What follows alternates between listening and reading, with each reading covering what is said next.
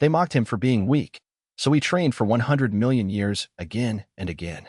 Given a mysterious button that lets him live 100 million years of sword training in an instant, a talentless student chooses suffering, solitude, and endless time just to catch up. What they don't know is, he never stopped pressing it. Chapter 1. The 100 million year button and the world of time. My name was Alan Rodall, and I was 15 years old. I had absolutely zero talent with the sword. I was so incompetent and unskilled with the weapon that even I had to acknowledge my own feebleness. Despite that, I still spent day after day frantically swinging my blade.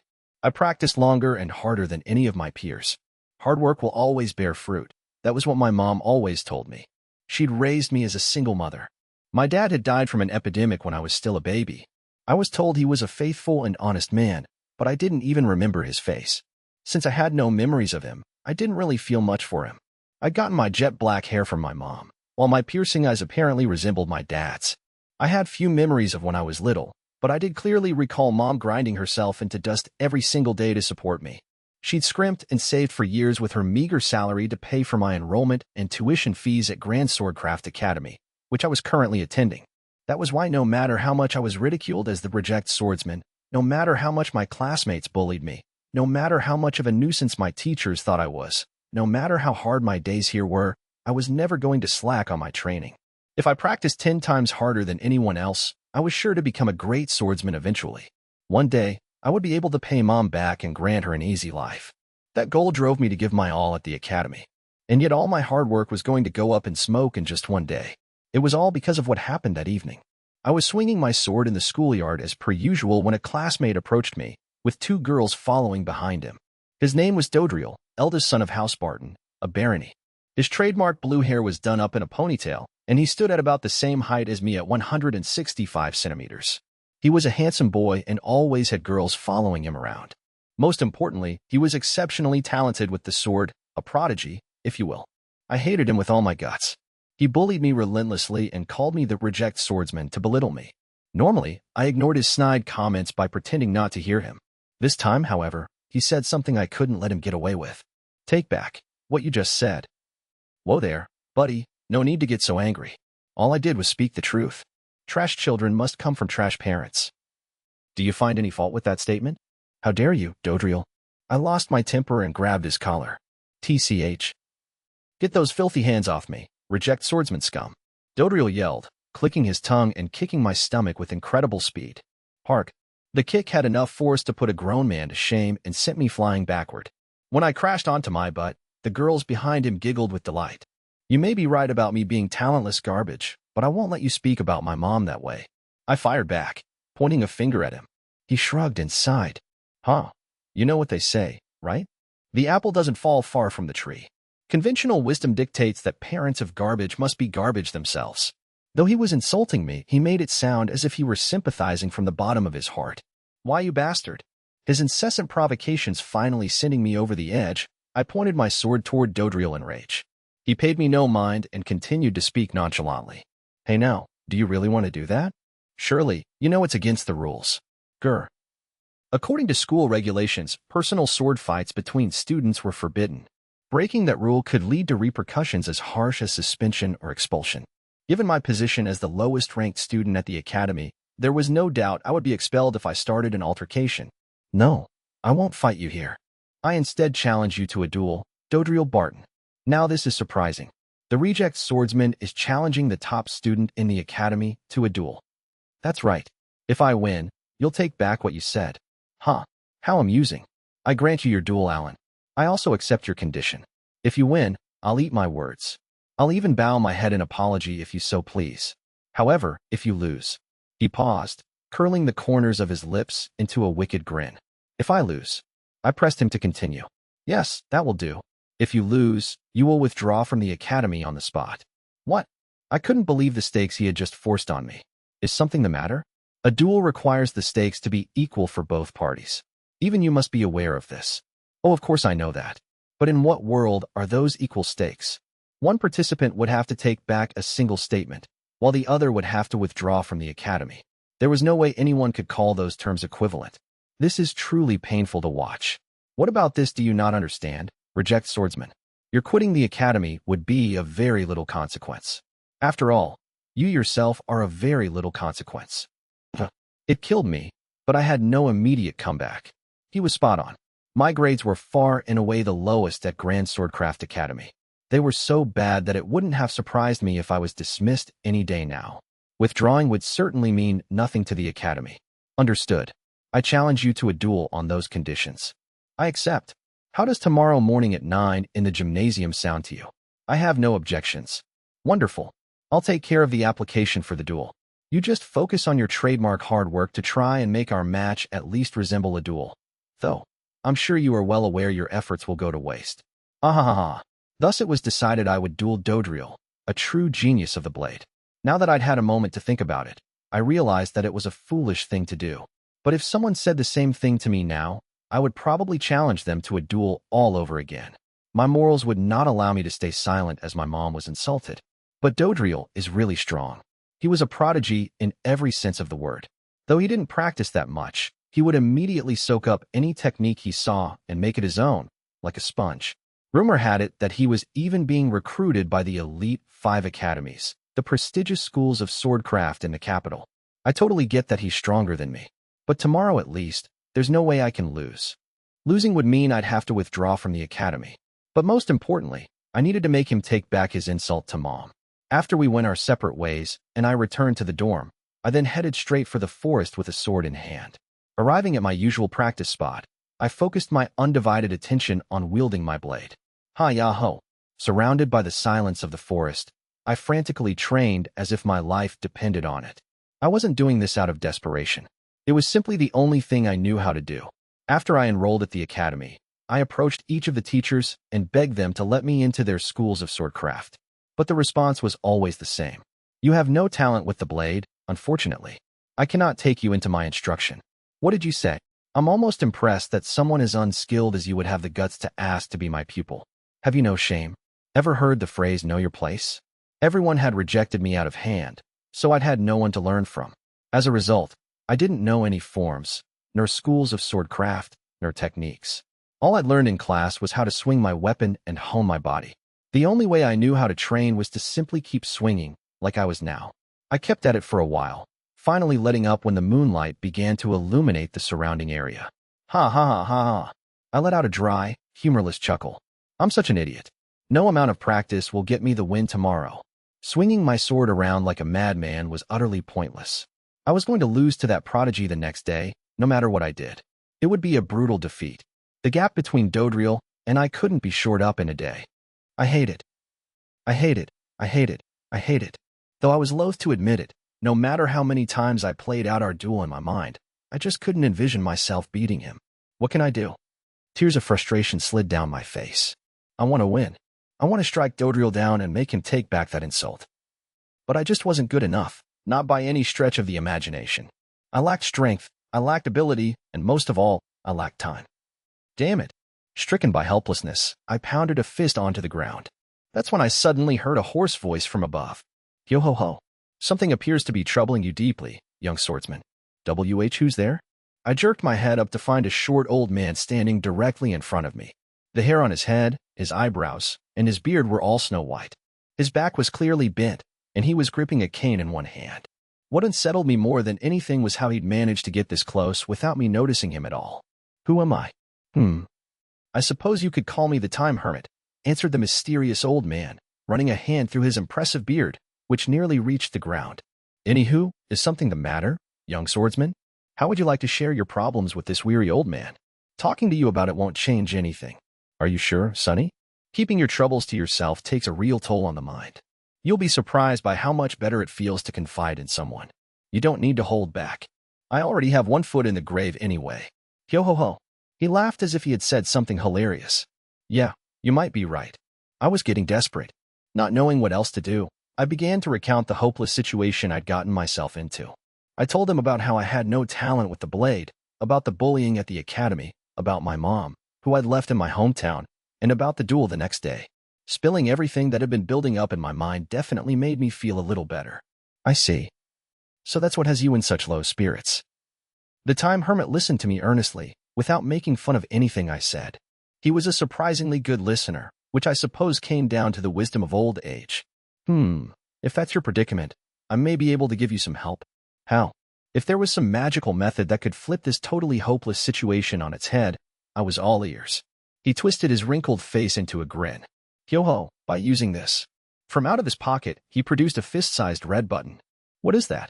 The 100 million year button, an incredibly rare magical item. 100 million year button. Magic item. Indeed. Anyone who presses this button will instantly receive the effects of having trained for 100 million years. Can you imagine a more useful tool? That sounds hard to believe. Those were my honest feelings. No, at least hear me out. This is the request of a man in his last moments of life. The time hermit put his hands together in an entreaty. He had just listened to everything I had to say, so I decided to lend him my ear for a little bit. Okay, I will. But please keep it short. Oh ho, so you will listen. Thank you. He cleared his throat with a cough and began to describe the 100 million year button. All who push this button are transported to an alternate world, where, as the name implies, they spend 100 million years. In that world, you are completely free. You can even spend all your time staring at the wall if you're so inclined. But you can also devote yourself to your training. After all, you do have a full 100 million years at your disposal. I can train for 100 million years. Given my current predicament, this sounded like a dream come true. Yes, you can. You'll also have a house and a bed, and even a large bath. There's a magical storehouse that produces an infinite amount of food, so you'll never go hungry. On top of that, you won't age, so you have no need to fear death. Eating and sleeping would be taken care of. I would have all the time I could ever want, and I wouldn't even age. I gulped. This sounded way too good to be true. Yo-ho-ho. Sounds wonderful, right? Having finished his explanation, the time hermit suddenly leaned forward and thrust the scarlet button toward me. I stared at it. If I really could train for 100 million years. I thought that might give me a chance to beat Dodriel. 4 or 5 years, for instance, would be way too short a time frame to catch up to him. But given 100 million years, even a talentless swordsman like me could catch up to a genius like him. Scratch that, I could surpass him. The utter stupidity of that thought brought me crashing back to reality. This is way too good to be true. Geez, why did I let myself take this seriously? This wasn't a fairy tale. No way could that exist in the real world. Is that all you have to say? I asked. Does this not sound appealing to you? He responded. I think it would be amazing, if what you're saying is true. I'm not lying. I have never once told a lie, not in all my long life. That's impressive. I cut off our conversation there and returned to swinging my weapon. Despite knowing no amount of practice would give me a chance at victory, I wanted to do everything I could. Are you really sure you don't want to give it a try? All you have to do is press it once. Please, I'm asking you as an old man with little time left. The time hermit rubbed his hands together in a fervent plea. I was a little surprised by how badly he wanted me to do this. Fine, I'll push the button. I sighed. Figuring that tapping it once would satisfy him, I casually reached my hand toward it and stopped when the time hermit's face suddenly turned gravely serious. Young swordsman, I have one warning for you. What is it now? There is one thing you must never do: commit suicide. You'll be living in another world, but you still only have one body. Dying there will spell the end of you, he cautioned. Where the heck did that come from? Yeah, I get it. Then I pressed the button cradled in his hands. I had no idea how this was about to alter the course of my life. The next thing I knew, I was standing in an unfamiliar place. Where am I? I looked around to find brown earth extending as far as the eye could see and a single large, white house placed in the middle of it. I noticed one more thing, a string of numbers in the sky. Year 0000000000, month 1, day 1, 001 and 31 seconds. The final number was going up every second. It must have been some kind of clock. Once I was sure that I wasn't in any danger, I reflected on how I got here. The time hermit said something really weird. Oh yeah, I pushed the 100 million year button. Did that make this the alternate world he was talking about? This has to be some kind of trick. Letting out a nervous laugh, I began to panic. I just needed to stay calm and think about this logically. No, wait. Everything about this defied logic. There was no way a 100 million year button could be real. That sounded like something from a children's tale. It couldn't actually exist. But now that this impossible world lay right before my eyes, I had no choice but to accept the button's existence. This makes no sense, right? I raised my head to see an endless blue sky. It's not there. Something was clearly missing from the sky, the sun. Despite its absence, the world was still filled with a warm glow. And light shining in a place with no source resulted in a total lack of shadows, as if the laws of physics were in disorder. Reluctantly, I had to accept that this was an alternate world separate from reality. I pinched my cheek just to check if this was a dream, but I indeed felt pain. My mind, my senses, and my body were all telling me I was actually here. There's no doubt about it now. That 100 million year button was real. Now that I'd come to that conclusion, I thought back on what the time hermit had explained. All who push this button are transported to an alternate world, where, as the name implies, they spend 100 million years, is what he said, I think. I looked up and stared at the giant clock floating in the sky. If the time hermit's words were true, I could train in this alternate world right up until that clock displayed the year 100 million. All right, I shouted with jubilation. I can win. I can win. If I had this much time, I would definitely be able to defeat Dodriel, no matter how much of a prodigy he was. I can't believe it. He was actually telling the truth. I would have to thank the time hermit as soon as I got out of here. I can't just stand around. Drawing my sword, I began swinging right away. Time tended to move faster than one might have expected. I was sure 100 million years would pass in no time. I've been given a huge opportunity. I can't waste a single second. After that, I devoted myself fully to wielding my blade and didn't look at the clock again until my stomach gave a massive growl. It's already been this long? I looked at the clock in the sky to see that 20 hours had already passed. Given the absence of the sun, it was a bit hard to tell the time here. All right, might as well go find some food. Taking a break from practicing, I entered the large white house in front of me.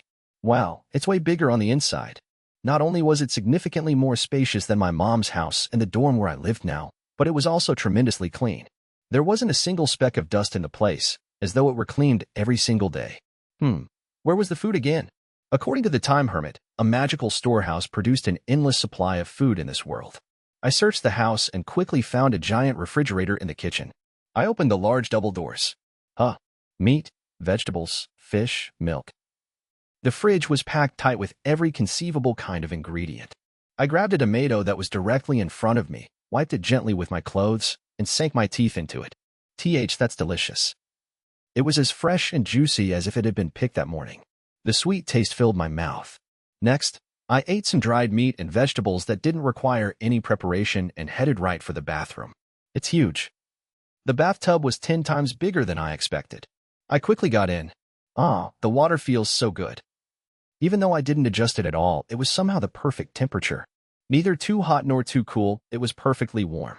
The muscles throughout my body slowly relaxed. After my bath, I got ready to sleep and headed for my bedroom. Additionally, I glimpsed what looked like a library on the way there, but I passed by it without stopping. I wasn't going to spend my time on anything other than training. That level of focus would cause 100 million years to pass by in a flash. So soft. The bed in my bedroom was spacious and otherworldly soft. My body sank into the plush mattress.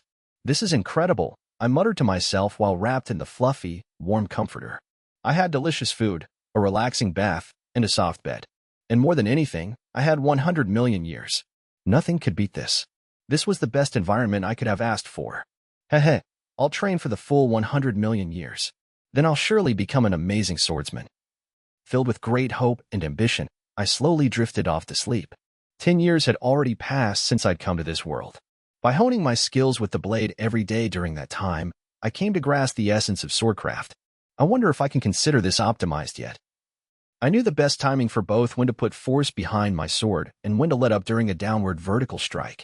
This wasn't vague intuition. I had come to completely internalize it. 100 years later. By this time, I had learned a great many moves. For example, first style of flying shadow. I'd even mastered a projectile slash attack. I've been trying to name the various moves I devised. It felt as though I'd become the founder of a new school of swordcraft. This was a blast. 1,000 years later, I'd gotten a bit tired, probably more mentally than physically. I was repeating the same thing day in, day out. First, I would practice, then eat, then sleep. That was all I had done for an entire millennium. My days were dull and monotonous, with zero new stimulation. I just did the same thing over and over and over again.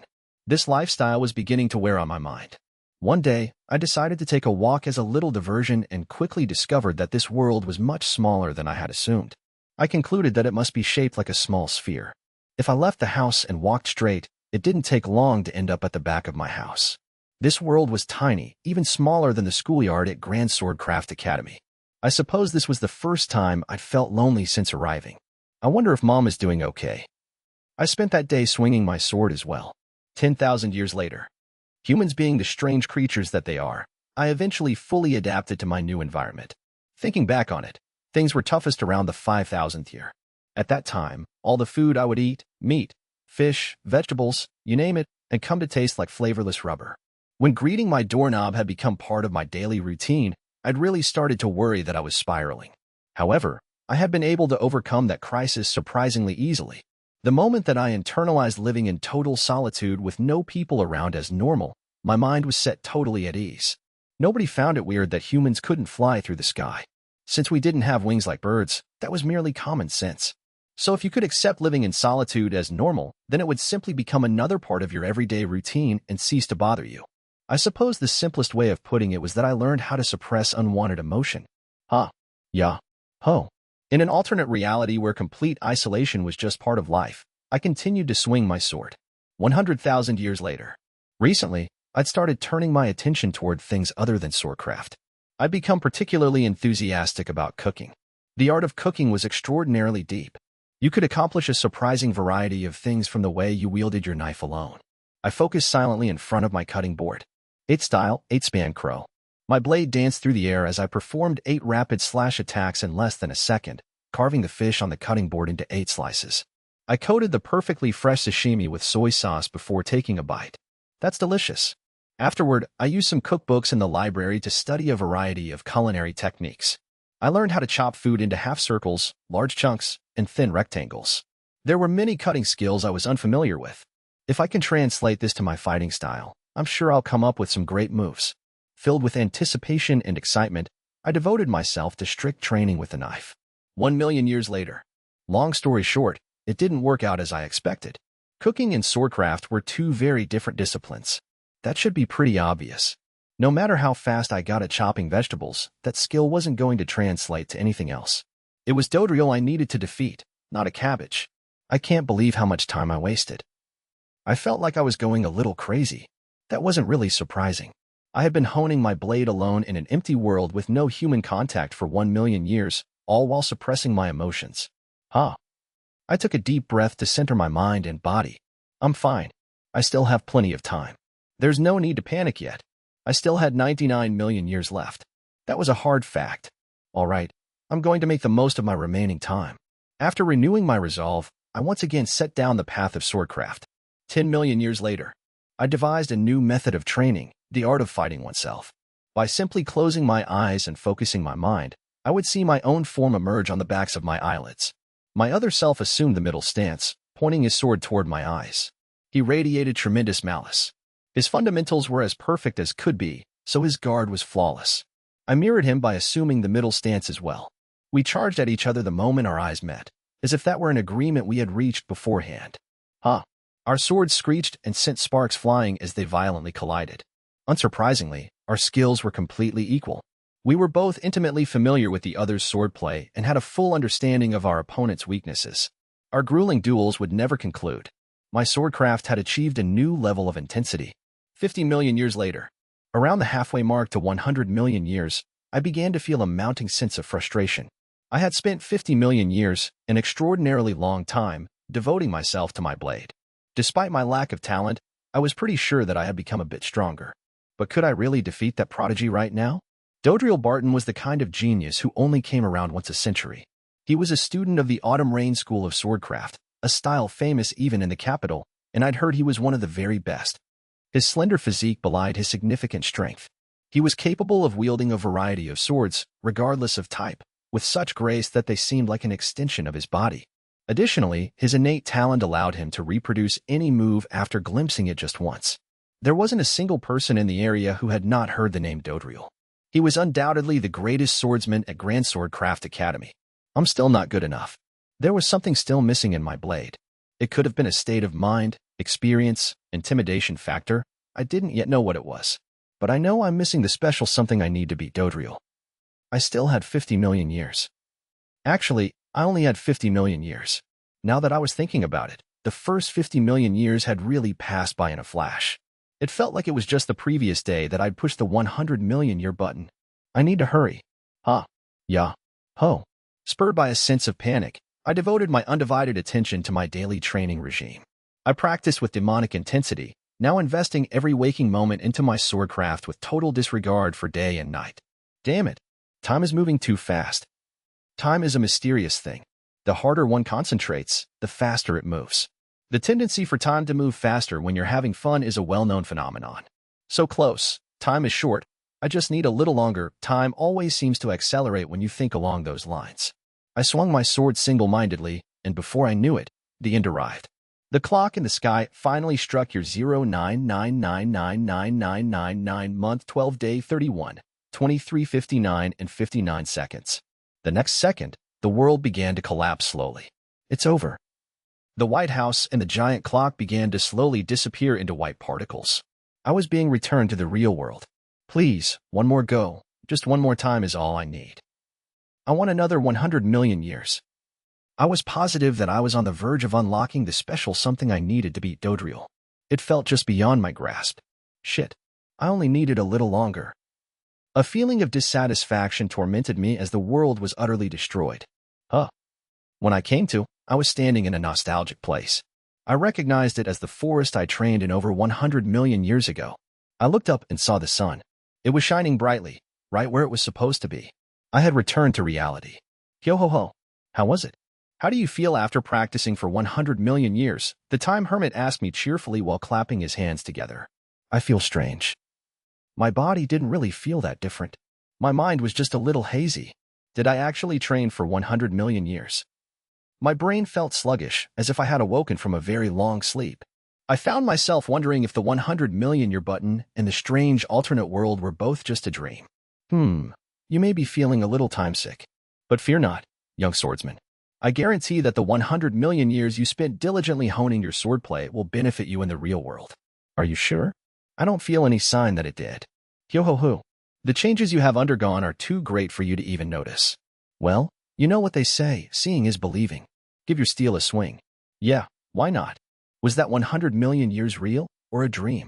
I would know immediately after one wave of my sword. I reached for the blade at my waist. When I touched the scabbard, I felt an odd sensation. It was as if it were adhering to my palm without the need for me to consciously put any strength into my grip. I had never felt that before. No way. I felt a small spark of hope and lightly brandished my weapon. A violent gust of wind immediately stirred the trees in front of me. Unless my eyes were deceiving me, the power of that slash had just broken 3 branches. It was so intense that it created an optical illusion of the space in front of me being distorted. Yo-ho-ho, was that not amazing? You're a new man, young swordsman. The time hermit clapped his hands and laughed, but I wasn't ready to celebrate yet. It wasn't a dream. I was able to perform a slash attack exactly as I learned to do it in that world. I need to do it again before I forget that feeling. Directing my excitement into my blade, I attempted a horizontal strike. A few seconds later, I heard a delayed sound of something cutting through air. I had just effortlessly surpassed the speed of sound. Incredible. I didn't feel like I had merely become more comfortable with the sword. I felt almighty, like the sword and I were one. Yo-ho, let me guess, you feel as if you have been reborn. Yeah, that's exactly it.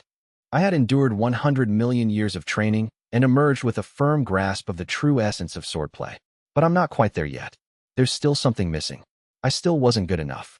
I would not be able to beat Dodriel as I was now.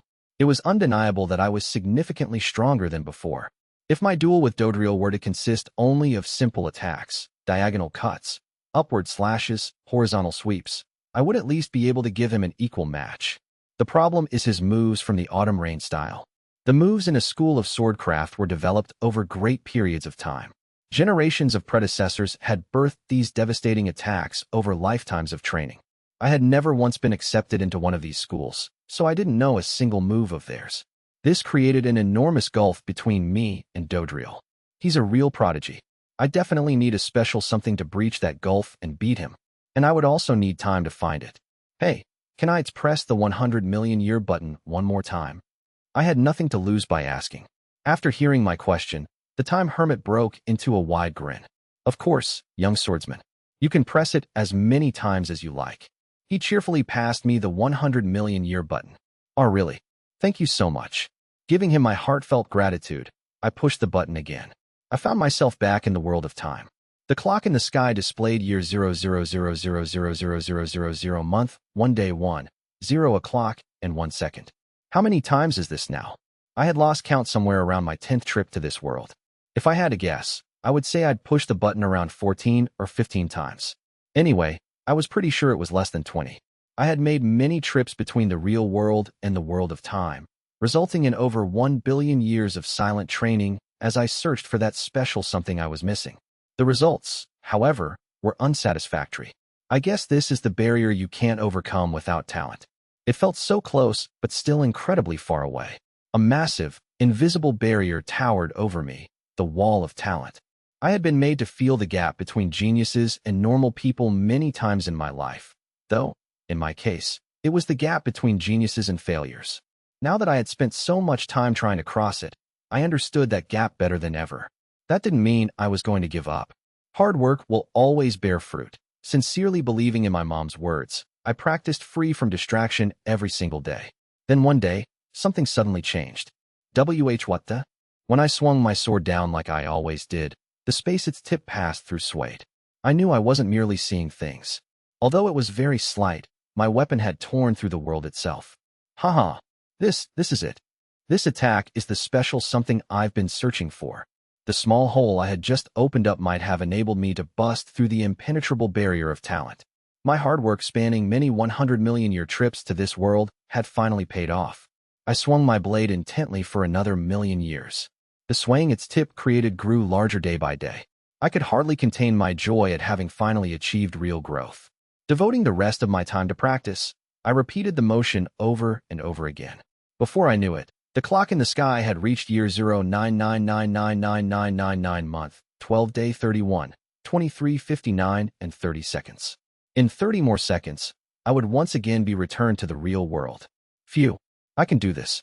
With my next swing, I was going to obtain that special something. I would be capable of a world-tearing slash. I wasn't sure why, but I was confident in that belief. I'll never see this world again. Once I perfected my world-rending slash attack, I would finally be ready for my duel with Dodriel. This would be my last goodbye to the world of time. It had served me so well for more than 1 billion years. At that thought, a strange feeling welled up inside me, a complex combination of joy, sorrow, and the sense that I was going to miss this place. All right, let's do this. After preparing myself emotionally, I flourished my sword above my head and brought it swinging down. As I opened an enormous rift in the air, the world of time began to crumble around me noisily. Chapter 2. The Reject Swordsman in the Swordcraft Academy. I heard a voice. All up. It's morning. Ku up. Though I couldn't make out what it was saying, I got the sense it was calling me. I opened my eyes slowly and saw the blue sky above me through bleary eyes. I had been sleeping face up. What was I? My hazy vision slowly came into focus, and my other senses returned to me as well. I became aware of the cool ground, the smell of the grass, my parched throat, the bright sun, and a voice calling out to me. Alan, wake up. What are you sleeping out here for? The matron of my dorm, Miss Paula, was staring down at me. I jumped up in a panic. What year is it? What month? What's the time? I asked in a panic. She sighed in exasperation. What in heaven's name are you talking about, Alan? Are you still dreaming? Well, I guess it's over then. I had finished my billion-plus years of training and returned to the real world. Oh yeah, where'd the time hermit go? I spun around to look for him, but didn't see him anywhere. Time, what now? Alan, are you sure you're okay? Miss Paula asked gently as I stood there, dumbfounded. Yeah, I'm fine. Sorry. You were twisting and turning in your sleep. Did you have a nightmare? I guess I did. Maybe it was all just a dream. No, it had to have been a dream.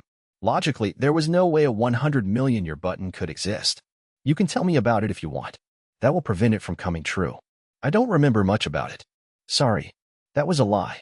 I couldn't have remembered it any more clearly. She would laugh at me if I told her something so nonsensical, though. Is that so? Then get your butt back to the dorm. Breakfast has been ready for ages. If you don't eat soon, I won't clean up after you. She spun on her heel and walked back toward the dorm. I am sorry. As I apologized and started to follow after her, I stopped in my tracks.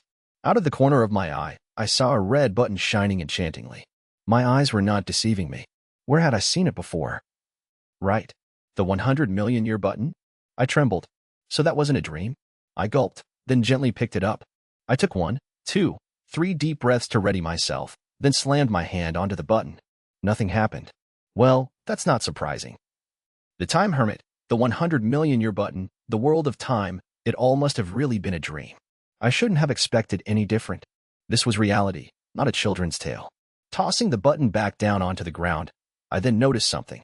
There was a gash on the button that looked like it had been inflicted by a large sword. Huh. Was that there before? I was about to move toward the button to take another close look at it, but... Alan, quit your dilly-dallying and hurry up. Miss Paula's booming voice called out from ahead of me. Why, yes, ma'am. Leaving the strangely shining button behind, I followed her back to the dorm. Paula Gerdzal was the matron of the dorm I lived in. Standing about 198 centimeters tall, she had a large build and a face with powerful features. She was wearing a pure white apron over a black shirt, with her sleeves rolled up to bare her arms, which were 3 times bigger than mine. Though she looked scary and difficult to approach at first, she was actually a very nice person. I put my hands together in thanks after scarfing down the breakfast she made for me. Thank you for breakfast. My pleasure. You wiped the plate clean. That's good for your growing body. She slapped me on the back and laughed heartily. So, Alan, how's school going? My heart leaped out of my chest at her question. It reminded me that I had a duel with Dodriel this morning at 9. What time is it? Let's see, it's 10 minutes to 8, she said, pointing at the clock on the wall. You can't be serious. Even if I hurried, it would take me 3 hours to reach Grand Swordcraft Academy from here. Making it in just over an hour was an impossibility. A lot more rode on duels at Swordcraft Academies than one's word. There was an established system built around them. If a contestant arrived even 1 second late for the start of a duel, they lost by default. I definitely won't make it in time. But I couldn't just go to my room and sulk about it. Not going was not an option. At the very least, I didn't want it to look like I fled from that jerk Dodriel. I'll see you later. Be careful out there, okay? Yes, ma'am. I dashed out of the dorm and ran like a man possessed. I wasn't going to stop until I reached the academy. I feel like I've gotten in better shape. I seemed to fly through the landscape around me. After I arrived at the academy, I headed straight for the duel office in the second building. Sorry I'm late. I'm Alan Rodall. I was scheduled to have a duel this morning at 9. Did you already process it? I asked hurriedly, spittle flying from my mouth. The bespectacled receptionist looked at a piece of paper and tilted his head in confusion. You're here considerably early. There's still an hour before your duel. Wah. I responded dumbly. An hour early. Are you sure? That was beyond impossible. I left the dorm at 10 to 8. There was no way I could have reached the academy in just 10 minutes. Yes, look here. He pointed at a clock on the desk, which definitely read 8 o'clock. It really is only 10 minutes later. Maybe the clock at the dorm is broken? Regardless, I had made it. That meant I had at least escaped disqualification. Now all I had left to do was to show off the fruits of my labor by giving Dodriel my best shot. After arriving at Grand Swordcraft Academy earlier than expected, I passed the time by going to the cafeteria and eating my usual discount meal of rice and seaweed. For some reason, I had gotten very hungry again, despite having just eaten breakfast. I waited until 5 minutes before our start time, then headed to the gymnasium, the designated location of our duel. I couldn't have expected what I saw when I arrived. Despite the early hour, the gym was packed with students beyond capacity. Look, the reject swordsman just arrived. He's finally gonna be sent packing. Watching him wave his sword around like a total idiot every day made my eyes bleed. We'll all have to thank Dodriel for getting rid of this parasite. Jeers rained down from my fellow classmates. They were so loud that I wanted to plug my ears. How did? I stood there in bewilderment and then heard an obnoxious laugh. Turning toward the voice, I saw Dodriel and his followers standing in the middle of the gym. He sneered mockingly, ignoring my obvious discomposure. I have to say I'm impressed you decided to show up instead of fleeing, Alan. Dodriel, what the hell is this? No one told me this was going to happen. I asked, pointing at the students filling the gym. What can I say? This caught me by surprise, too. Word of our duel must have leaked somehow. There are some really sick people out there, you know? He gave an exaggerated shrug. Why, you asshole? Undoubtedly, he had been the one to spread word of the duel throughout the academy, gathering so many here. I bet he wanted to humiliate me in front of the whole student body. Just how awful could one person be? Kick that reject swordsman's ass. I love you, Dodriel. You can do it. As the students clamored for Dodriel's victory and my unsightly defeat, a male professor entered the gymnasium. Though he seemed surprised at first by the number of students and their deafening cheers, he ignored them and walked toward us without a word. Now then, the appointed time has arrived. On my mark, the duel between Dodriel Barton and Alan Rodall will begin. It looked like he wasn't even going to question these circumstances. The conditions of a duel needed to be equal for both sides. It was obvious that I would be at a disadvantage in this environment. The Academy is supposed to be neutral. If they don't say a word about these unfair circumstances, that meant they wanted to get rid of me, too. Crap. Surrounded by enemies. All I could do was grit my teeth. Ahem. Are both of you ready? Okay, begin. He started the duel with relative disinterest. The environment could not have been more unfavorable for me, but I had to fight. Try to last longer than a few seconds. Okay, Alan? I want to torment you until you're sobbing and begging for forgiveness. He drew the sword at his hip and smiled sadistically. Take me lightly at your peril, I shouted in response.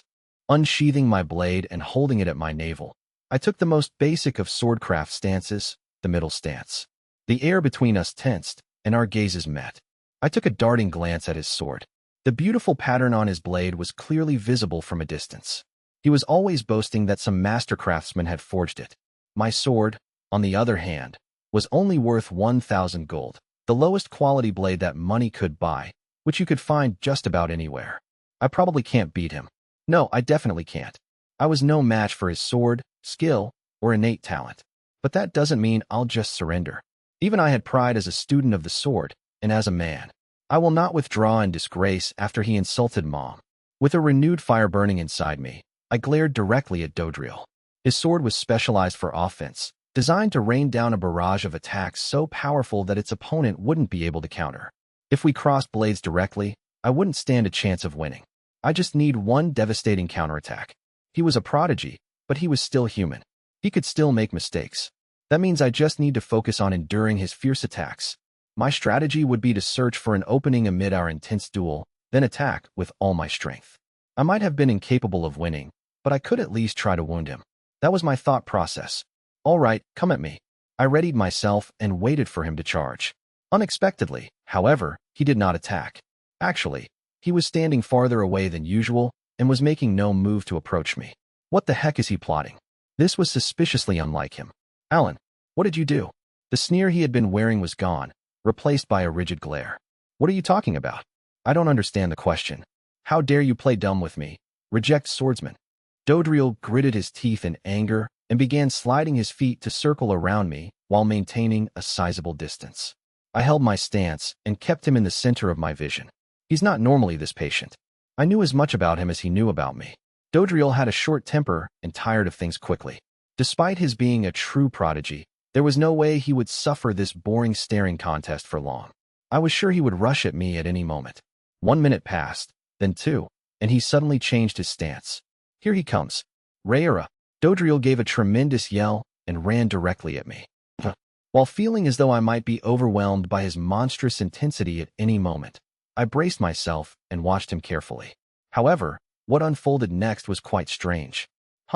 I waited for him, but it was taking him quite a long time to reach me. I then realized that he was intentionally moving in slow motion, like a kid in a pretend sword fight. What is he thinking? I quickly reasoned out the answer to that question. Oh, I see. I'm not even worth taking seriously. He was making a show of how I wasn't worth the effort of using his full skill. This was depressing. I wouldn't have thought he would take the ridicule this far. I'd hoped that in a duel, at least, he would give me an honest fight. Damn it. Clenching my fists tight, I gritted my teeth in an effort to hold my temper. A few seconds later, he finally reached me and attacked. Autumn rain style, rainy season. He thrust his sword repeatedly with bland and crude movements that practically invited me to evade them. I can avoid these effortlessly. His attacks were so slow, I felt like yawning. I dodged each one with a minimal amount of movement. Dodriel quit thrusting his sword, then jumped back immediately with his face as white as a sheet. Hey, Alan, how did you dodge all my attacks? Your luck must be running high today. What? But I'm warmed up now. My next attack will be thrice as fast. Luck won't save you again. What the heck are you? My question was cut short. Autumn rain style secret technique, downpour. He pointed his sword directly at me and charged again. This time, he came at me with one central thrust instead of a succession of quick ones. I guess this maneuver is faster than before. Maybe. It still felt like a child playing with a toy sword. What bothered me more than anything was how he was leaving himself completely open to attack as he charged, as though he was provoking me to take a swing at him. How much more are you going to insult me? Fed up with his constant provocations, I raised my sword up high. Will you take this seriously? I brought my blade down, intending it as a simple threat, but it somehow turned into a 7-part slash attack. What the? Huh? Every one of my attacks connected, knocking the sword from his hand and sending him flying back into the wall of the gymnasium. The place grew so quiet that you could hear someone swallow. What? That was all I could manage to say after this unexpected development. Dodriel Barton has been knocked out. Alan Rodall is the winner. The gym remained dead silent even after the male professor serving as the referee declared the result of the match. That wasn't a dream. There was no denying it now.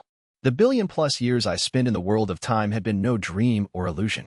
His attacks looked weirdly slow, but it wasn't because he was toying with me. I had actually grown significantly stronger than him.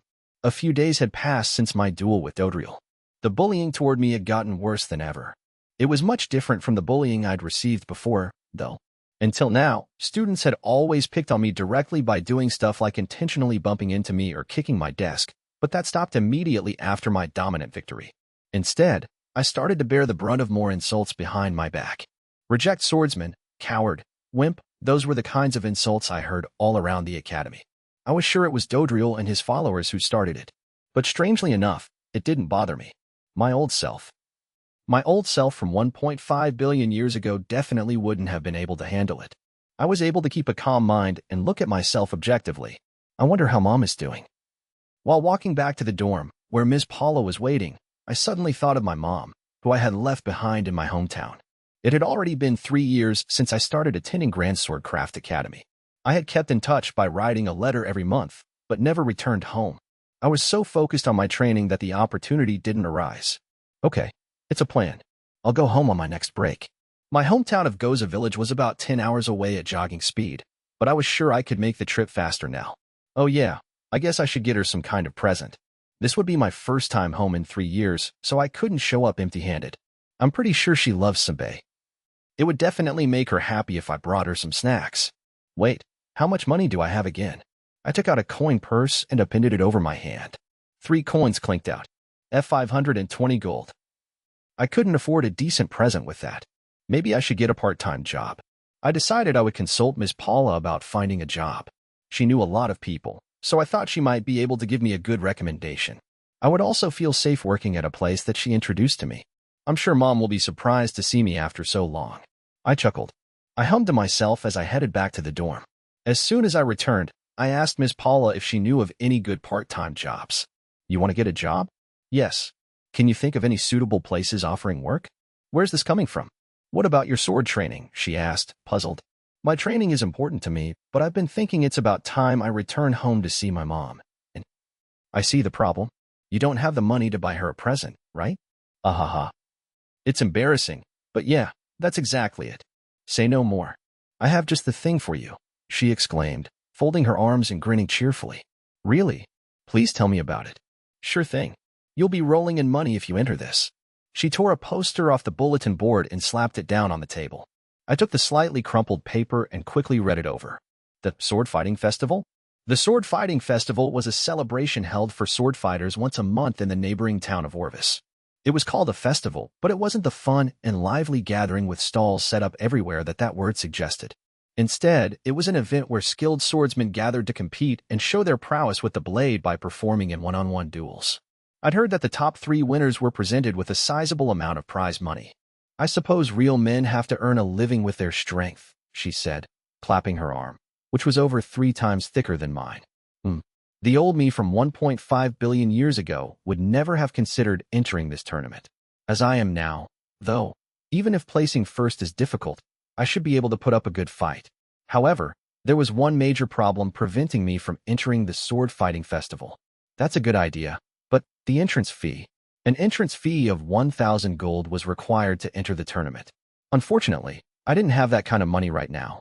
Feeling like I had no choice, I tried to return the poster to Ms. Paula. You dummy. Do you really think I'm the kind of matron who would cheap out on lending money when one of my residents is trying to make a name for himself?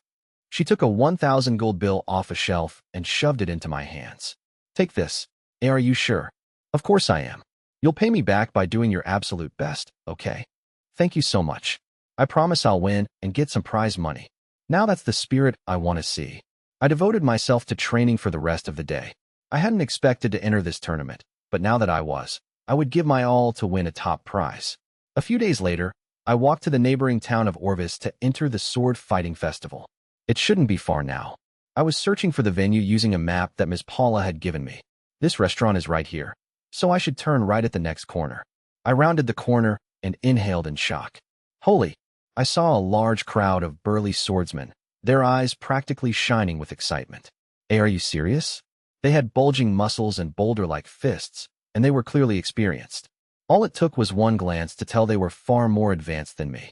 I was way too optimistic about my chances.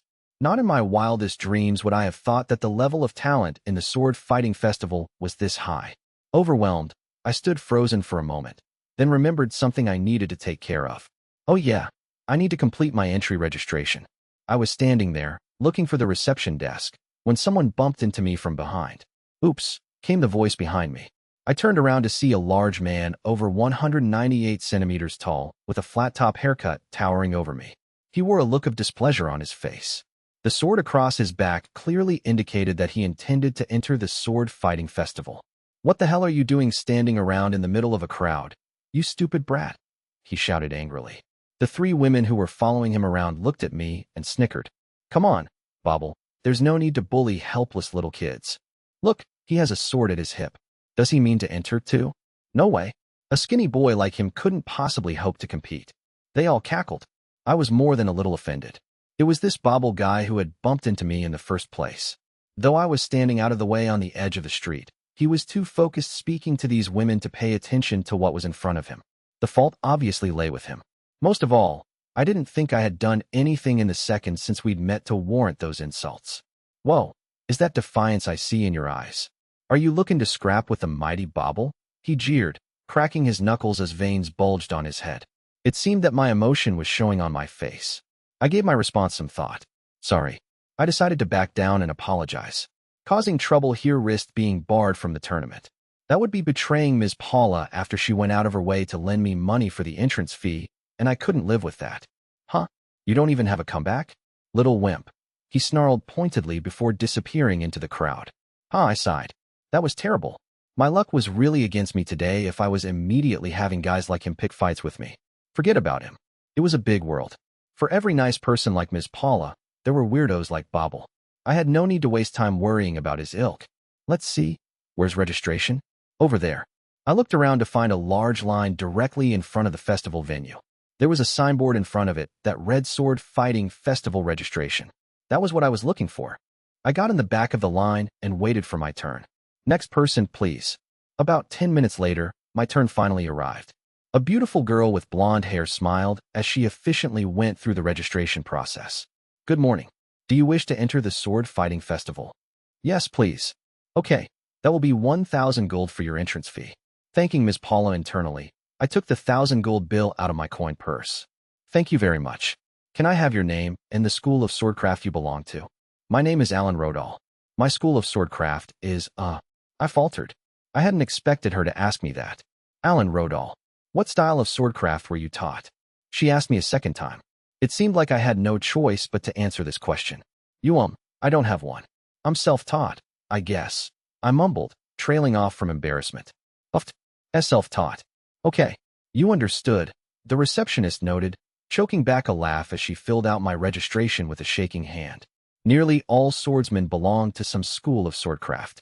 The only ones who didn't were either eccentrics or people too weak to handle a school, so anyone self-taught was always regarded as a failure. I couldn't blame her for laughing at the idea of a self-taught person entering a tournament full of skilled swordsmen. When my registration was completed, I let out a small sigh. I want to melt into the floor. That was indescribably embarrassing, and in an entirely different way from being laughed at by my classmates. That's enough thinking about that. I need to move on and focus on the tournament. I still had about 30 minutes before it started. All right, I guess I should get in some practice swings. I found a vacant spot and swung my sword alone in silence. The sword fighting festival was set to begin in 5 minutes. I headed toward the venue to attend the opening ceremony. The site for the tournament was bare bones. It consisted only of a stone stage surrounded by spectator seating. On stage, The manager of the festival was explaining the rules of the tournament while the crowd of participating swordsmen listened quietly. The format for the matches would be one-on-one duels. A participant was defeated once they were knocked off the stage. Lethal attacks were forbidden. The matchups were determined directly before each bout through a lottery. Those were the only rules. It couldn't have been much more straightforward. Once he finished his explanation, the sword fighting festival was finally ready to begin. Without further ado, I will now draw the names for the first match.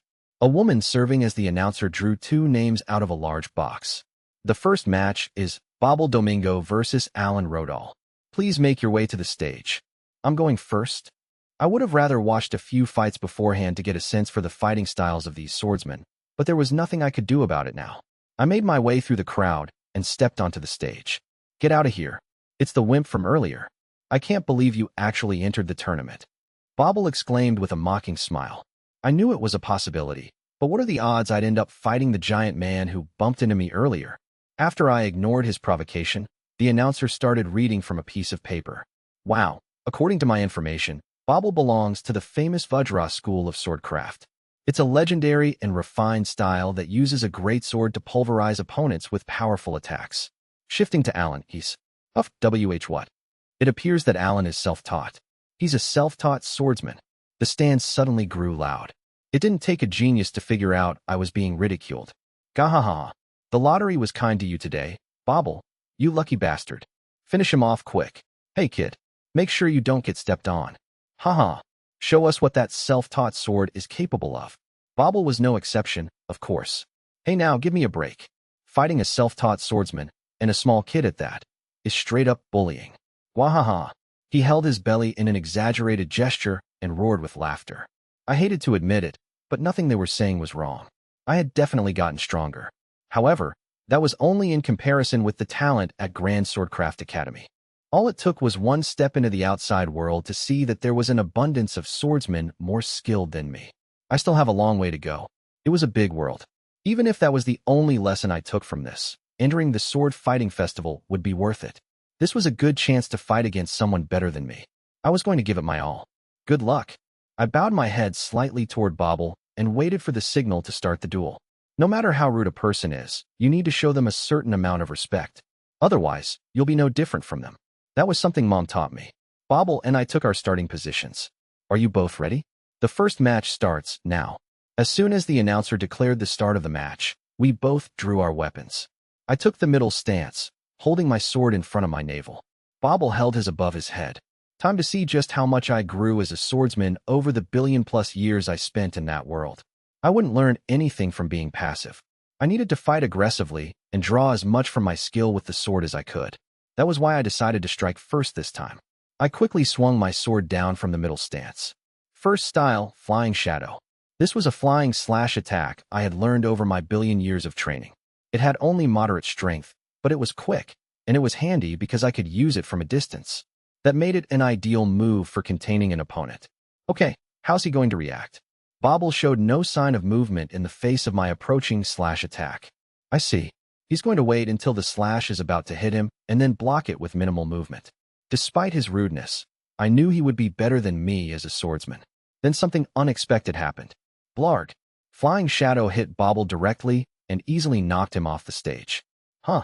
As I stood there in confusion, the announcer loudly declared the winner of the match. We have a winner. Alan Rodal. What in the world did we just witness? This small swordsman just shocked all of us by ending the match in one strike. The spectators and the other participants couldn't believe what they had just seen. What just happened? Did anyone just see something fly at him? It was faster than lightning. I didn't see that at all. I stood there dumbfounded at how abruptly our duel had ended. Did that just happen? Perhaps I'd become significantly stronger than I'd thought. After Bobble's match, the committee members of the Sword Fighting Festival started scrambling around as if someone had poked a beehive. Their panic was understandable. The chairwoman of one of the elite 5 academies, Thousand Blade Academy, had arrived unannounced. Her name was Rhea Losnote. I am honored beyond words that you would grace our sword fighting festival with your presence. The manager of the festival, a man nearing old age, managed to string together words of gratitude despite his extremely flustered state. Rhea scratched her cheek, looking slightly guilty. You didn't have to go out of your way to prepare a VIP seat for me. I would have been fine with a regular seat. She truly meant that. She had come here as a simple spectator in order to observe the sword fighting festival. Only after a committee member happened to catch sight of her was she hounded into the VIP section. I will not hear it. You must be treated with your due respect. I am terribly sorry we cannot prepare something more suitable for you. The man apologized in earnest, utterly ashamed. The manager was acting this way for good reason. The chairs of each of the Elite 5 academies held enormous societal influence and tremendous political power. If he happened to offend Rhea somehow, she could easily have had the sword fighting festival shut down permanently. As such, his behavior was not surprising in the least. There's no need to humble yourself. I only came to watch the sword fighting festival, to see the participants especially. She decided to chat with the committee members a little to get them to relax. After all, she didn't want to watch the matches with such a tense atmosphere hanging over her. I've been traveling around lately with the goal of bringing Thousand Blade Academy to greater heights. I guess you could call it scouting. Thousand Blade Academy used to be extremely prestigious, but in recent years, the quality of its students had decreased. It was even in jeopardy of losing its status as one of the Elite 5 academies. The previous chairman had resigned to take responsibility for the falling grades, and Rhea had become the new chairwoman after the election held this year. With the ultimate goal of returning the academy to its former glory, she toured the regions to observe promising swordsmen and offer them scholarships to attend the academy free from all school fees. Improving the quality of the current student body right away would be difficult. That was why she was recruiting the most elite of elite students to bring in new talent. I see. Then are you here to see the winner of the previous festival, the bounty hunter? The manager asked her, having now calmed down a little. Yes, of course. I want to see this bounty hunter, Rose Valencia, with my own eyes. If she was as strong as the rumors suggested, Rhea would offer her a full ride right away. I had a feeling. I watched the championship match last year, and let me tell you, the cherry blossom blade style she inherited is breathtaking. She's the only person in the world who is taught its secret techniques. I can't wait to see it. I didn't come for the bounty hunter alone, though. May I ask who else you have your eyes on? I'm holding out a little hope that I'll find a diamond in the rough who wasn't on my radar, she said, staring at the stage intently. After defeating Bobble Domingo in one hit, I continued to advance through the tournament with the momentum of a breaking wave. I won my next 5 matches, something I never could have seen coming. Before I knew it, I was in the finals. The announcer began to speak. Preparations for the final match must have been complete. The moment we've been waiting for is finally here. The championship match is about to begin. Our 2 finalists are Rose Valencia and Alan Rodal. Both contestants, please step onto the stage. I had heard of Rose Valencia, the bounty hunter, before. If I recalled correctly, she was a gifted swordswoman around the same age as me. She regularly entered tournaments with prize money, took first place, and hunted down criminals with bounties on their heads to turn over to the Holy Knights. Her prowess with the blade was well renowned. Rose stood on the stage in front of me. She had beautiful silver hair that was tinged with pink and extended down to her back. Her black top was accented with red fabric, and below it, she wore short black shorts. The outfit was quite revealing, greatly exposing her midriff up to the bottom of her chest. I had watched all her fights from the spectator seating. Though her body was a bit slender for a swordswoman, her swordplay was simply stunning as she cut down one burly man after another.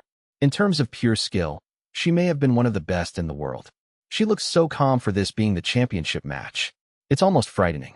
That was probably because she had been in this situation many more times than I had.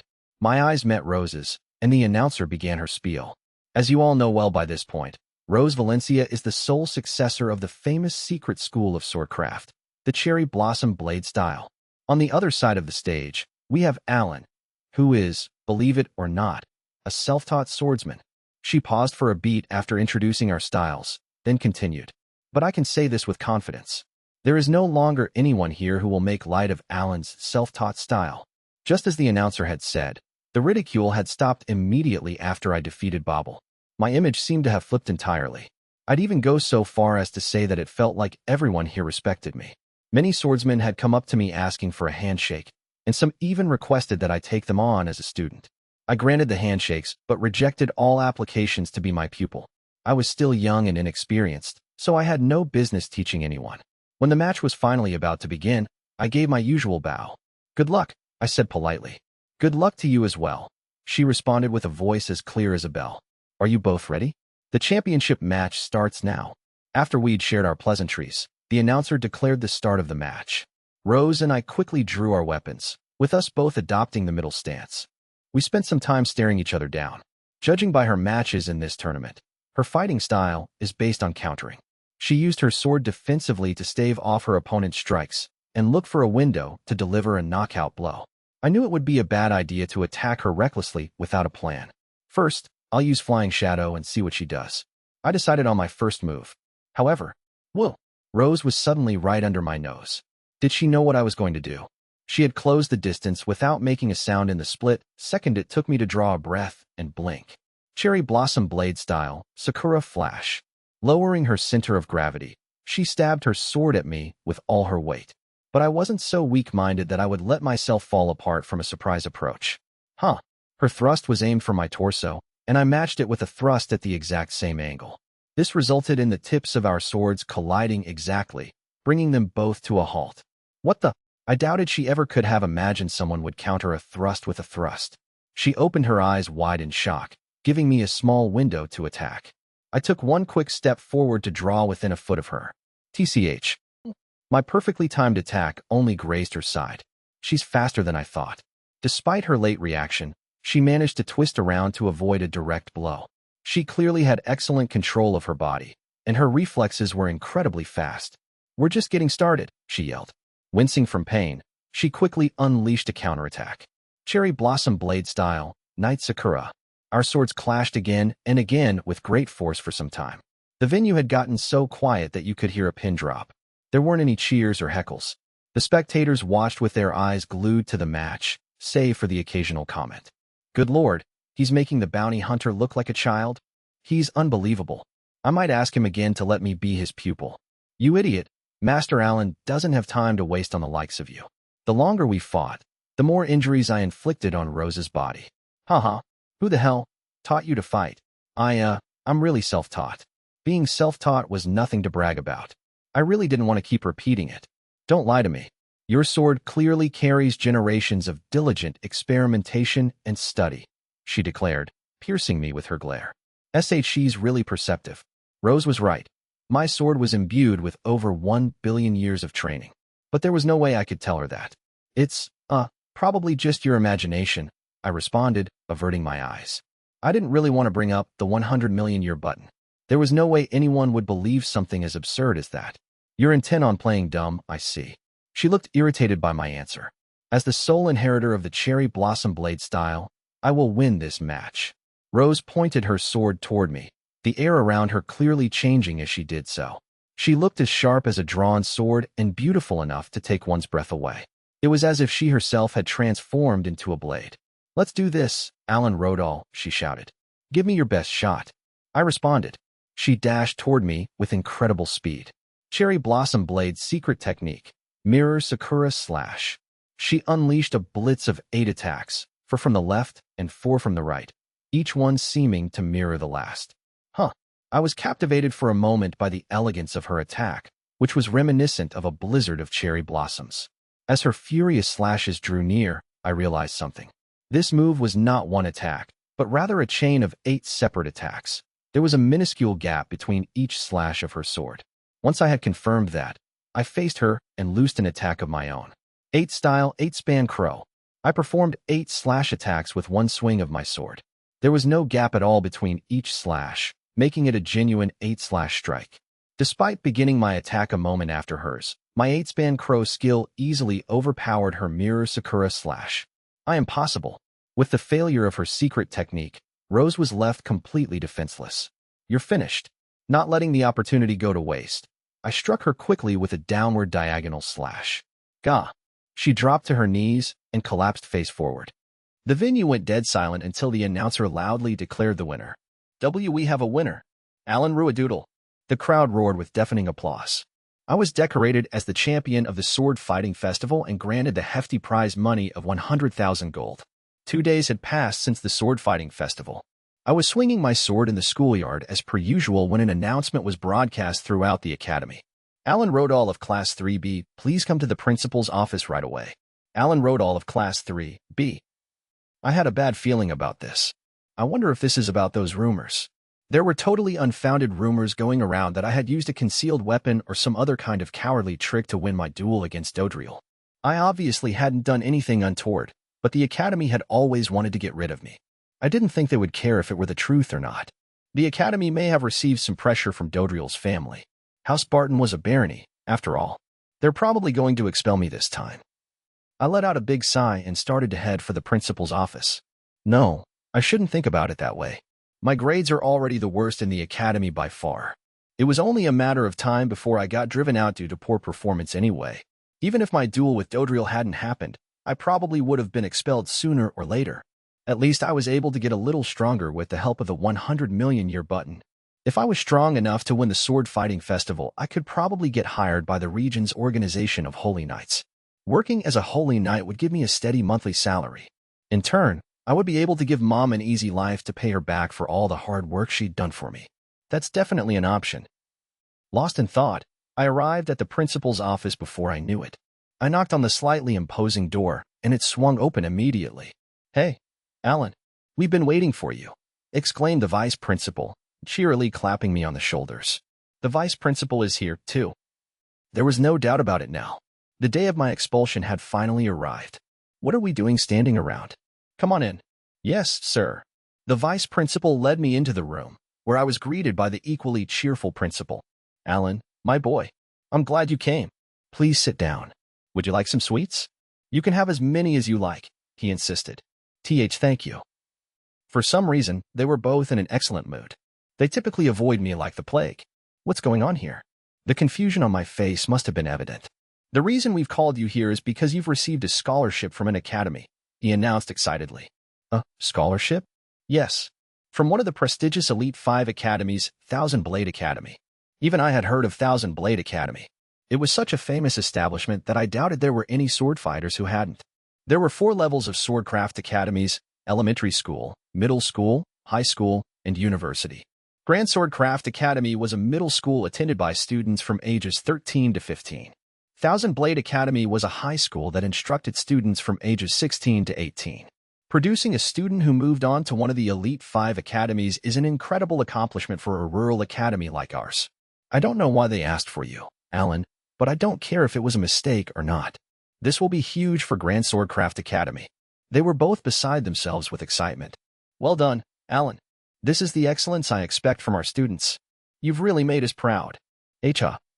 As they tightly gripped my hands and shoulders, I could only muster a half-hearted reply. I've always thought if anyone could achieve this, it would be you. From the very beginning, I expected only the best from you. Oh yeah, we should have you present the graduates with a formal address. You'll be named top of the class, of course.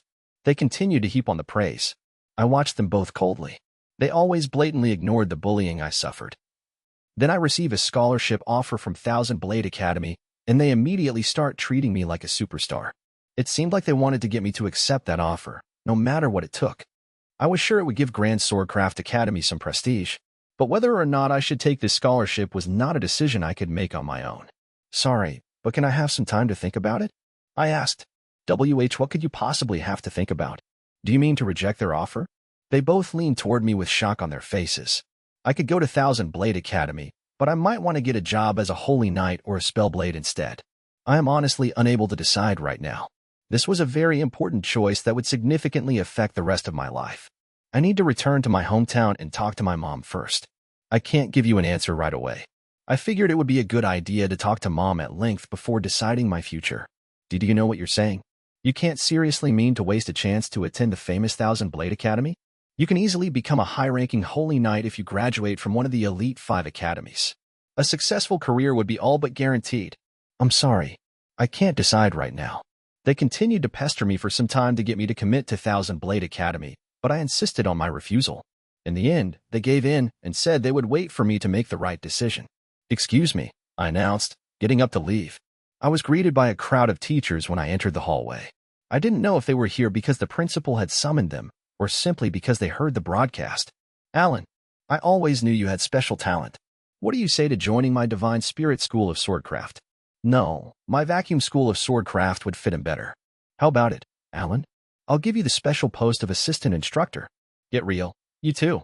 A gifted duelist like him obviously belongs in my Windmoon School of Swordcraft.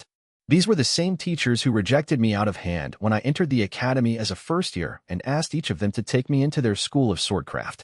They had clearly already heard about the scholarship offer I'd received to attend Thousand Blade Academy. These teachers had always pushed me away with open distaste whenever I asked them earnest questions about swordplay, but now they were all trying to cozy up to me. Guess this is how fast a reputation can change. They were probably hounding me like this because they wanted to be able to brag to people that a pupil of their school of swordcraft got into the famed Thousand Blade Academy. In other words, they simply wanted to use me as a tool to attract applicants. Sorry. Excuse me. Wait, Alan. Let's at least talk. I quickly pushed my way through the crowd of teachers and walked toward the dorm alone. Geez. Well, I'll return to Goza Village this weekend to talk to Mom and decide what to do from there. I felt like I had seen too much of the ugly side of humanity today. Wanting to cleanse myself by talking to warm and genuine people like Mom and Ms. Paula, I headed back to the dorm. A few days later, the academy was off for 2 days in a row, so I decided I would go ahead and visit Mom. I had already finished my morning routine and eaten breakfast. Now I just needed to grab my luggage and leave. All right, I'm ready. Bye, Miss Paula, I called out from the dorm's entrance. She poked her head out from the kitchen. Have you forgotten anything? You have the present you bought, right? She asked. Yes, I have everything. I'd wrapped the sabe I bought at a street stall the previous day in nice wrapping paper that Ms. Paula had given me. Good. Be careful on your trip, okay? I will. I bobbed my head toward her and left the dorm. My championship trophy from the sword fighting festival was being displayed prominently in the entrance to the dorm. I found it a little embarrassing. After leaving Ms. Paula's dorm, I headed south along a lengthy forest trail. I ran for 1, 2, 3 hours until Goza Village finally came into view. The trip normally would have taken me about 10 hours, but this time it passed by in a flash. Ah, this really brings back memories. Thatch-roofed houses sparsely dotted the landscape, surrounded by sprawling pastures and cultivated land. It was a very small village with a population of less than 100 people. It's been 3 whole years since I was last here. Even if I didn't count the billion-plus years I spent in the world of time, it had been a while since my previous trip home. Eh? Alan, is that you? As I stood there taking in the scenery, I heard an elderly voice with a southern accent from behind me.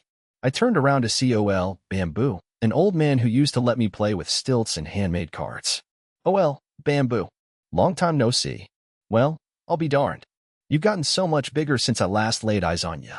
Goza Village was located in the south of the Leengard Empire, and the people here had a strong southern accent. Ahaha, I am in my growing years. We spent a while reminiscing about old times. Now you get yourself on over to Ms. Rodol's place, okay? She ain't been the same since you left. Okay, I will. It was nice to see you. Bamboo. Same to you. Feel free to stop by later. How about a game o' cards, fair old times sake? That would be great. After parting with him, I walked down a road smelling of livestock until I arrived at my mom's house. Man, I've missed this place. It looked exactly the same as it did when I last saw it 3 years ago. Not a thing had changed. Mom, I'm home. I slid open the rattly old door, which had been left unlocked, and called out to Mom. I immediately heard footsteps race toward me from within the house. Hey, Alan? Mom was holding a pot lid, and her eyes were shining. It looked like she had been preparing dinner. Hello, Mom. My goodness. You've grown so much. She opened her arms wide and pulled me into a tight embrace. It's been so long, Alan. How've you been? I'm doing great, Mom. That warms my heart to hear. Don't just stand there. Come on in. I caught up with Mom as she made dinner. When she had a free moment, I brought up the main topic I wanted to speak with her about. Hey, Mom. Can I talk to you about something important? Is something the matter, sweetheart? You look troubled. Well, I began to lay out the choices my future held in store. I told her about my 3 options: becoming a holy knight, becoming a spell blade, or attending Thousand Blade Academy, and I explained the pros and cons of each. Once I finished giving her the big picture, Mom surprised me by casually shrugging. Oh, Alan.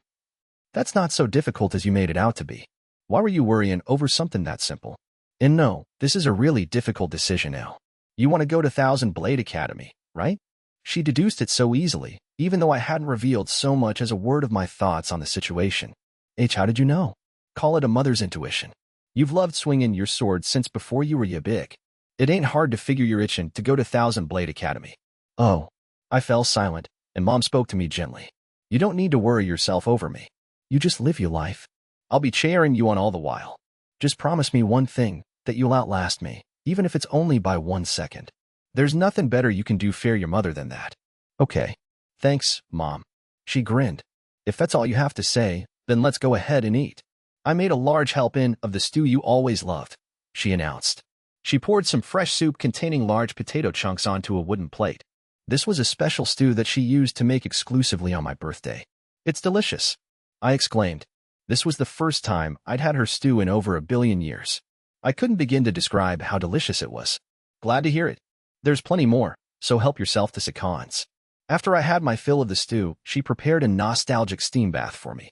I told her I could get the heat going myself, but she insisted that it's a parent's duty to go overboard for their children, so I had to keep quiet and let her do it, as though I had become a small child again.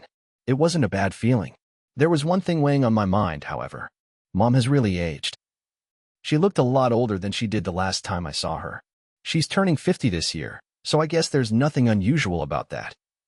Not only did she have more wrinkles and white hair, but I also felt like she'd gotten a little shorter, too. I need to train hard at Thousand Blade Academy and become a skilled swordsman as fast as I can. That would enable me to make a lot of money and give Mom an easy life. With my determination renewed, I washed my exhaustion away in the bath. While Alan was in the bath, his mother, Daria Rodal, was in the kitchen doing the dishes. Amid the sound of the running water and the dishes being placed on the drain board, she heard a hoarse, elderly voice. Yo-ho-ho, this stew is magnificent. Daria turned around to see an old man with a crooked back by the table. It was the time hermit. Suddenly, he was sitting at the table with a plate of stew and a spoon in his hand, as if someone had served him. The seal had loosened, so I had my suspicions, but turns out it really was you, time hermit. Daria had dropped her southern accent and instead spoke with a perfect standard dialect. You sure did hide it well, though. Finding it put a real strain on these old bones of mine, he responded. Oh, really? I'll break a few of those bones for you. Daria circled behind him in a flash and swung her fist down at his head, but he turned his body transparent and easily avoided her blow. Her fist passed through thin air before hitting the wooden chair and smashing it to pieces. Yo-ho. My oh my, how frightening.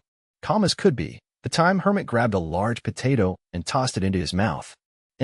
This really is the best food I've had in ages. Until next time, he said, disappearing into the air like fuck. Crap, he ran. Daria clicked her tongue in frustration. Hey, I felt something here. Don't tell me it was him. Oh well, Bamboo barged through the front door, also speaking a perfect standard dialect. You're late. If you're after the time hermit, he's already left. Damn it. Does that mean? Yes.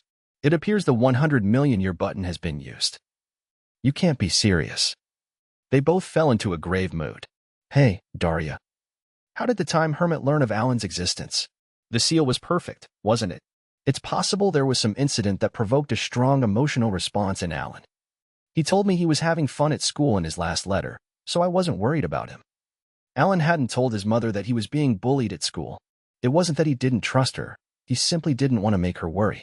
At any rate, it seems that the time hermit is doing whatever he can to get in our way, she seethed, clenching her fists tight. But this time, I won't let him get what he wants. Later, Bamboo returned to his house, and Daria threw the broken chair into the garbage outside. After returning to Goza Village and consulting with Mom, I decided to accept the scholarship from Thousand Blade Academy. Upon doing so, however, I learned something unexpected. Apparently, the offer to attend the academy didn't mean that I was automatically accepted. I was exempt from the written and practical entrance exams, but I would need to do an interview to determine if I was qualified. Hearing about this made me feel nervous at first, but the principal told me he'd never heard of anyone failing it. That made me feel a little better. Today was the day of my evaluation at Thousand Blade Academy. I hadn't received any instructions for what to wear, so I decided to go in my Grand Swordcraft Academy uniform. There are so many people here. This was my first time in Orist, the capital of this country. Though my head was spinning from the extraordinarily busy streets and the great number of modern buildings, I was somehow able to find the front gate of Thousand Blade Academy. Phew, I made it. Thank goodness. It was 4:45 in the afternoon. I'd arrived 15 minutes before my interview, perfect timing. I showed the guards at the gate my exam admission ticket and was led into the academy. The interview was to be conducted in the innermost reception room on the 3rd floor of the 3rd building. The 3rd building is this one. Entering the designated building, I climbed the staircase and gasped when I emerged onto the 3rd floor. What the heck? The floor was packed with students here to take the entrance examinations. Judging by their ragged states and bloody clothes, they were clearly general entry students who had already begun their exams. That's crazy. I'd heard that the entrance exams for all the Elite 5 academies were harsh, but it looked like they were much more difficult than I'd imagined. I decided to hunch down and sit in a chair in the hallway so I wouldn't stand out. Wait, look at him. Did the guy who just came in get through that insane test without a single scratch? I can't believe it. I wonder what famous swordcraft academy he's from. I've never seen those clothes before, but he has to be extremely skilled. For reasons unknown, everyone turned to look at me. Why are they staring at me? They were all watching and speaking in low whispers. I'm not sure, but I'll pretend that I haven't noticed them. While feeling extremely uncomfortable, I sat still and waited until my name was called. It took about 5 minutes. Examinee number 723, Alan Rodall. Please report to your interview room. Examinee number 723, Alan Rodall, please. Thanks to the broadcast, I was finally able to escape the gazes of the other students. I immediately stood up and went to the reception room at the end of the hall. I was supposed to knock 3 times, right? I took a deep breath and tried to remember what I read in my interview prep book. Trying to calm myself down, I wiped my sweaty hands on my clothes. Then I knocked 3 times and slowly opened the door. Excuse me. 3 interviewers were seated inside, and a single empty stool sat opposite to them. The interview began as soon as I sat down. The interview will now begin. First, tell us your examination number and name. And my number is 723, and my name is Alan Rodall. I answered. A different interviewer asked me the next question. Please tell me about a strength of yours. A strength? I'd say my endurance. That was the first thing that popped into my mind. Interesting answer. Can you describe your endurance in greater detail? Let's see. I have the endurance to continue swinging my sword for over 1 billion years. Oh, 1 billion? That's, very impressive. Yes, it was a trying experience. Training for even a single 100 million year period really was a ridiculous thing to do. If I were given the chance to do it again, I would hesitate to accept. Unless you learned to suppress your emotions, it was a truly grueling experience. And now, could you tell us about a weakness of yours? I can be reckless. Had I thought before acting at that moment? No, there's no point going over what-ifs. I don't regret what I did that day. When the time Hermit asked me to push the 100 million year button, I did so without any thought. But I wouldn't be who I was today without that opportunity. That exhibited both a strength and a weakness of mine. That day? Yes. As if they needed time to think about their next question, the interviewers fell silent for a moment. Moving on. Please tell us your school of swordcraft, then get up and demonstrate your best move on the dummy placed behind you. This is embarrassing, but I'm self-taught. I do have some moves, though, so I suppose I can show you one. I stood up, drew my sword, and faced the dummy behind me. Taking a deep breath, I quickly flourished my blade. 8-style, 8-span crow. 8 slashes raced through the air in an instant, successfully slicing the dummy into 8 pieces. He slashed 8 times with one attack? How original. I've never seen anything like it. The examiners each reacted distinctly. It was safe to say the response was generally positive. Awesome. Looks like I was right to choose the flashy 8-span crow. I sheathed my sword and sat back down. Thank you very much. That concludes the interview. We will send you a letter within a few days informing you of the result, so please keep an eye out for it. Have a nice rest of your day. And so my interview drew to a close. Thank you very much. I thanked them and left the room, then went down the stairs and exited the building. When I passed through the front gate, I finally stopped to catch my breath.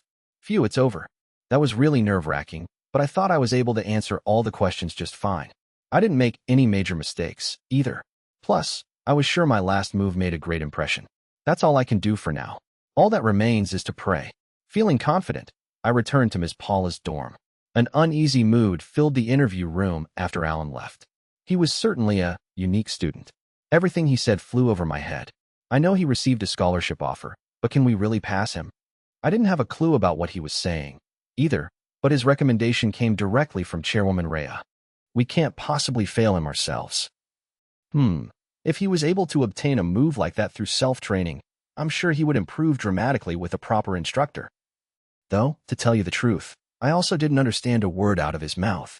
The interviewers were all in agreement on one point. They had no idea what Alan had been talking about. A few days later, I received a letter from Thousand Blade Academy. It was probably the results of my interview. No, it definitely was. This was the moment of truth. I felt so nervous, I thought my heart was going to explode. Okay. After a number of deep breaths, I carefully opened the envelope. Inside was a piece of paper with one giant word written on it. Pass. I'd passed. Yes. It might have been a given that I would pass because of my scholarship, but this was still an extremely happy moment. I can't believe I'll actually be going to the famous Thousand Blade Academy. This is like a dream come true. Just 1 month ago, I was still being ridiculed as the reject swordsman. Life really was unpredictable. I dashed out of my room to share the news with Miss Paula. Miss Paula, I did it. I got into Thousand Blade Academy. Oh, really? She had been preparing lunch, but she quickly stopped. Yes. Look at this. I handed her my certificate. This is amazing. Congratulations, Alan. I know your mom back home will be delighted. I am too, of course. Miss Paula looked as happy as if she had gotten in herself. This calls for something special. I'll make a feast for dinner tonight. We need to celebrate your acceptance. Thank you. I wasted no time in sending Mom a letter, and that night, Miss Paula and I had a grand party with the food she made. The graduation ceremony for Grand Swordcraft Academy was held a few weeks later. Afterward, the big moment finally arrived. Miss Paula came to see me off when I carried my luggage to the entrance of the dorm. I bowed to her deeply. Thank you so much for the last 3 years, Miss Paula. Thousand Blade Academy was a boarding school, so students couldn't live off campus without a special reason. That meant today was my final day with Miss Paula in the dorm where I had lived for 3 whole years. Oh, Alan, you're being overly dramatic. It's not like we're saying goodbye forever. You don't have to make a big deal out of this. She was being lighthearted, but I wanted to make sure she understood how grateful I was. I can't thank you enough, Miss Paula. You let me stay here, even though I was flat broke. You woke me up every morning, you made me delicious food, you gave me advice whenever something was bothering me, and you were always fun to talk to. Thank you for everything. Bowing my head, all my pent-up gratitude flooded out of me at once. Oh, I'm so embarrassed. I've become such an easy crier with age, she sniffled, rubbing her eyes. Feel free to come back anytime you're hungry. I'd be happy to cook for you again. I will. Thank you. Her food was exquisite. I was sure I would remember the mouth-watering and savory flavors for as long as I lived. Well, I need to get going. I don't remember if it's 100 Blade Academy or 1000 Blade Academy, but you make sure to take that campus by storm. Yes, ma'am. Thus, I graduated from being the reject swordsman at Grand Swordcraft Academy and entered one of the Elite 5 academies, Thousand Blade Academy. Chapter 3. The Black and White Princess in Soul Attire. After parting with Miss Paula, I headed to my dorm room at Thousand Blade Academy. They'd already mailed me the key to my room, and I had it carefully tucked away in my pocket. Here it is. 501. I found my apartment and used the key to open the door. Whoa, this is way bigger than I expected. It was a single-room, 9-square-meter apartment, plenty spacious enough for one person to live in comfortably. The bathroom was sparkling clean, and the tub was large enough for me to stretch my legs in. It was even furnished with all the basic household appliances, including a refrigerator and a washing machine. The location was also excellent. Thousand Blade Academy had constructed the dorm, so the main campus was only a few minutes away by foot. This is everything I could want. Thousand Blade Academy wasn't one of the Elite 5 academies for nothing. They provided all their students with these accommodations, which must have taken an enormous amount of wealth. I should get changed. I pulled my Thousand Blade Academy uniform out of some wrapping paper and changed into it. Then I stood in front of a full-length mirror to make sure everything was in order. All right, looks good.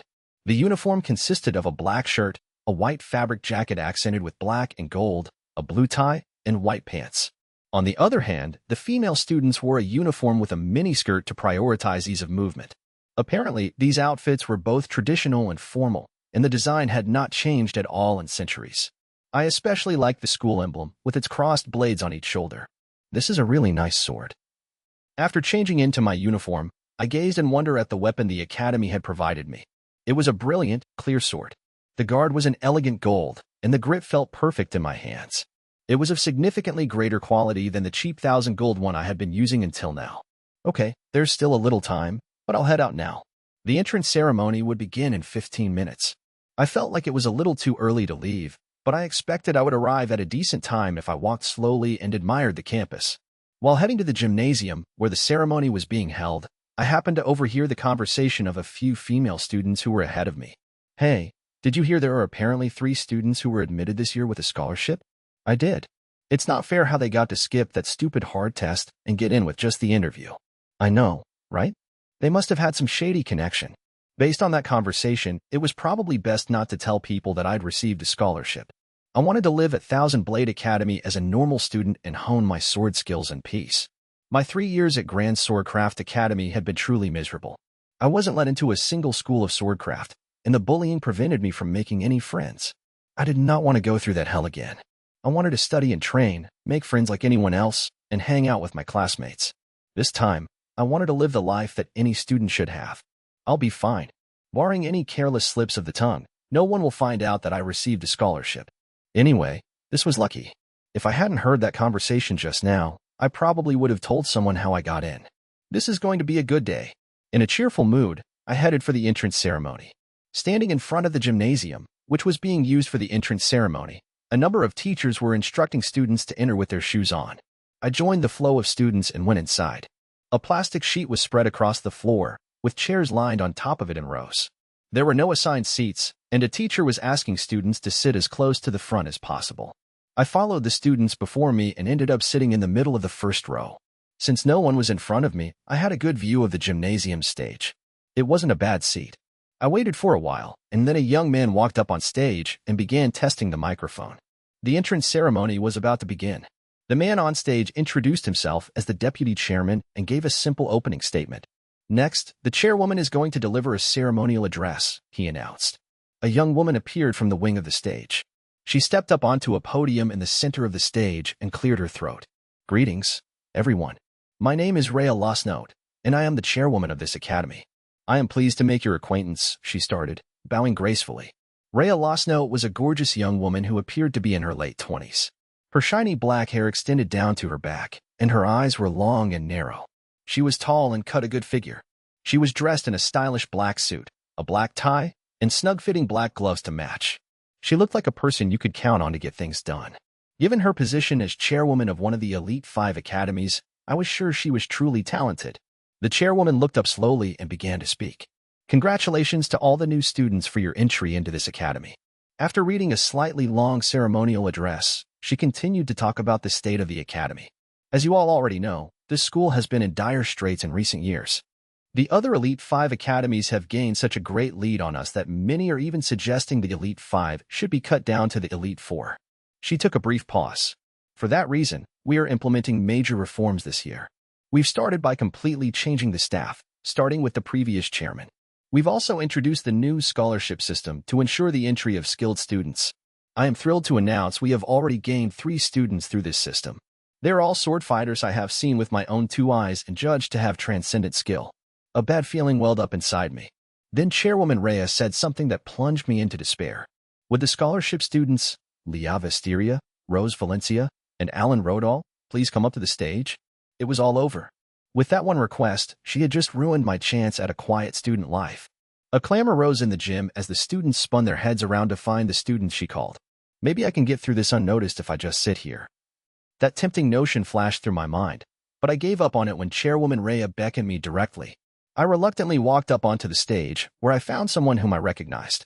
She had red eyes, a dignified countenance, and long silver hair tinged with pink. Aros. It was Rose Valencia, the practitioner of the cherry blossom blade style whom I'd fought in the championship match of the sword fighting festival. She waved her right hand at me when she noticed me. Long time no see, Alan. WH, what are you doing here? To find you, of course. Oops, we shouldn't talk during the ceremony. Let's meet up later. Please introduce yourselves, starting with Leah on the right. State your name and school of swordcraft, then give a brief comment. Chairwoman Rhea passed the microphone to Leah, who stepped forward and assumed a grand pose. Pleasure to meet you all. My name is Leah Vesteria, and I'm an exchange student from the neighboring Vesteria Kingdom. I practice the hegemonic school of swordcraft. I may be royalty, but here, I'm just another student. I look forward to getting to know all of you, she said, smiling gently. Leah Vesteria had long blonde hair tied into pigtails with red ribbons. She seemed like a kind and sociable person. Her eyes were large and bright, and her skin was white as snow. She looked just like a princess out of a fairy tale. I was surprised when she announced she was an actual princess from a neighboring country, but her dignity made it believable. The new students all began to talk at once when she finished. Leah. Is she the black and white princess rumored to have produced soul attire when she was just 5 years old? I can't believe she's our classmate. Well, she didn't earn a scholarship for nothing. Won't these students all be as impressive as her? She bowed her head, and the gymnasium burst into applause. Thank you very much. Rose, can you please introduce yourself next? Asked the chairwoman. Yes, ma'am. She took a step forward and cleared her throat. I'm Rose Valencia. I practice the cherry blossom blade style. Nice to meet you. Her self-introduction was brief and detached. Despite that, a palpable shock still raced through the crowd of new students. Our Rose Valencia? As in the bounty hunter? She's famous, too. They're really serious about turning around Thousand Blade Academy this year, aren't they? She's the sole inheritor of the legendary cherry blossom blade style. I need to see her fight with my own eyes. Rose bowed her head slightly and also received a grand round of applause. Thank you very much. And last, we have Alan. Please introduce yourself as well. Why, yes, ma'am. Chairwoman Rhea handed me the microphone, and I took a step forward. The expectant gazes of the new students pierced my body like sharp arrows. What should I do? Leah Vesteria and Rose Valencia were big names and set the bar for the scholarship students impossibly high. Any self-introduction from a total nobody like me would pale disastrously in comparison. Can I just go home? I was already crying internally, yet I couldn't run. If I fled with my tail between my legs now, there was no way I would be allowed back to the academy. I mustn't run away. I mustn't run away. I mustn't run away. Mustering all the courage I had, I began my self-introduction. I'm from Grand Swordcraft Academy. My name is Alan Rodall. I'm self-taught. Nice to meet you all. I bowed, and the gymnasium fell completely silent. A few seconds later, the new students all began to chatter at once. Hold on, did he just say he's self-taught? Yeah, he did. He definitely did. What in the world did he have to pull to get a scholarship? He should be embarrassed. Where's Grand Swordcraft Academy anyway? Have you ever heard of it? He looked scared up there. Do you think he's ever even held a sword before? I understand how the last two got their scholarship, but I can't see why he was chosen. He must have bribed his way into the academy. I hate him already. I don't even want to look at him. With one self-introduction, I had already become the least popular person in school. Goodbye to my normal student life. Hello to hell. I grit my teeth tight, so I wouldn't cry. I haven't done anything wrong. I could have never imagined that I would end up in this situation. I wanted to turn right around and go back to Ms. Paula's dorm. After we finished our introductions, the deputy chairman gave a closing remark. That marks the end of the entrance ceremony. You are free to spend the rest of the day as you wish. Have a good evening. The entrance ceremony of my nightmares was finally over. I left the gym as soon as the entrance ceremony ended. Why did the chairwoman do that to me? That was horrible and so unnecessary. I was shamed in front of the entire class. Why did I receive a scholarship in the first place? I'm nothing. I let out a big sigh and trudged through a grove on the campus. I heard a group of new students excitedly making friends on a paved path a short distance from where I was. Must be nice. I was sure they would have a fun and fulfilling 3 years here. Lost in thought, I wandered deeper into the thick trees, walking until I came upon a clearing. I guess I'll train. I decided to practice alone in this spot, far from the training ground. I'm lonely. Though I typically enjoyed swinging my sword, I was having a hard time today. My weapon, my heart, and my soul were all weeping. I focused solely on swinging my sword for hours. When I stopped, the sun had already sunk to the west, and the grove was lit by dim moonlight. Okay, I should go back. Classes started the next day, so I thought I should go ahead and call it a day. But I might as well check out the bathhouse. Practicing had calmed me down somewhat, so I decided I would try something a little adventurous. Let's see, the bathhouse is this way. I pulled a map of the academy out of my breast pocket, unfolded it, and used it to find the bathhouse. Here it is. Eventually, I arrived at a large building with a sign that read bathhouse. Ducking through the charming curtain placed over the entrance, I opened the door to the men's locker room and saw Leah Vesteria in her underwear. She had just taken off her bra, giving me a glimpse of something I should not have seen. Her snow-white skin flushed red. Sorry. Apologizing, I quickly closed the locker room door. My chest was throbbing, and I felt extremely guilty. I didn't know what to do. From the other side of the door, I heard the rustling of clothes. It felt like a sound I wasn't meant to hear, so I immediately plugged my ears.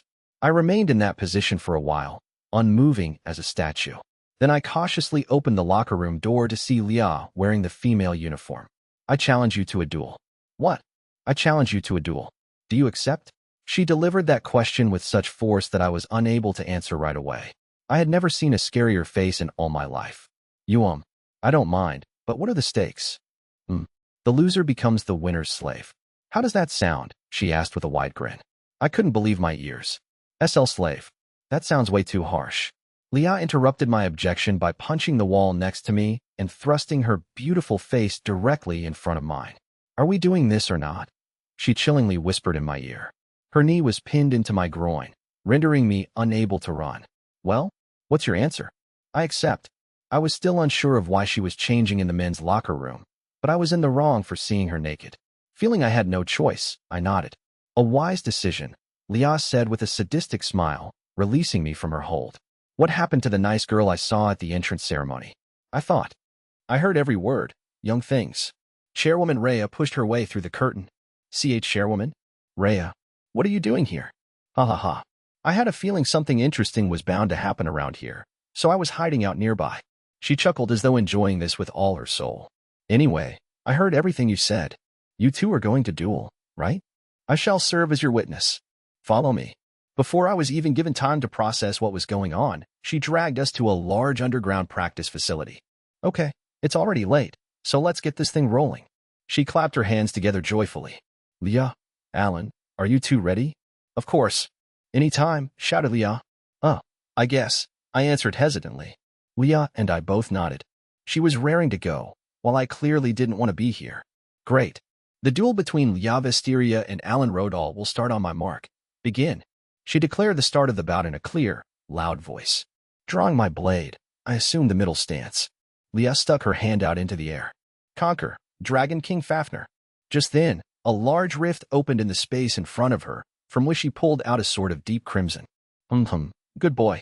Beautiful black and white flames danced around the blade when she grabbed the sword. Eyes that. She had just pulled a sword out of thin air. It was releasing an abnormal, violent power. This was no trick or illusion. I knew what this power was. Is that Solitaire? Solitaire was a power that embodied one's spirit. Naturally gifted people could attain it after years of harsh training. It was something I wasn't able to realize even after over 1 billion years of training. I stared at her Solitaire enviously. Hey, what are you spacing out for? Go ahead and bring out your Solitaire, too, she demanded, making it sound as if this was an ability everyone should have. Haha. Sorry, but that ability is far too advanced for me, I admitted, shrugging and shaking my head. Leah's eyes went wide. Are you serious? Yeah. Unfortunately, I was unable to develop Solitaire. Not only that, but this was also actually the first time I had ever seen it. Good boy, my stomach. It hurts. She had grabbed her stomach and burst out laughing. Ha. The very notion that a novice who can't even produce Solitaire is challenging the woman feared by all as the Black and White Princess. It's just absurd. One moment, she was laughing, and the next, she was glaring daggers at me. This princess sure is expressive. I was certain there was never a dull moment with her. Also, I'm not the one who asked for this duel. She was just trying to provoke me. But raising objections now would only cause more trouble. I decided it would be best to hold my tongue. Well, I'll give you one thing. You've got guts. But don't think this is going to be quick. I'm going to fry you over a low flame. I want to hear you simmer. Her special personality was in stark contrast to her elegant appearance. The gentle persona I saw at the entrance ceremony must have been a total act. I know I can't summon Solitaire. Still, that didn't guarantee my loss. I just had to do the best I could without it. Are you sure you're ready, Leah? I asked, not budging from my middle stance. Yes, bring it on. Leah looked as cool as could be. Lifting a hand from her sword, she beckoned at me provokingly with her index finger. I may not be very skilled, but I'm still a swordsman. I couldn't take her snooty attitude lying down. First style of flying shadow. I fired the attack I used to restrain opponents with greater speed and force than usual. What? A projectile slash attack? Surprise showed on her face for a moment, but she quickly and calmly assumed a defensive position. White dragon scales. White flames coiled around her to form a giant shield, which burned up my flying shadow. Wow, this might actually be kind of fun. Using her shield to hide myself from her view, I quickly closed the gap between us. Then I stepped within her shield and unleashed a flurry of attacks. 8 style, 8 span crow. 8 at once. Leah froze for a moment in the face of my approaching 8 slash attacks, but then acted quickly. TCH, Black Dragon Breath. She sent extremely powerful black flames my way, burning up all 8 of my slashes. She's as strong as advertised. Fafnir, her Solitaire, was far more versatile than I'd initially suspected. But that exchange gave me a good grasp of her fighting style. Her soul attire let her manipulate black and white flames at will. She had used white flames to form a large shield around herself, then used black flames to release a violent attack directly at me. I need to be wary of the black flames. They were strong enough to stop 8-span Crow in its tracks. I'd be finished if I took a direct hit. Next time, I'll mix in a feint to try to throw her off balance. With a plan in mind, I charged toward her to get within attacking range. Stay back. Draconic Rage. Leah scattered a blaze of black and white around herself. Shoot. Faced with far-reaching fire bouncing all around her, I decided to play it safe and jump back. We now stood a great distance from each other, entering a momentary stalemate. What was that move you just used? She asked. I don't know if you mean Flying Shadow or 8-span Crow, but I created them both myself, I answered. Interesting. I see now that Rhea didn't pick you for nothing, Leah muttered, flashing a glance at the chairwoman. You clearly take your swordcraft seriously and have spent a significant amount of time on your training. A ridiculous 1 billion plus years, to be more specific. Fine. I'll admit you're a decent swordsman, she proclaimed. Thanks, I answered. I decided to take it as praise. Best to see things with a glass half full. But that technique won't mean anything if you can't produce soul attire, no matter how skilled you are. I'm going to teach you that lesson today. Hard work will only get so far. You're hopeless without talent. Leah announced, then charged directly at me. A frontal assault. Bring it on. I bent down and waited for her to reach me. When she got within range, she unleashed an attack. Hegemonic style, a hard strike. Leah slashed her sword diagonally with incredible force. In response, I performed the exact same diagonal slash. Our swords collided, sending sparks flying. The impact sent a massive shock through my arms. What the? There was far more strength behind that attack than I ever would have expected from a girl. Hiya, Brada. I pushed back at her attack with all the strength in my legs, back, abdomen, arms, and the entire rest of my body. But it wasn't good enough. Crap, I can't stop her. Her explosive strength completely overpowered me, sending my blade flying out of my hands and exposing my abdomen to attack. There, she screamed, delivering a brutal kick to my stomach. Whoa. I jumped back to lessen the impact, just barely avoiding a major blow, then immediately picked my sword back up and prepared my next attack. Damn it, she's stupid strong. The secret behind her outrageous might was the flames burning behind her. They exploded when our blades collided, endowing her strikes with considerable propulsive force. Having landed a clear blow to my body, Leah looked at me with pity. I hate to admit this, but in a match of pure swordplay, you would come out on top. As long as I'm fortified with soul attire, though, your fundamentals aren't enough to win. Get what I'm saying? Soul attire is unbeatable. Swordplay and soul attire truly were a match made in heaven. But she's overconfident. I saw it clearly in our last exchange. She was relying too heavily on the overwhelming might of her soul attire, and her fundamental swordcraft was crude. Between her negligence and self-conceit, I thought I had a good chance of winning. Maybe it's time to try that move. I'd made over 10 trips to the world of time. During my first time there, I devised a move more for amusement than anything else. I never thought I would actually use it in battle. If that's what I'm doing, I need to accurately predict Leah's next move. I played back all our exchanges in my mind. During our first exchange, she responded to my long-distance flying shadow by summoning a large shield of white fire. During our second exchange, she countered my approaching 8-span Crow with a ferocious torrent of black flame. During our third exchange, when I tried to move closer to her, she calmly held me back by scattering a blaze in a wide range around herself. Leah has consistently made rational and conservative decisions. And now she had found an attack in her hegemonic style that was proven to be effective against me. Hard strike. She would almost undoubtedly deploy it again. After finishing my analysis, I deduced the most suitable location for our encounter considering our positions. Being careful not to arouse suspicion, I casually passed the tip of my sword through that point. All right, the trap is set. Now if Leah just acted as I thought she would, I would hit her with an explosive attack. You're finished this time. She smiled sadistically, already sure of her victory. She clearly hadn't noticed what I was planning. Prepare yourself, she shouted. Leah rushed toward me, closing in on me in an instant. Without slowing her momentum at all, she swung her crimson sword down. Hegemonic style, a hard strike. Our eyes met, both of us certain that we would win. Exactly as I predicted. Sheathing my sword, I calmly turned around. Second style, hazy moon. Out from nowhere, a violent slash materialized and struck her in the chest. How? The blow caught Leah completely off guard, knocking her unconscious. Second style, hazy moon was a preset slash maneuver. Pulling it off required anticipating the spot my opponent would pass through and preparing a strike through that space beforehand. The moment my adversary moved into the designated area, a devastating counter would automatically activate. Though it was an extremely difficult attack to land, it was deadly when it did. I had a feeling this would happen. Chairwoman Rhea confirmed that Leah was unconscious and declared the result of the duel. Leah Vestiria is defeated. Victory goes to Alan Rodal. I let out a huge sigh, finally free from the tension of the battle. Man, she was something else. But fighting someone who could produce soul attire was a valuable experience. You really are strong, Alan. I knew I was right to take an interest in you. Thanks. I didn't know when or where she'd taken an interest in me, but being praised for my strength wasn't a bad feeling at all. But forget that. We need to get Leah to the infirmary, I exclaimed. I moved toward her unconscious body, but the chairwoman shook her head. No need. Leah is tough. I'm sure she'll regain consciousness in 2 or 3 minutes. Or really. But still, no matter how hardy she was, it seemed unwise to just let her lay there unconscious. Well, you'll see shortly. Just leave her be and watch. Why yes, ma'am. It had seemed like Chairwoman Rhea and Leah knew each other, so I decided to trust her and wait for at least a few minutes. 2 minutes later, Leah sat up just as the chairwoman said she would. Where am I? Sorry, Leah. You lost the duel. Seeming to have remembered what was going on, she leaped to her feet and raced toward me. What do you mean? How did I lose? What did you do? Well?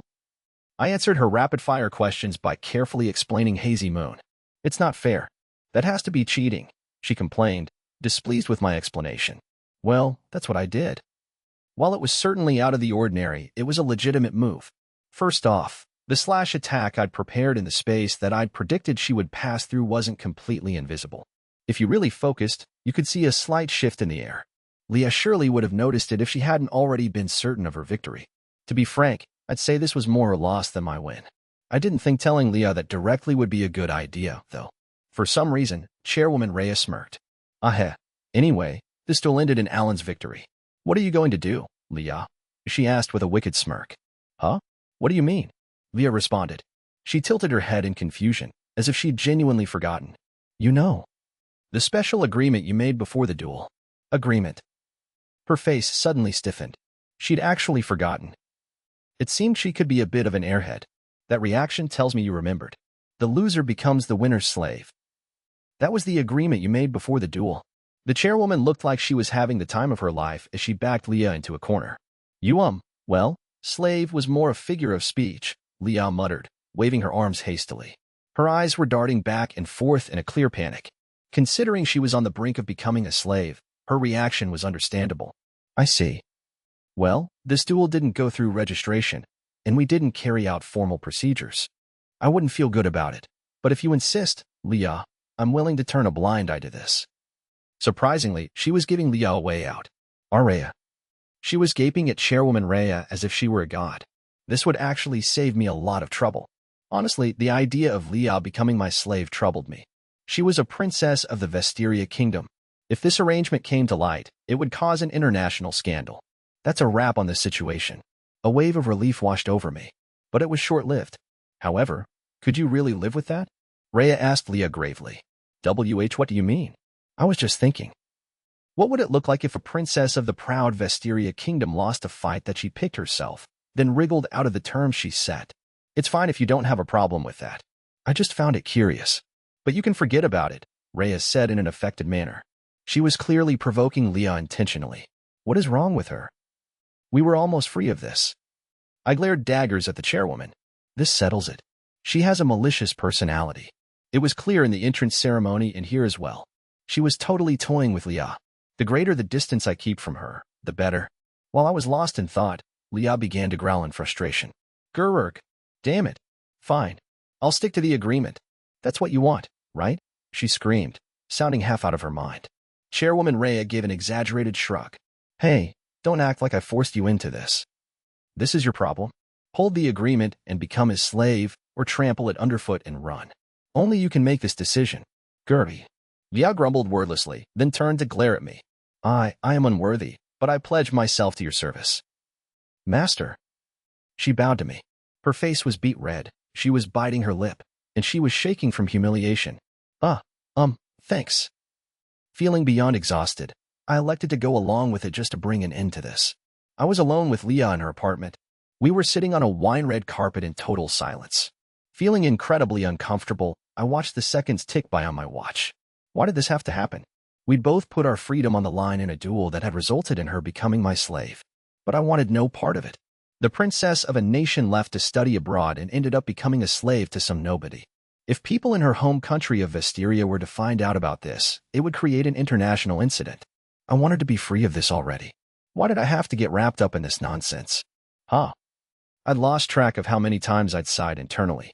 After the duel, Chairwoman Rhea told me that a slave needs to devote everything to their master before running off somewhere. She was like a hurricane in human form. But considering the rules of the academy and societal standards, the chairwoman didn't do anything wrong. At first, I thought she was just messing with us for her own pleasure, but in reality, she was simply upholding her duties as the observer. Duels were serious sword fights where each participant put their pride on the line. Neither side could back down on the agreement set before a match. Anyone cowardly enough to withdraw would be branded a failure of a sword fighter. That sentiment was the first thing kids learned in elementary swordcraft academies, and it was engraved in the hearts of all the swordsmen in this country. Scratch that, in the entire world. Even Dodriel had held to our agreement. He'd swallowed his great pride to bow to me, had taken back his insult against me and Mom, and had apologized. That was how important it was to stick to your word after a duel. That's what makes this such a tricky situation. Given Leah's personality, she wouldn't simply withdraw from her pledge of becoming my slave even if I told her to. If she was the type of person willing to go back on her word, she would have allowed the chairwoman to cover up her defeat. That meant she could only free herself from servitude through defeating me in another match. That's pretty unlikely now, though. Leah had exposed to me her attack patterns, her defensive and evasive habits, her way of thinking in battle, and other important components of her fighting style during our last duel. If she had an ace up her sleeve, she could give me a run for my money but still wouldn't trounce me. I had one or two tricks she hadn't seen yet, too. Should I just lose on purpose? That thought flashed across my mind, but I quickly dismissed it. That wouldn't work. I was an honest duelist. I could never allow myself to do something so foolish. Arg, what should I do? All this ruminating wasn't going to accomplish anything. There was nothing I could do right now, so getting worked up was just a waste of time. After accepting that, I started to look around Leah's dorm surreptitiously. Her room is cute. It was girly and nicely decorated, with white as the dominant color plus pink accents. Considering her royal status, I expected to see luxurious furnishings like a chandelier or something, but there was nothing of the sort. It was just a typical room for a girl her age. It smells kinda nice, too. It didn't smell like perfume or detergent. Rather, it was a vaguely sweet and natural. Now that I thought about it, that was a girl's smell. Next, I spotted something in the room that caught my interest. So she likes dolls. She had placed two cute dolls, a bear and a fox, by the pillow on her bed. She has a sweet side. I continued to observe Leah's room. Can you stop looking around my room, please? It's embarrassing, she muttered, blushing a little. Sorry, I apologized. It was wrong to scrutinize another person's room, especially when it belonged to a girl who was the same age as you. That was big progress, though. That was the first honest interaction we'd had since we'd entered her apartment. Not wanting to let this opportunity go to waste now that the tension between us had lessened a little, I mustered my courage and tried to speak to her. What is it, master? Can you, please stop talking to me like that? That stilted way of speaking didn't fit her at all. I probably felt that way because I'd seen her true nature earlier. As your slave, it would be unseemly for me to speak to you otherwise. And I also have my pride as a swordswoman. I must hold to the agreement, Leah murmured, turning from me. She was even more stubborn than I thought. We're going to be living together from now on, though. Having her speak to me like a slave the entire time is going to feel awkward. I didn't dislike her. In fact, I wanted to grow closer to her. She could definitely be rude, and she put on an act to get other people to like her. However, she'd also kept her word from before the duel and had a swordswoman's dignity. Our relationship was a little too complicated to call good right now, but I wanted us to become friends. She can also produce soul attire. If possible, I also wanted her to give me some tips on creating it. If we're going to become good friends, I need to get her to speak to me like one first. Words had a major influence on conduct and relationships. If she continued to address me as her master, she would always keep me at arm's length, and our friendship would never bloom. If I could get her to quit speaking to me so stiffly, I was sure the distance between us would shrink surprisingly quickly. Given how stubborn and headstrong she is, I guess I have only one option. Though it was forceful, I felt like I had no choice this time. Staring her directly in the eyes, I adopted a slightly strict tone. Fine. This is an order, then. You are forbidden from speaking to me like you're a slave. That's not fair. I expected her to react that way. Isn't it within a master's rights to force a slave to do things they don't want to do? I asked. It was a far-fetched argument, but it would do for now. Understood, Moss, ahem. Got it. But are you sure about this? You can't take back an order. Yeah, I'm sure. That kind of formality didn't suit her. Talking casually was much more natural. Then you should stop speaking politely to me, too. It's creepy, she added, blushing a little. Really? I'll make sure to cut it out then. I wasn't good at fancy speech, either, so I was willing to take her up on that. Now that we had reached an agreement, I changed the subject. What a thing to get ourselves into on our first day at the academy. I wonder whose fault that is? Isn't that a little unfair? Don't get me wrong. I definitely deserve blame for what I saw, but isn't this partially on you for changing in the men's locker room? Huh? What are you saying? I was in the women's locker room. Huh? No, there's no way. That was definitely the men's locker room. Oh, really? I know I checked before I went in, though. No, I was positive the sign had said that it was the men's locker room when I'd gone in. After I'd witnessed what I never should have seen, I'd gone back to confirm it had been the men's locker room. That was distinct in my memory. As if realizing something, Leah's mouth fell to the floor. Could this have been Rhea's doing? She asked. I could see that, I responded. The more I thought about it, the more the chairwoman's timing seemed off. It was as if she'd known what was going to happen. I didn't know what her goal was, but this had her fingerprints all over it. She set us up. But why? What purpose did she have? Leah asked. Beats me, but I do know she's a messed up human being, I responded. Ugh. We both sighed at the same time. Hey, don't imitate me, Leah snapped. No, I sighed a split second earlier than you, I argued. No way. We then enjoyed chatting about nothing in particular. Just as I'd expected, speaking as friends quickly closed the distance between us. Dong, dong, dong, rang the wall clock in the apartment. I looked at my watch and saw that it was nearly 11 at night. I needed to prepare for the next day and get to bed. I didn't realize it was this late, I said. We need to start getting ready for bed now if we want to have a good first day of class, Leah added. Yeah, you get in the shower first. I'll wait for you. Could you say that in a less suggestive way? I thought I was just being courteous, but for some reason, she glared at me. How was that suggestive? I didn't think I'd said anything that could be taken that way. Never mind, it's nothing. Leah's face flushed deep red, then she headed for the dressing room. If you peep this time, I will kill you. She spat, slamming the curtains closed. Leah broke off her conversation with Alan and closed the dressing room curtain. You get in the shower first. I'll wait for you. Surely, he said that intentionally. Her face still deep red, she shook her head. Yeah, that was a trap. There's no way only my mind would go there. He's a dirty schemer. While rationalizing her reaction to his words, she removed her top, then her skirt. Just as she was about to undo her bra, her hands froze. This curtain isn't see-through, is it? Still in her underwear, she strained her eyes at the curtain. The recent incident had raised her level of vigilance. No, it seems fine. Now content that there was nothing to worry about, she took off her underwear and entered the bathroom. Leah washed her long hair thoroughly with shampoo and conditioner as the bathtub filled with hot water. Next, she cleansed her body and massaged her muscles. She then gathered her hair into a towel and submerged herself in the bathtub up to her shoulders. This feels good. She stretched her whole body, extending her legs completely and spreading out her toes. What a weird guy. As she washed away her exhaustion from the day, she voiced her candid thoughts about Alan. I'm his slave now, but he hasn't even tried to touch me, she murmured, lightly splashing the water. I know I'm good-looking, though. Lifting her right hand out of the water, she inspected her slightly flushed arm. Strict daily training had left Leah's arms and legs toned. Her chest was well-developed for a 15-year-old, and her torso was healthily curvy. She had an undeniably attractive body. It's not like I wanted to touch me or anything. It's just, any sexual advances would have distressed her, but the fact that Alan had demonstrated no interest whatsoever hurt her feelings a little.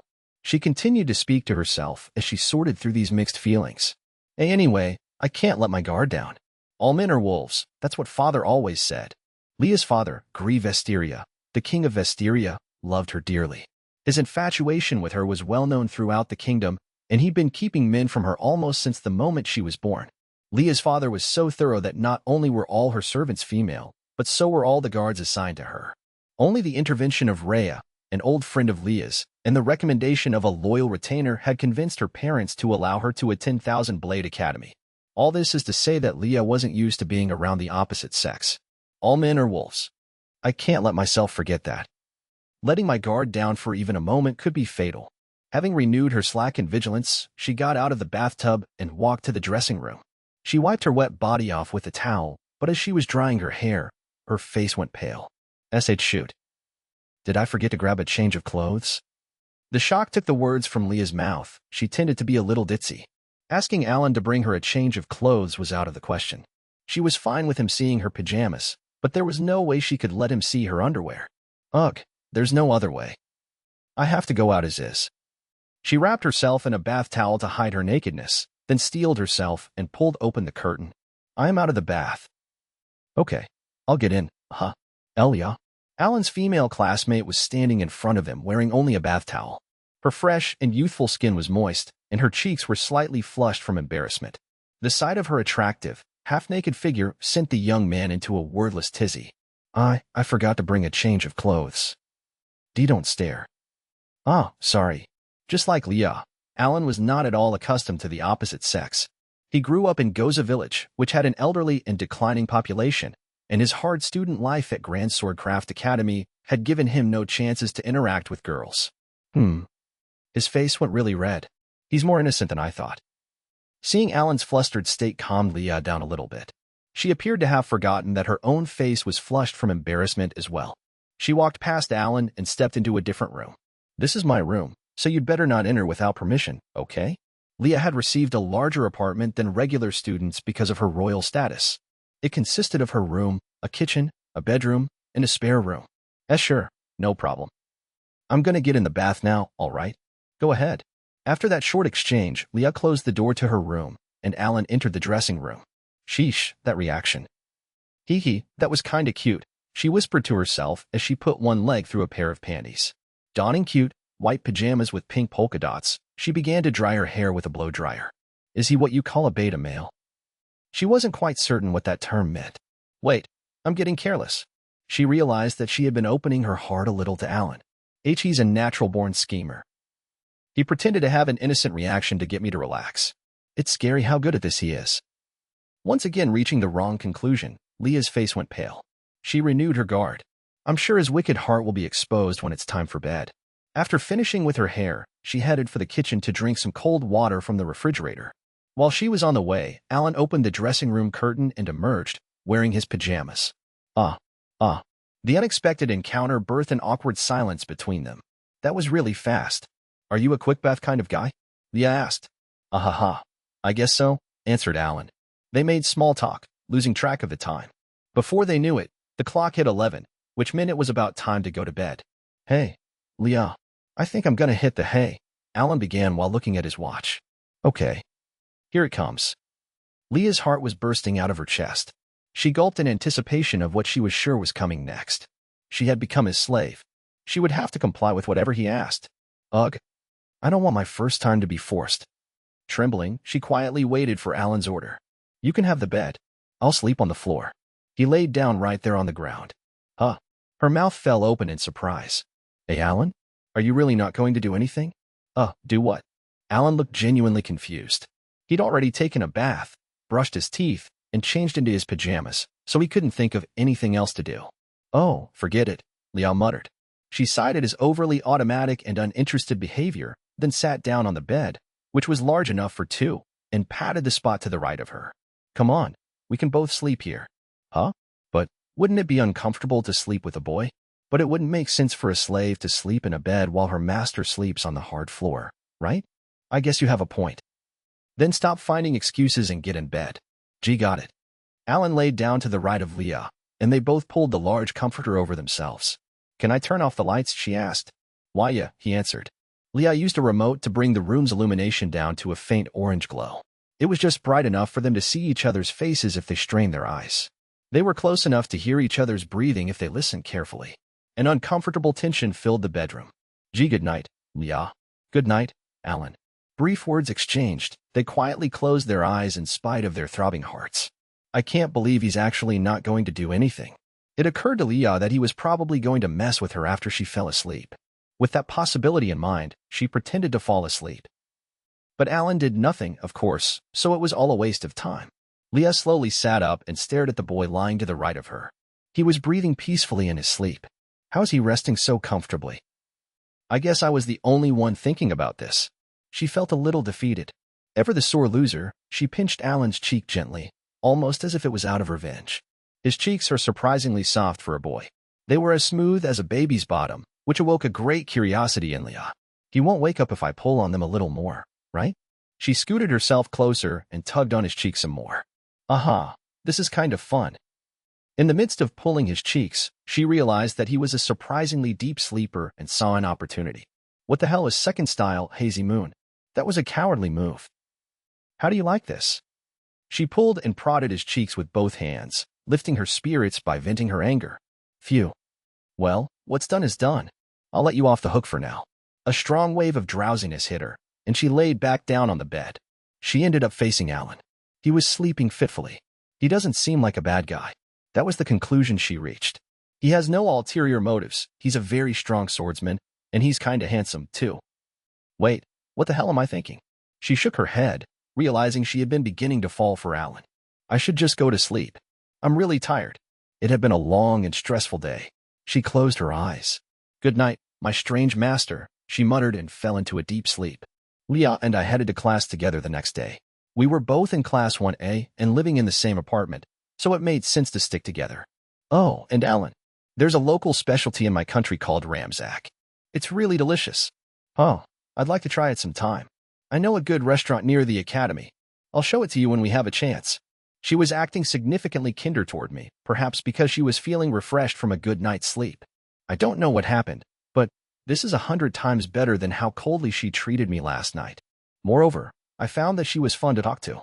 She was very expressive, both with her face and her gestures, so when we were together, there was never a dull moment. I was sure she had always been the popular type.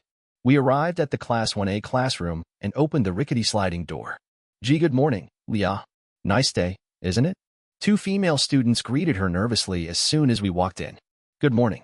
It does feel nice out there, Leah responded, smiling humbly and waving to them. She had adopted her nice girl act quickly. When she acts this way, she really does look like a graceful princess. This ladylike and dignified persona stood in stark contrast to her cheerful and slightly crass behavior that she revealed when the two of us were alone. I would have believed her without question if she told me that she actually had a split personality. Leah began to make casual conversation with the girls, so I quietly moved away from them. Girls had their own friendships. As a boy, I would be an unwanted presence. Looks like I can sit wherever I want. There didn't seem to be any assigned seats.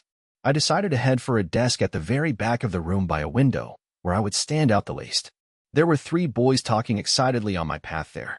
I thought it would seem unfriendly to pass by them without saying hello, so I built up courage and addressed them. Hi there, I stuttered, waving at them. Halting their conversation, they turned to glance at me. They then turned back to one another without a word, ignoring me so blatantly that I almost respected it. Though they only glared at me for a moment, I sensed real malice in their eyes. Everyone really does hate me. Their coldness had to be a consequence of what happened the previous day at the entrance ceremony from hell. First impressions heavily influence how you think about a person. Starting out as the least popular student in school on the very first day was going to be rough. Well, at least they're not insulting me to my face. At Grand Swordcraft Academy, I was called the reject swordsman, a coward, a cheater, and a variety of other horrible insults. Getting ignored by 3 people was nothing in comparison. Knowing they weren't going to return my greeting, I started to slink away from them. Hey, you 3. Can I have a word? Leah addressed the 3 boys with a soft smile plastered on her face. Why, yes, of course. Whatever do you need? Leah? Did we do something to offend you? They were beside themselves with excitement, no doubt because a girl of unparalleled beauty had decided to speak with them. Those dudes are shameless. But what's Leah doing talking to them anyway? I tuned in on their conversation while heading for the seat by the window. I believe Alan just said hello. Were you too engrossed in your conversation to hear him? That caught me by surprise. Well, you see. I didn't really hear him. I guess I did, but he spoke really quietly, so I wasn't sure what he said. Flustered, the 3 of them failed to find an appropriate answer. Leah gave them a wide smile. Personally, I hate jerks who do things like that. The boys were left speechless. Paying them no mind, she continued her address with the same gentle smile on her face. Please never speak to me again. Good day. Having said her fill, she set her bag down on the desk to the right of mine. The entire classroom froze from shock, the atmosphere so oppressive that no one wanted to speak. Leah, however, looked completely unbothered as she smoothed out her skirt, sat down, took her textbooks out of her bag, and casually set them on the desk. Sorry about that. I apologized with a whisper. She was standing up for me. Doing that had cut her off from the rest of the class. The three boys were still scowling at her. I was racked with guilt. What are you apologizing for? All I did was tell them how I really felt about them. Leah responded with a chuckle. It was genuine, not a fake laugh to make me feel better. For a moment, I was enchanted by her pure, beautiful smile. Leah had upturned the classroom in a way only she could. The silence persisted until the door suddenly flew open. An extremely drowsy Rose walked into the room. There was no trace of her usual dignity. She must not have been a morning person. Her long hair was all over the place, the locks at the top of her head standing straight up in the air. Her eyes darted around the classroom until they met mine. She walked unsteadily toward me, sat down at the desk in front of me, and yawned. Good morning, Alan. Yeah, too, I guess, she mumbled. Good morning, Rose, I responded. What do you mean, I guess? Leah snapped.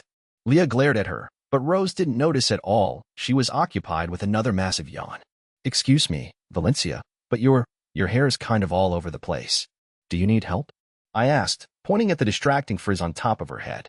It's fine. Gravity'll bring it down, she muttered briefly. It seemed like she was the type to just wait for bedhead to fix itself. I didn't know too much about how girls handled their hair, but Rose had to have been in the minority there. The school bell then chimed ding-dong to announce the start of class, and the classroom door flew open immediately. Good morning, ladies and gentlemen. Chairwoman Rhea walked into the room with a pep in her step. Now that's what I want to see. No late arrivals or absences on the first day. Couldn't have asked for a better start, she exclaimed with a hearty laugh. One girl spoke up and asked the question on everyone's mind. What are you doing here, Chairwoman? Isn't that obvious? I'm the homeroom teacher for Class 1A. A buzz ran through the classroom. I began to panic. This is the absolute worst thing that could have happened. And what about her job as the chairwoman anyway? The chairs of the Elite 5 academies held massive societal influence and great political power. With that might came enormous responsibility. According to rumor, that meant dealing with a massive workload every day of the week. It's not a job that should give you enough free time to work as a homeroom teacher. Chairwoman Rhea clapped her hands together loudly, jolting me out of my musings. Okay, let's get morning homeroom started. I'm going to kick things off with a very special announcement. She paused for dramatic effect, then went on eagerly. That announcement is our participants for the Elite 5 Holy Festival, which is being held this weekend. The class stirred at the mention of the festival. The Elite 5 Holy Festival was an event where each of the Elite 5 academies chose 3 skilled new students to represent them in a round-robin style tournament for the championship.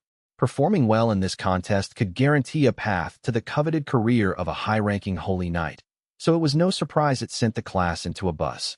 Normally, we make the selections with significant care, taking into account the results of the practical exam held this week. This year, however, we have already chosen the participants. An uncomfortable tension filled the room. I had a bad feeling about this.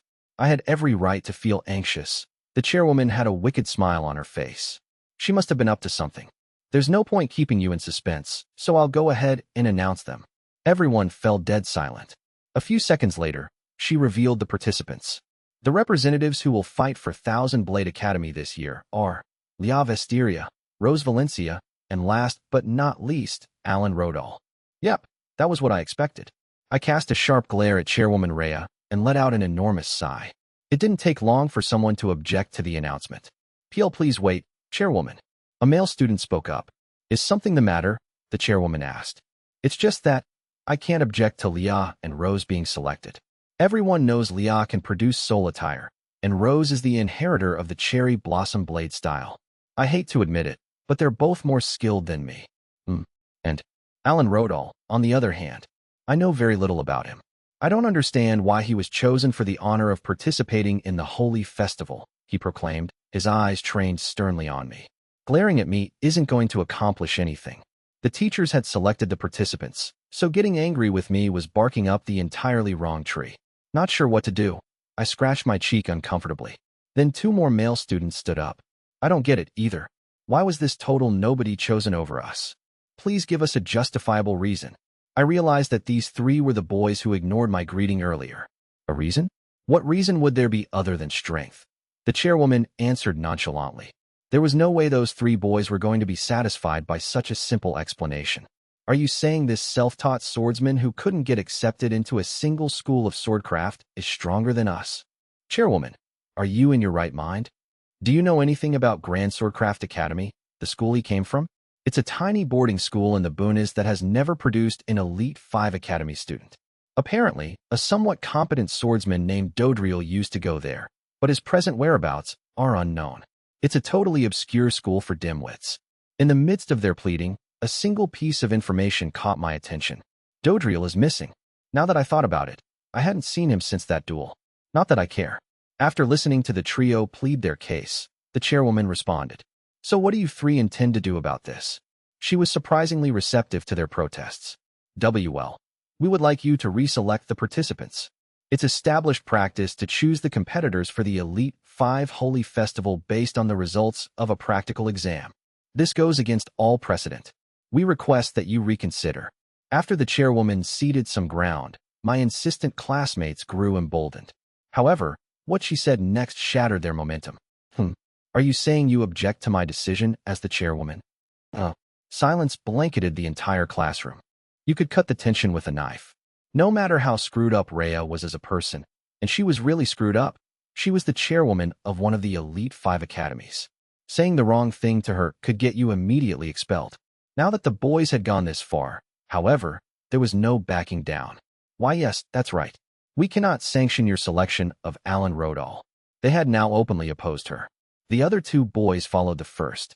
This swordsman from an obscure, third-rate academy, self-taught, no less, cannot represent us. All three of us graduated from prestigious swordcraft academies. We were near the top of our classes as well. There's no way this total upstart is more proficient than us. Now I was taking a real beating. Just what's going on here? Nearly everyone in the class was talking shit about me now. This was depressing. Damn it, I'm gonna cry. I watched as they engaged in what might as well have been a competition to see who could come up with the best insult for me. Yeesh. Hey, Alan. Chairwoman Rhea called my name with a sigh. I was sure she had nothing of value to say, but I couldn't just ignore her. What is it? I responded curtly. You're really unpopular. She began to cackle. Whose fault do you think that is? This was the first time I ever felt like I wanted to hit a girl. Calm down. Losing my temper here would be playing right into her hands. Letting out a big breath, I answered as calmly as I could. Yes, unfortunately, that appears to be the case. TCH, what a boring response. You're not nearly as fun as Leah. Rhea shrugged in disappointment. Ahaha. Sorry I'm not up to snuff? I apologized while gloating internally. I'd won. I'm not sure what to do.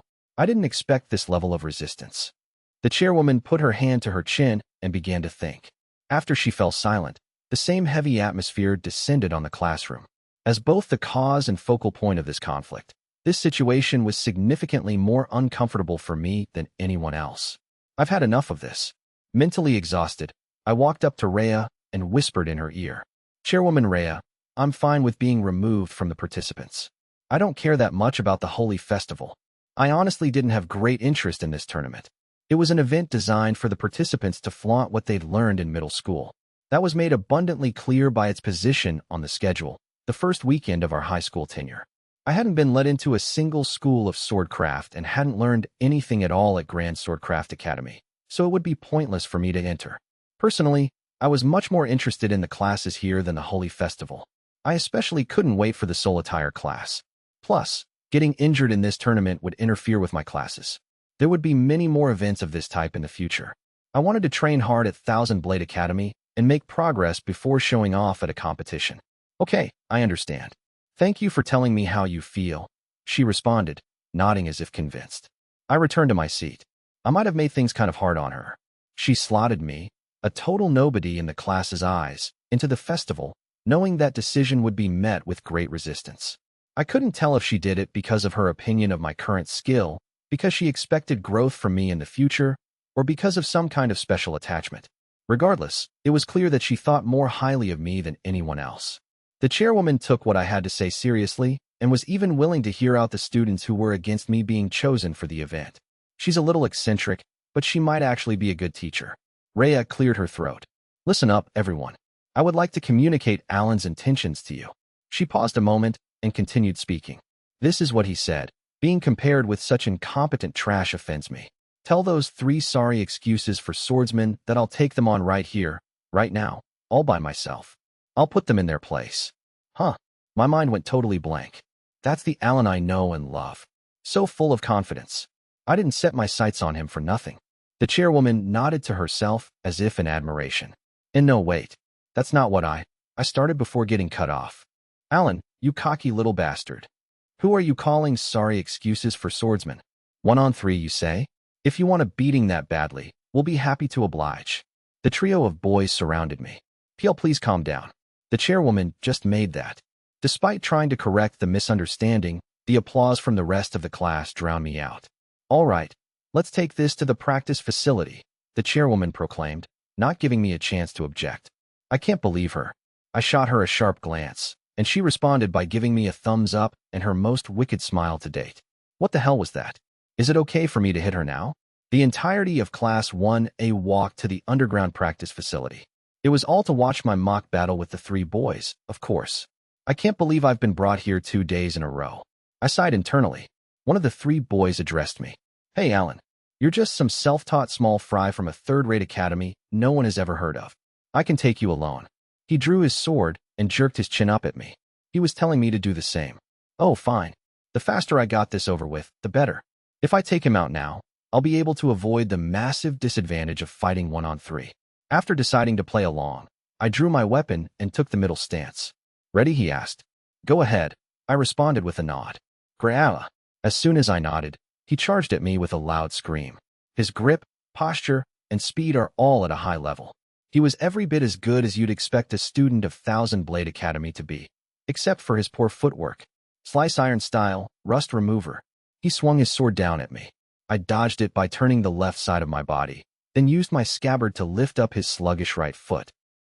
After I took one of his legs out from under him, he lost his balance and fell onto his back. I quickly leveled the tip of my sword to his open throat. I win. The duel went to me. Surely, winning a one-on-one bout would earn me a little respect. I really didn't want to take on 3 of my classmates at the same time. I wanted no part of this pointless exercise in the first place. I heard fierce booing. Come on, Alan, don't try to weasel your way out of this. The agreement was that you would fight them 1 against 3. That didn't count. I'm invalidating it with my authority as the chairwoman. Rhea alone was protesting my victory. Good grief, just whose side is she on?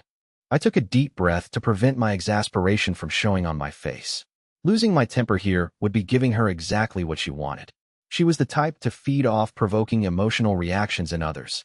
I needed to hold my temper, stay calm, and let her nonsense wash over me with a smile. Beneath the surface, the chairwoman and I were engaging in a duel of our own. Are you okay? How'd you fall over that easily? The other 2 boys rushed to the one I defeated, who was still dumbfounded by our fight. He's not all talk. We need to take him seriously. Still appearing to have some fighting spirit left in him, he quickly got up and readied his sword. The other 2 unsheathed their brands at the same time and gathered into a triangle formation around me. One was in front of me, and the other 2 were behind me diagonally to the left and right.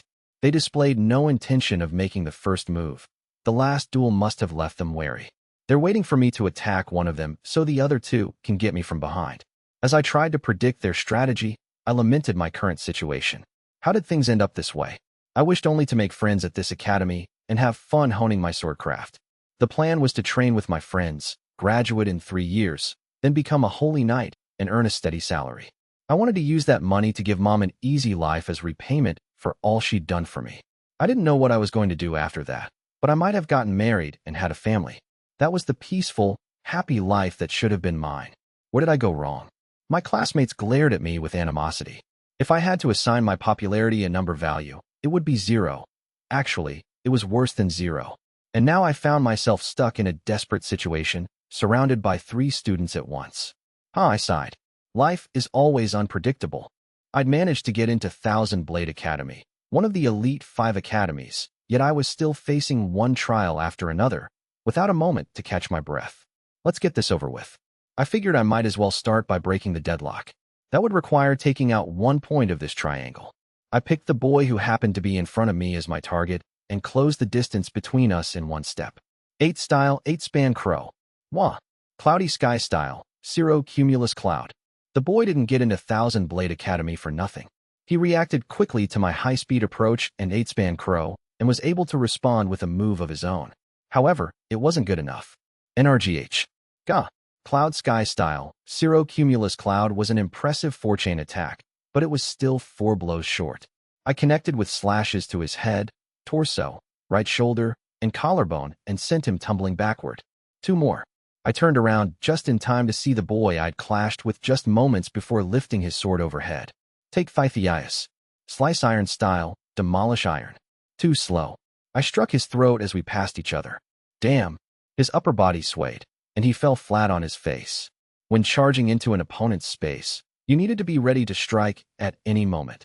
Lifting your sword before swinging it back down took too much time. I'd now taken 2 of them out without injury. Sorry, guys, I'll take it from here. The voice of the last boy rang behind me. He's too close behind me to dodge. His position on me was so advantageous that there was nothing I could do to avoid him. New moon-style secret technique. Moonlight strike. Look out, Alan. Dodge it. I heard Leah and Rose call out as the boy's sword sped by my ear. I wasn't worried. He was standing in range of my trap. Second style, hazy moon. Huh? Gah. A powerful slice struck him in the stomach, and he collapsed with his eyes wide in astonishment. Phew. It's finally over. My prediction of how the battle would end had been entirely accurate. I knew I would be attacked from the spot behind my back, so I prepared a counterattack beforehand. Suddenly, I realized that I'd been doing nothing but fighting recently. I want to take it easy and swing my sword in peace. That was what I thought as I sheathed my blade. After repelling the 3 boys, I turned to my classmates, who had been watching the bout in attentive silence. That was amazing, Alan. How did you do that last slash attack? I couldn't even see it. Please teach me. Hold on. I'm way more interested in the 8-chain attack he used at the beginning of the fight. He took on all 3 of them and won without a scratch. Incredible. Congratulations. They showered me with praise and applause. Huh? Thanks. I bowed awkwardly. I'd never been treated this way before. Good job, Alan. What kind of trick was that last attack? Leah and Rose walked up to me together. Thanks, Leah. Last attack. Do you mean Hazy Moon, Valencia? Rose nodded enthusiastically. Oh yeah, Leah is the only one who's seen it. I explained Hazy Moon in simple terms. Rose silently listened with great interest. And that's how it works. Hazy Moon is a preset slash attack. Huh, that's really interesting. Thanks for explaining, she replied with a wide grin. I still think that move is unfair myself. Leah complained under her breath. She'd been listening quietly next to me with her arms crossed, likely reflecting on the duel from the previous day. Really, personally, I thought you could see the spot where I prepared the move if you strained your eyes a little, and it was difficult to set it in the first place without my opponent noticing. It seemed to have plenty of drawbacks to me. Well, I couldn't expect everyone to share the same opinion. There was nothing more to say about that. We continued our pleasant conversation until we heard something. Ugh. Ouch. I heard that. The 3 boys I just trounced sat up slowly. They must be in really good shape if they can move already. They were Thousand Blade Academy students, after all. They hadn't only honed their sword craft, but their bodies as well. Are you all okay? I asked. I thought it would be rude to merely watch, so I reached out a hand to one of them. He gave me a long, sharp look. The boy grabbed my hand and got up unsteadily. The other 2 struggled to their feet on their own, and then all 3 of them stood to face me. Oh, come on. I really don't want any more fighting. I eyed them uneasily as I waited to see what they would do next. I'm sorry. I hope you can forgive me for my rude remarks, he said, bowing deeply. I was caught off guard. The other 2 followed suit and bowed as well. Sorry. It seems we were blind to your skill. You are more than fit to represent us, Alan. I have no right to ask this, but I hope you can forgive the hurtful things I said. Maybe they weren't such bad guys after all. Don't worry about it. I already think nothing of it.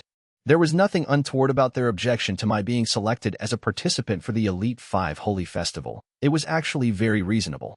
I could tell from our match that they rigorously refined their swordcraft every day. I've heard that classes are so strict at prestigious swordcraft academies that they're like a living hell. Those 3 overcame that hardship with incredible effort, which paid off with their admittance into Thousand Blade Academy. Despite that, The Academy had not selected them as participants for the Elite 5 Holy Festival, where they would have been able to show off what they learned in middle school. Instead, a self-taught swordsman from a third-rate, no-name swordcraft academy had been chosen in their place. Can't blame them for being upset over that. It would have been weird if they hadn't been mad. I definitely have them beat in terms of time spent training, though. They devoted their lives to their swordcraft during their 3 years of middle school. However, I'd done the same for over 1 billion years. I'd swung my blade countless times more than them. The 3 boys each let out a long sigh. You bested us not only with your swordcraft, but with your character as well. I've never felt more embarrassed as a man. You can say that again. Alan, would you be willing to put this all behind us? They all extended a hand to me. I'd be glad to. Let's have a great 3 years together. I exchanged a friendly handshake with each of them. Once we finished making up, Chairwoman Rhea cleared her throat. All right. Are we all okay with Alan's participation in the Holy Festival? She looked around the classroom, and everyone nodded. Still, there was one more thing that was bothering me. But what about the students in other classes? They might not be okay with it. It didn't feel right for Class 1A alone to make the call for who got to represent the entire academy. The 3 boys I dueled answered my question. All in Class 1A are in favor. The other classes will fall in line. Classes in Thousand Blade Academy are arranged based on grades. Class 1A is the top one. If we all approve of you, no one will complain. You should be proud. That made sense. Seeing that I was satisfied, the chairwoman clapped her hands. Okay, I'll make the announcement one last time. The participants for this year's Elite 5 Holy Festival will be Leah Visteria, Rose Valencia, and Alan Rodall. Deafening applause followed. Chapter 4. Thousand Blade Academy and the Holy Festival. The next morning, Class 1A gathered in the gymnasium for a practical exam. Man, I knew I was going to be cold in this uniform. The male gym uniform consisted of a white t-shirt and black shorts. It was light clothing for a brisk spring morning. The male students waited for the female students to finish changing, and the door to the women's locker room finally opened. It's so cold. My legs are freezing. Why'd we have to do this so early in the morning? By contrast, the girls were wearing white t-shirts and bottoms that looked more like underwear than gym shorts. Their legs were fully exposed, giving them much less protection from the cold than us. The Elite 5 academies valued tradition and formality, and it was apparently an established rule that girls had to wear this black underwear as part of their gym uniform. Though female students weren't fond of the garment, the academy was showing no signs of budging. As I was staring into space at the edge of the gym, a girl ran up to me. It was Leah. Good morning, Alan. Oh, good morning, Leah. Why did she come all the way here to the edge of the gym? I waited for her to break the silence. So, how do I look? Leah asked, blushing a little and looking down at her outfit. I don't know what to say to that. I inspected her closely from top to bottom. It's just a normal gym uniform.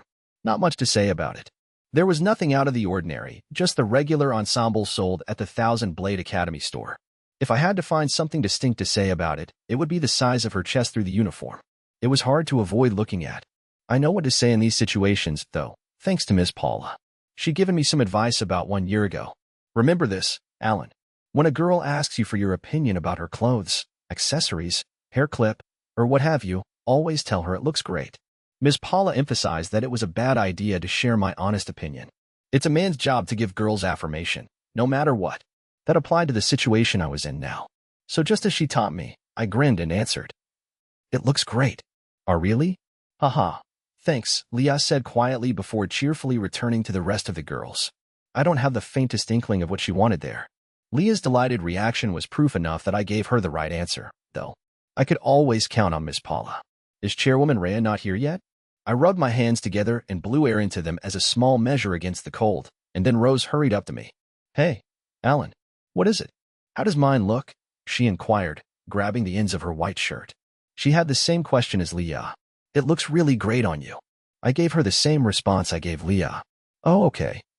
Blushing a little, she returned to the girls, looking satisfied. Is this some kind of ritual I'm unfamiliar with? I wondered, confused. I heard the piercing sound of a whistle. Turning in the direction of the noise, I saw the chairwoman standing in the middle of the gym in her usual black suit. Gather up, Class 1A. The chairwoman's voice was much louder than the whistle. She doesn't need that at all, I thought, jogging over to her. When all of Class 1A assembled around her, she began to speak. Now, I'm sure you're all thinking prickly thoughts like she doesn't need that whistle, but I won't hear it. This is essential for setting the mood. What's physical education without a whistle, am I right? Well, I did see where Rhea was coming from. At Grand Swordcraft Academy, someone was always blowing a whistle while we practiced our swings or ran during basic physical education. She's clearly a morning person. Where does she get this energy? Let's get this practical exam started. She clapped her hands. Just so you know, the use of soul attire is forbidden. The purpose of this assessment is to measure your ability with the sword. Your speed will be tested in 3 categories: the draw strike, the tinfo challenge, and the multi-strike. We'll begin with the draw strike.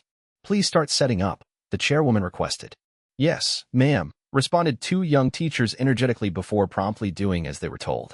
Placing a pedestal on the floor, they set a stalk of bamboo of appropriate length within it, and then repeated the process many more times. Chairwoman Rhea explained the first exercise as they set up for the exam. I'll give you the gist of the draw strike section in case you need it.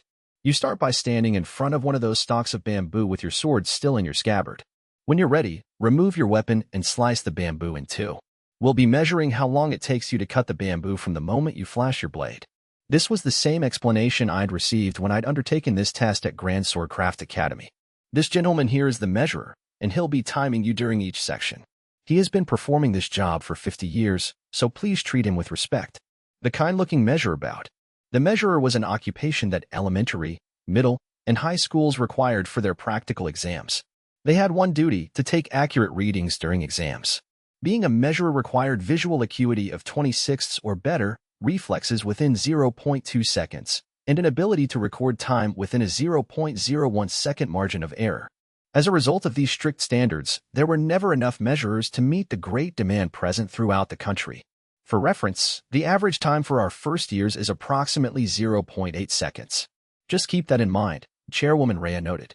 She took a notebook and pen out of her chest pocket to record the results. Let's get moving. First up, Leah Vesteria. Yes, ma'am. After being called first, Leah stood in front of a stalk of bamboo and closed her eyes. Silence filled the room for a few seconds. A sharp flash raced through the air, rending the bamboo in front of her in half. Everyone turned to the measurer. That's 0.5 seconds. Ho, impressive. We billowed in a wave of excitement. Leah's time surpassed the first-year average by 0.3 seconds. All right. Leah made a triumphant pose, then rejoined the rest of the students. Starting off with a time like that is a sign of good things to come. Next up is Rose Valencia. Yes, ma'am. Rose stood in front of the bamboo, bent down, and took a breath.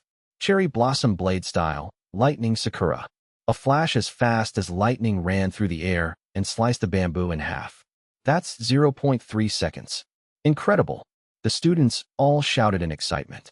Rose's time surpassed Leah's already impressive record by another 0.2 seconds. I win this round. Grr. Leah looked visibly upset as Rose boasted about her victory. They seem like really good friends already. Your cherry blossom blade style never ceases to impress. That was an excellent strike. Next up, Alan Rodall. Yes, ma'am. My turn had finally arrived. Standing in front of one of the pedestals that had a stalk of bamboo set inside, I took a deep breath to prepare. The draw strike. If I recalled correctly, the Academy record at Grand Swordcraft Academy was 1.2 seconds. This used to be my worst section, but now that I'd spent over 1 billion years training, I was curious to see my progress. After I'd calmed my breathing and cleared my mind of all intrusive thoughts, I quickly drew my sword. Yeah, I performed the fastest strike I was presently capable of. Wow, the chairwoman exclaimed in admiration off to the side. That felt great. My strike had to have made a good time. I waited to hear the result. For some reason, the measurer wasn't showing any signs of sharing it. Excuse me, how fast was that? I asked timidly. He replied, dumbstruck. I'd like to learn what my time was. I want to know too. Can you please tell us? The suspense is killing me, said Chairwoman Rhea, asking for the result as well. I don't understand. What are you two talking about? He hasn't cut the bamboo yet, responded the perplexed measurer. I did cut the bamboo, though. I gently poked the bamboo stalk above where I'd cut it diagonally, and the top half fell to the floor. My classmates, who had been watching in silence, all gasped in surprise. In no way. I didn't see that at all. When the heck did he cut it? Wide-eyed, the measurer raced over to the sliced bamboo. Impossible. I've been working as a measurer for 50 years. How could I have not seen a draw strike? Trembling, he repeatedly put the 2 halves of the bamboo together and then pulled them apart again. I might have been worried for his sanity had I not understood why he was doing so. I'm not sure what to do here. It seems my eyes can't perceive that speed. The chairwoman put her hand to her chin and thought, we only have one option here. Please do it again, Alan, but more slowly this time. And more slowly. Yes, please. Okay. Yes, ma'am. I couldn't believe they were asking me to perform a slower draw strike in an exam judged by speed. Once again, I stood in front of a freshly set stalk of bamboo, but only moderately prepared myself this time. I intentionally drew the sword from my scabbard more slowly and severed the bamboo. That's 0.1 seconds. If you were holding back this time, you're an incredible swordsman. The proclamation of the best time so far sent another burst of excitement through the class. Great job, Alan. That's so fast. I thought Liao looked proud, while Rose was chewing her lip in frustration. Let's consider Alan's time temporary for now. We know he can easily beat 0.1 seconds, the chairwoman announced. After that, the rest of the class performed the test, but no one surpassed 0.1 seconds. The next test was the Tenfo challenge. That section measured how quickly we could slice apart 10 dummies placed in a vertical line. I used first style, Flying Shadow. At 2 seconds, it broke the academy record. The final test was the multi-strike. In this section, we were tasked with striking 4 human vital points: the jaw, the heart, the liver, and the solar plexus on an anatomical model. I did it in 1 second using 8 style, 8-span crow. This was yet another academy record, which greatly impressed the chairwoman. That brings today's practical exam to a close. You all did well. The gym is open for the rest of the day, so feel free to take advantage of it for practice swings, mock duels, strengthening your posture, or whatever else. Dismissed, she declared, before leaving the gym. Phew, that was fun. It made me happy to see my progress quantifiably recorded. Relieved the exam was over, I stretched, then saw a male student walking up to me. I recognized him after a moment as the boy who used the slice iron style the previous day. Hey, Alan, that move you used during the Tenfo challenge was called Flying Shadow, right? Yeah, why do you ask? Well, I was wondering if you'd be willing to teach me how to do it. I'll train you in my slice iron school of swordcraft in exchange. Oh, sorry. I'm not a good enough swordsman to teach other people yet, I said, politely rejecting his request. Surely, there's something you can instruct me on. Maybe just a few small tricks? I'm begging you, he pleaded, putting his hands together. It would be rude to refuse him after he asked so desperately. Besides, it wasn't like I was keeping my technique behind Flying Shadow a secret. I actually thought it would be great if other people mimicked it and found ways to improve upon it. Fine. I'm not very good at teaching, so don't expect too much, okay? Seriously. Thank you, Alan. I love you. As if they had been eavesdropping on our conversation, a number of students gathered around us. Hey, what the hell? Don't try to get the jump on us. Alan, show me your moves, too. I don't know if this is worthy repayment, but I'll teach you as many new moon-style moves as you want. I want to learn your techniques, too, Alan. I'll teach you my shimmering water school of swordcraft. Sure, no problem, I replied, gladly accepting everyone's request. Wait, Alan, teach me, too. Me too, please. Leon and Rose ran over a little later than the others and stood at my flanks. We had a nice long chat about swordcraft, discussing how to use Flying Shadow, the essence of the slice iron style, the basics of the new moon style, the movement of the shimmering water style, a trick to speed up your draw strike a little, what I thought about when practicing my swings alone, and more. It was a great time, and we never ran out of swordcraft topics to discuss. Hey, this is what I've always wanted. I was having a friendly conversation with everyone about the swordplay we all loved so much. This was a commonplace occurrence at swordcraft academies everywhere, something I'd always wanted more than anything to partake in myself. During my 3 years at Grand Swordcraft Academy, I was always alone. The horrible bullying I'd experienced had prevented me from chewing the fat about swordcraft with anyone. There hadn't been even a single student I could call a friend. Yet now I was having a serious conversation about the art I loved, surrounded by friends. I'm so happy. I'm so happy. I lost myself thinking about the past and digesting the joy I'd finally obtained. Alan, are you crying? Leah asked, concerned. I noticed that small tear droplets had formed in the corners of my eyes. It seemed I'd gotten a little too sentimental. No, I'm not. I just got a little dust in my eyes, is all. As I exaggeratedly rubbed my eyes, a boy asked a question while waving his blade around like a madman. Hey, Alan, how do you make a slash attack fly? To perform Flying Shadow, you first have to hold your weapon like so. The joy I had longed for since childhood was finally in my hands. The day after the practical exam was the anniversary of Thousand Blade Academy's founding, so we had no classes. All the academy facilities were open despite the holiday.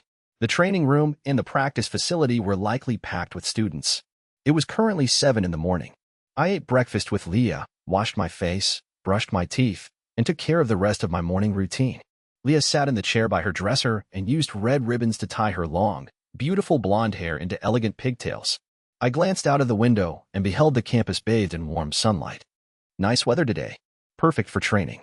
It felt like it had been forever since the last time I'd been able to practice with my sword alone. Lately, I've been going from one duel to another with Leah and the 3 boys, and I'd built up a strong urge to swing my blade. All right, I'm going to train from dawn till dusk today. I finished getting dressed, secured my weapon at my hip, then noticed I had forgotten my water bottle. Phew, that was close. I had just grabbed the water bottle I put in the fridge last night when Leah spoke to me. Hey, Alan, are you free today? She inquired with a cheerful smile. I really wish she hadn't asked me that way. Whether or not I wanted to say I was free depended on what she was going to invite me to. I wished she'd told me her plans before posing the question. How should I answer this? Judging from Leah's cheery mood, she was definitely going to invite me somewhere. I wasn't sure if it would be the training room or shopping in the capital, though. I really don't know how to answer this. I struggled to figure out what to say. Sorry, are you busy? She apologized, looking dejected. Practice is important, but so is spending time with Leah. Spending time with friends. I would be able to swing my sword anytime, any place. But I couldn't say the same about hanging out with Leah. She's also a princess. Vestiria may call for her return at any point. After much consideration, I smiled to put her at ease. I'm free. I don't have anything planned today. She put her hands together happily. Yay. Then let's go eat some ramzak. Ram? What now? I felt like I'd heard that somewhere before. You already forgot? I just told you about it the other day. It's a traditional dish in Vestiria. Oh yeah, I think I recall her telling me about that. There's a delicious ramzak restaurant nearby, so let's go there for lunch. That sounds great. And thus, I had plans set for noon.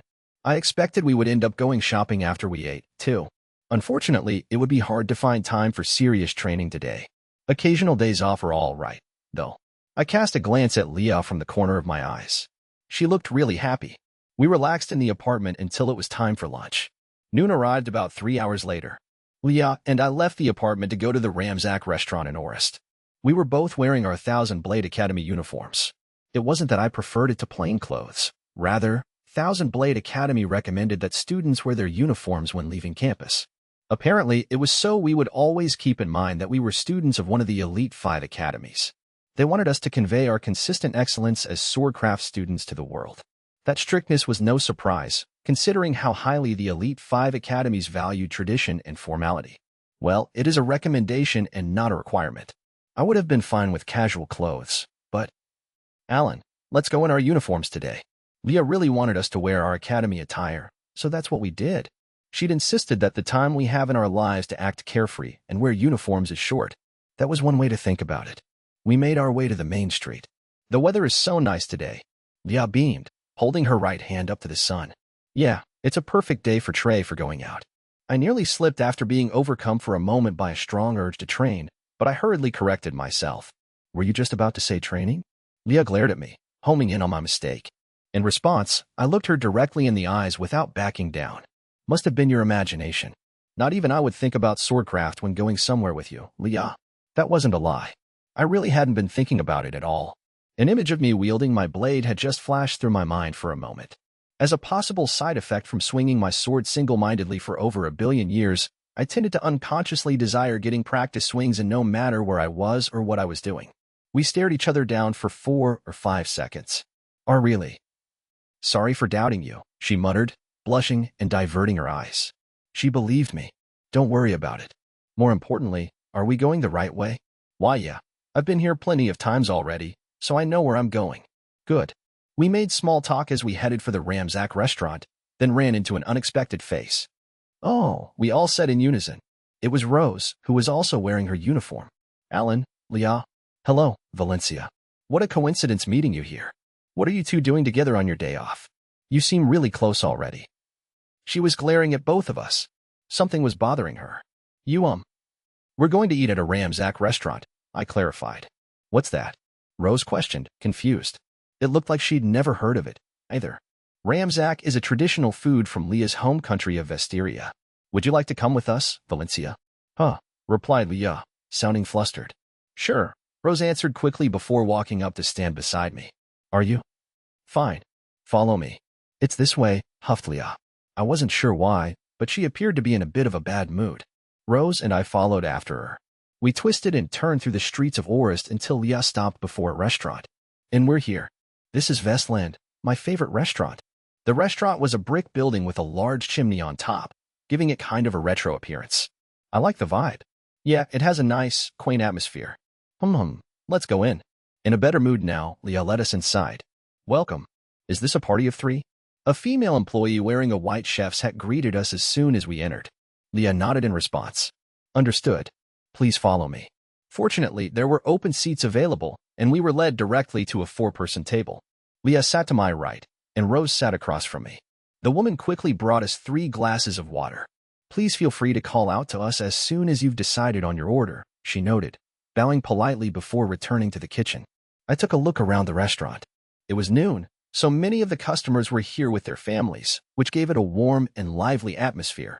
The employees are very polite, and it seems like they have a good customer base. What a nice restaurant. Look, this is Ramzak. Leah pointed excitedly to a picture of the dish printed on the menu. Ooh, that does look really good, I said. It doesn't seem bad, admitted Rose. Going off this picture, Ramzak appeared to be small triangles of pie crust stuffed with beef stew. Pie crust and beef stew. Nothing sounded off-putting about that. In fact, I was eager to try it. There's a lot on the side menu. But do you two want to just get Ramzak this time since you've never been here? Yes, please, I answered. Sure, added Rose. We both nodded, and Leah lifted her right hand. Excuse me. The employee heard her and came right out of the kitchen. Are you ready to order? She asked. Yes. We'd like a Ramzak platter for 3, please, said Leah. Sure thing. We'll have it out for you shortly. The woman politely bowed, then rushed back to the kitchen. They pride themselves on the size of their Ramzak dishes here. The food itself is delicious, too, of course, explained Leah. Huh, sounds good, I responded. I hope you like it, she said. After about 10 minutes of small talk, the food arrived.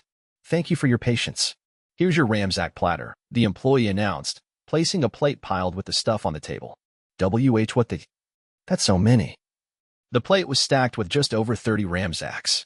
However, the amount wasn't the only thing that scared me. What the heck? These are way bigger than the one pictured on the menu. The triangular pies were as big as 2 clenched fists put together, and they were each fit to burst with beef stew. Normally, the real thing is smaller than the promotional photo. The size of the pastries far exceeded my expectations. I wasn't sure we could down 30 of these. Isn't this amazing? Leah asked, her eyes shining. Rose and I stared in dumbfounded amazement. They do look delicious, but this is kind of a lot, I responded. Yeah, they smell good, but this is a ton of food, added Rose, sharing my sentiment. Let's eat them while they're hot, exclaimed Leah. We all put our hands together and gave our thanks for the food, then grabbed pieces and took a big mouthful. This is heaven, praised Leah. This is delicious, I added. It tastes amazing, agreed Rose. It was pleasantly chewy, and the beef was sweet. The thick stew was piping hot and rich in flavor, while the pie crust had a satisfyingly crisp texture. Ramzak was simply delicious. Right? It's really popular all throughout Vesteria. Leah was overjoyed to see us enjoying a traditional dish from her home country. I continued stuffing my cheeks with Ramzaks until I eventually reached my 10th. Oh my god. This may be the end. I felt like I was waging war on this platter, staring down an army of enemy Ramzak soldiers. I almost fainted in the face of a particularly large one. My dear companion Rose and I had waged a brave battle, but we were in dire straits. She collapsed with her face on the table, tightly clutching a pastry in one hand. This takes me back. Leah was scarfing them down so quickly that they may as well have been nothing but liquid. Yeah, I'm done. Some things were beyond human capability. I knew it was time to give in and abandon my conquest of the Ramzaks. This wasn't fleeing in the face of the enemy, it was a tactical retreat. After abandoning the idea of doing my part to finish the plate, I let out a big sigh and locked eyes with Rose, who had just lifted her head. We stared at each other without saying anything. It was a little uncomfortable, to be honest. I racked my brain for a conversation topic, but she broke the silence first. Something's been bothering me. Why do you call me by my last name? You're not doing that with anyone else. I'm not sure why. Now that I thought about it, Rose was the only person in my class I was calling by her last name. Why am I doing that? It might have been because she acted so mature, so I wanted to be polite. Or maybe it was because I met her under special circumstances at the sword fighting festival. I wasn't sure of the reason, but I'd been using Rose's last name every time I addressed her. It makes us feel like strangers, so please stop, she insisted, glaring at me. If someone referred to everyone by their first name except for me, I'd definitely feel alienated, too. Got it. I'll call you by your first name from now on. Let me hear you say it. Oh, okay. Rose. There you go, Alan, she encouraged, smiling kindly. Since she wasn't typically very expressive, seeing her grin so suddenly really brought out her charm. We continued to stare at each other until Leah interrupted. That was delicious, Leah proclaimed. I noticed there wasn't a single ramsack left from the mountain we'd been given. The enemy had been soundly defeated. Amazing. I sat there in stunned silence, unable to comprehend that she'd finished so much food on her own. Come on, let's go to the next store. She got up and walked briskly over to the cashier. I didn't know if it was my imagination, but it looked a little like her feelings had been hurt. Hey, wait up, Leah. TCH. Rose and I chased after her. After having our fill of Vestirian delicacies, we checked out a bunch of spots around town, including an aquarium, a candy shop, a general store, and a boutique. Leah and Rose were both as enthusiastic as you would expect for girls their age. It was very cute. We were currently in the most famous jewelry store in all of Orist. Wow, that's so pretty. Look at this, Alan. Leah gawked, showing me a diamond ring on her hand. Yeah. It looks good on you. I responded with an awkward smile. Alan, how do I look? Rose asked, wearing a platinum necklace while balancing a pendant in both hands. Those are pretty. They look great on you, but make sure not to drop them, okay? I answered in a panic. These items were all for sale, and a store employee was enthusiastically encouraging the girls to try them on. I would have bet that the employees knew Leah was a princess of a neighboring country and that Rose was the famed bounty hunter. It was obvious from how fervently they were pushing the two to make a purchase. I slowly followed behind the two girls, being very mindful of the products on display around us. Leah and Rose aren't fazed at all by this place, considering how rich they are. If I happened to break one of the items in here, that would be the end for me. I would be burdened with debt so massive, there was a chance I would have to withdraw from the academy and probably also have to look for a job immediately. There's no way I'd let that happen. I wouldn't be able to look Mom and Ms. Paula in the face. Feeling as anxious as I'd been in my entire life, I weaved through the store one step at a time. What terrified me more than anything was the total lack of price tags on any of the products. They're probably expensive enough to make me faint on the spot. A little while later, I sat down on a bench at the end of the store, overcome by massive mental fatigue. Sorry, I'm going to take a break. I'm a little tired. I called out to Leah and Rose from a bit of a distance. Are you okay? I had no idea you were getting tired. Are you ill? Still clad in very pricey jewelry, they both rushed over to me. I am okay. I just got a little dizzy, I swear. You two just relax and have fun. And please be careful not to break any of those things. I yelled, putting up both hands to stop them from running. Why, you're really okay? There's no need to act tough for us. Don't worry about me, please. I'll be fine after a little rest. It seemed that I finally convinced them. If you say so, tell us right away if you're feeling sick, okay? They turned around and resumed, making friendly conversation. Hey, Rose, how many months' salary do you want him to spend? The standard 3. 3 is ideal, but the thought is most important. I honestly wouldn't mind if he didn't give me one, worst-case scenario. Wow, you'd be a surprisingly devoted partner. You think so? I had no idea what they were talking about, but it looked like they were having a lot of fun. I didn't realize until today what great shape they're both in. We'd been standing and walking for hours at this point, but Leah and Rose still had plenty of energy. To be fair to myself, I had just been subjected to a significant mental burden, but I wouldn't have thought I'd be the first to go down. I wonder if it's because I'm not used to shopping. As I was watching them absent-mindedly, the store's windows suddenly shattered, and a piercing siren began to blare. What the heck? Quickly turning toward the windows, I saw 10 sword-wielding men with black masks step into the store. Don't move. Everyone, shut up and put your hands in the air. They were obviously burglars. Did this have to happen now? I have such bad luck. I decided to comply with their orders for the time being. There were many unarmed civilians here among the customers and employees. Making the wrong move and provoking the crooks could lead to disaster. After gaining control of the store, the robbers handed a leather bag to a female employee and put a sword to her throat. Fill this with all the jewelry you have, woman. Please don't kill me. She shook her head weakly, unable to stand due to fear. TCH, useless bitch. Ah. One of the burglars sliced the woman in the back with his sword. I shot up immediately. I was going to overlook the robbery to prioritize the safety of everyone here, but if they were going to hurt people, I needed to act. Rose and I drew our swords at the same time, and Leah produced her soul attire. Conquer, Dragon King Fafnir. Leah shouted. She produced a beautiful crimson sword, and black and white flames danced all around her. Who the hell are you all? The burglars turned their attention to us. 8 style, 8-span crow. Cherry blossom blade style, Sakura flash. Hegemonic style, hard strike. We all leaped into action simultaneously and overpowered our foes with a wave of strong attacks. Gah! What the hell? Monsters. We took out 9 people with our first move. That left just 1. Who are these little? Damn it. The last burglar grabbed a jewel on display and took off as fast as he could. Stop. You're not getting away. Leah and Rose began to take off after him. Ugh. However, they came to a halt when the injured female employee groaned. She's the first priority. We have to let him go. As they both sheathed their swords in regret, I raised mine overhead. Don't worry. He's still in my range, I reassured. There was no way I could let him get away with this. First style, flying shadow. I sent a slash rippling through the air in a straight line. Gah! It struck the burglar directly in the back of the head, instantly knocking him unconscious. It was the next day. An article was printed in the newspaper with the headline 1000 Blade Academy students stop jewelry store burglary. I had no idea when the clear picture that accompanied the article was taken. It was a magnificent shot of Leah and Rose bravely wielding their swords. The image of 2 girls with unrivaled beauty springing to action in the face of danger was stirring. As for me, though, I'm so small. I was only visible as a tiny speck behind Leah and Rose.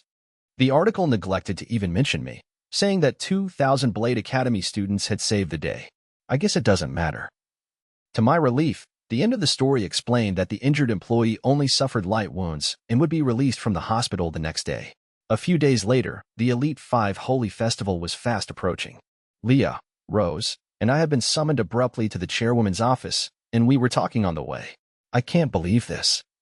She interrupted our lunch, pouted Leah. Just as she complained, the 3 of us had been enjoying a meal together when we were suddenly called over the Academy's intercom. Hey, calm down. You know anger clouds judgment, and Chairwoman Rhea is a busy person, I chided. The chairwoman was certainly unique, but she was one of the most powerful people in the country. On top of being the head of one of the Elite 5 academies, she was inexplicably serving as the homeroom teacher for Class 1A. Busy probably didn't begin to describe her schedule. I'm sure she is, but she didn't have to call us during our break, Leah growled in frustration. Ahaha. Well, this is just one of those days, I responded. Leah clearly cherished our lunchtime together. We kept chatting as we headed down a long hallway to the chairwoman's office. This is probably about the Holy Festival being held this weekend. The 3 of us being summoned together all but confirmed that. The Academy matchups had also been announced in today's paper. 1000 Blade Academy's first opponent was going to be Ice King Academy. Admittedly, the name Ice King Academy doesn't really mean anything to me. I didn't know of any famous students attending the place, what kind of swordcraft academy it was, or what its accomplishments were. I really couldn't tell you a single thing about it. That wasn't unique to Ice King Academy. I honestly didn't know anything about any of the other Elite 5 academies, either. Before pressing the 100 million year button, they might as well have existed beyond the clouds above my head. Most people didn't go out of their way to study up on things that would have no relevance to their lives. I'd always thought that if I had time to research something trivial, I would be better off spending it getting a few more practice swings in. Still doesn't feel real that I'm participating in the Elite 5 Holy Festival. Life is truly unpredictable. I'll just do the absolute best that I can. I wanted to give my all in this competition, to at least ensure I didn't hold Leah and Rose back and sully the name of 1000 Blade Academy. The door to the office was black and projected a dignified aura.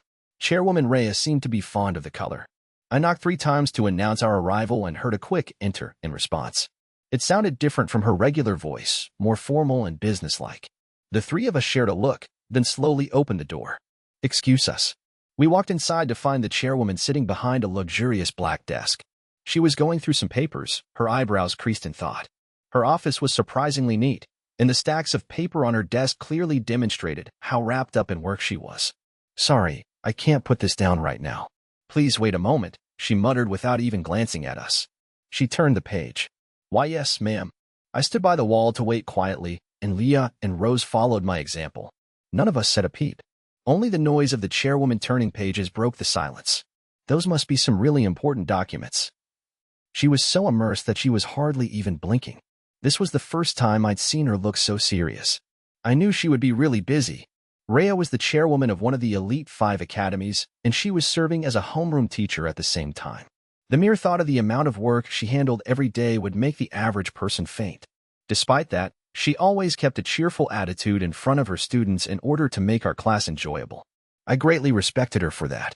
She's such a professional. I found myself thinking she looked cool as we waited. Phew.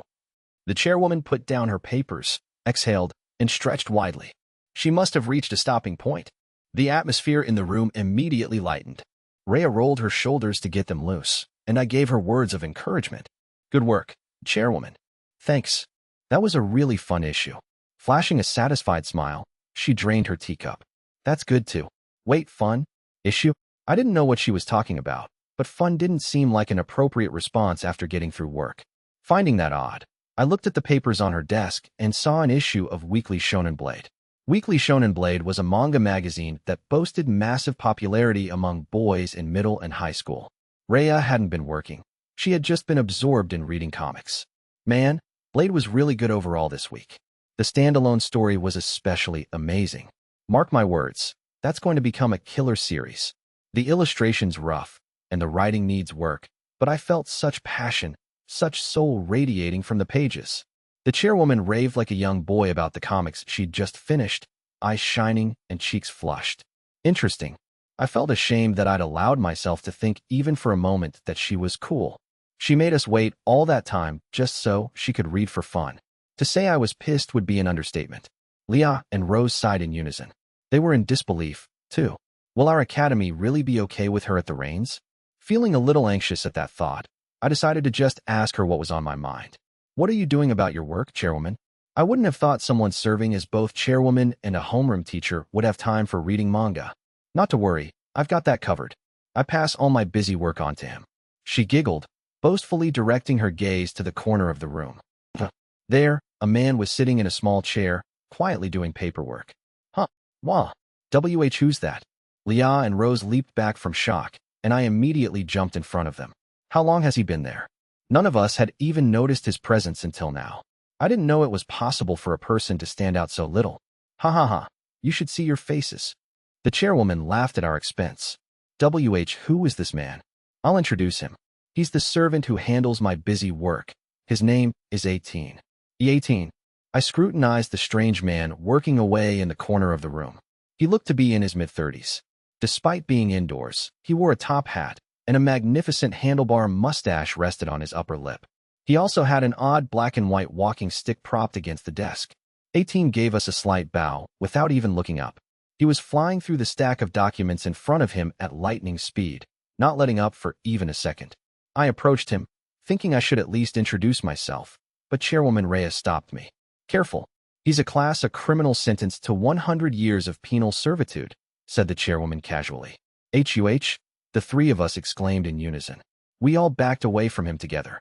His prisoner number is 0018, so I call him 18. That's clever, right? The chairwoman heaped praise on herself for her perfect naming sense. Rhea, what the heck are you doing pulling people out of prison? Asked Liao accusingly. 18 is my servant. He carries out a wide range of tasks for me, including document preparation, handling my contacts, adjusting my schedule, and more, she boasted, as if she had nothing to be ashamed of. That explained why she had so much free time. She was delegating all her labor to 18. 100 years of work is a heavy punishment. What exactly did this guy do? Asked Rose. He peeped. The chairwoman answered without hesitation. I certainly didn't see that answer coming. By peeping, do you mean, like, spying on girls in the locker room or in the bath? That kind of peeping? I asked for confirmation. Yeah, exactly. This fellow has a great fondness for the female form, especially when it comes to young girls in their teens. Before his apprehension, he devoted his life to traveling around the country's various academies to commit his crimes of indecency. According to testimony, he's peeped in this academy's bathhouse on numerous occasions. Chairwoman Rhea explained. Leah and Rose scowled at 18 as if he were a piece of disgusting trash. What a scumbag, growled Leah. An enemy of women, concurred Rose. Their eyes were full of contempt. They clearly wanted nothing to do with him. Nevertheless, there was one thing that didn't make sense to me. Peeping is definitely an intolerable crime, but does it really deserve 100 years of penal servitude? That much time was basically a death sentence. I'd never heard of anyone receiving such a harsh punishment for voyeurism. To put it simply, 18 is a graduate of this academy. It should be evident how talented a swordsman he is. Though he was occasionally caught in the act, most holy knights were no match for him, so he peeked hundreds of times before he was finally arrested. He sounded like a truly elite peeping Tom. Whenever they did actually manage to throw him into a prison cell, he would simply break out. Apparently, he would tear off the iron bars with his bare hands or use the wooden chopsticks he would receive with lunch as swords to slice through the wall. The chairwoman shrugged in disbelief. Between all the time he spent being a voyeur and busting out of jail, his sentence built up to 100 years. I see. 18 was both a pervert willing to put his life on the line for a sick thrill and a very talented swordsman. What are you doing letting someone like him go unchecked? Leah yelled, voicing a reasonable objection. Rose nodded in agreement.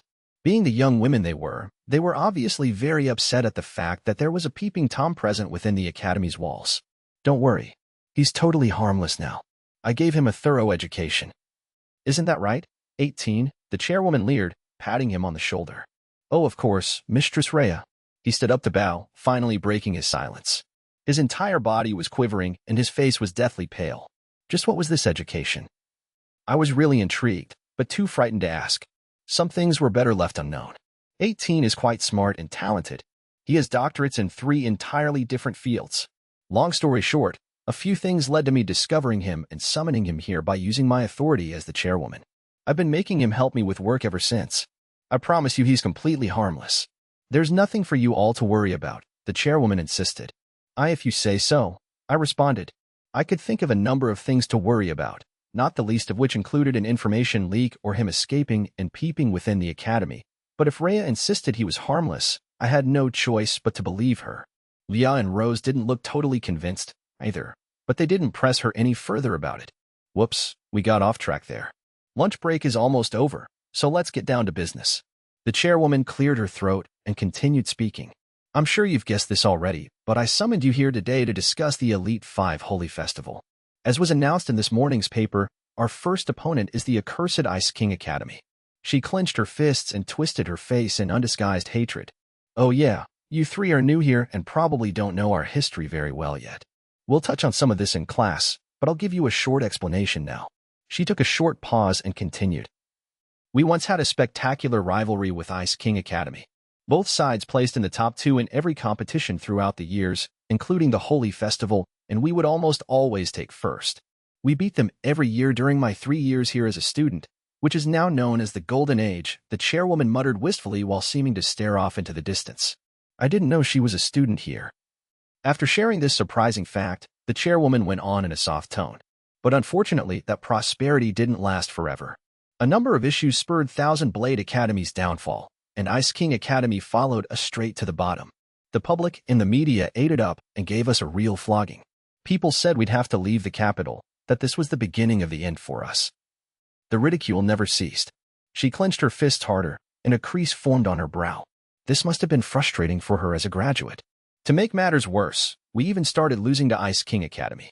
As you can see here, we've been placing last in every single tournament, and every time, we're 1 spot behind Ice King Academy. Chairwoman Rhea placed a paper on the desk with the results for the Elite 5 Holy Festival and all the other tournaments. She's right. While the order of the top 3 academies changed every year, the bottom 2 academies didn't budge at all. For more than a decade, Thousand Blade Academy had finished last, and Ice King Academy had finished 4th in every tournament. Our 2 prestigious academies dominating 1st and 2nd place every year is now a thing of the past. Worst of all, once we came to occupy last place in every tournament. She paused briefly and then continued without a breath. Those jerks at Ice King Academy began to think they're better than us. They've been rubbing it in our face at every turn, surely as a way to vent their pent-up frustration from finishing 2nd for so long. Thousand Toothpick Academy, the shame of the Elite 5. The insults never let up. They showed their true colors as soon as we had a moment of weakness, she ranted. That's unbelievable. We can't let them get away with that. I wasn't surprised to see Liao react that way, but even the level-headed Rose was showing anger. After the chairwoman finished her spiel, she took 2 or 3 breaths and summarized the situation. So what I'm saying is that we can't lose to Ice King Academy, no matter what. This is the first tournament since I took over as chairwoman. I want an overwhelming victory that will put those bastards in their place. Liao and Rose nodded in agreement. Last night, I pulled an all-nighter to come up with the best possible lineup for the tournament. Take a look at this. The chairwoman slapped a paper labeled participants list down on the desk. It read as followed. First, Alan Rodal. Second, Rose Valencia. Captain, Liao Vesteria. This is actually pretty reasonable for her. I feared she might have gotten carried away and put us in some totally nonsensical order, but it appeared that cooler thoughts prevailed. My role as the first will be to reveal the fighting style, moves, and attack patterns of our opponents. Of course, my #1 priority would be winning. But if that proved difficult, I would switch my strategy to try to stave off defeat as long as I could and lay bare as much information about my opponent as possible. That was the minimum the first needed to accomplish. Rose was the second. As the sole inheritor of the cherry blossom blade style, she was the ace of our team. In the case that I lost the first match, she would fight the other teams first while making use of what we learned from my fight. From there, her goal would be to ride that momentum and take down their second and captain. The outcome of the match would hinge on her performance. Liao rounded out our team as the captain. As the only one of us who could produce soul attire, her strength and adaptability was perfect for the role. She would be unbeatable if not for her tendency to get careless and cocky. In short, as the first, I need to exhaust the enemy as much as I can. As the second, Rose would enter the match after me. And as the captain, Liao would finish the job. It's a solid lineup.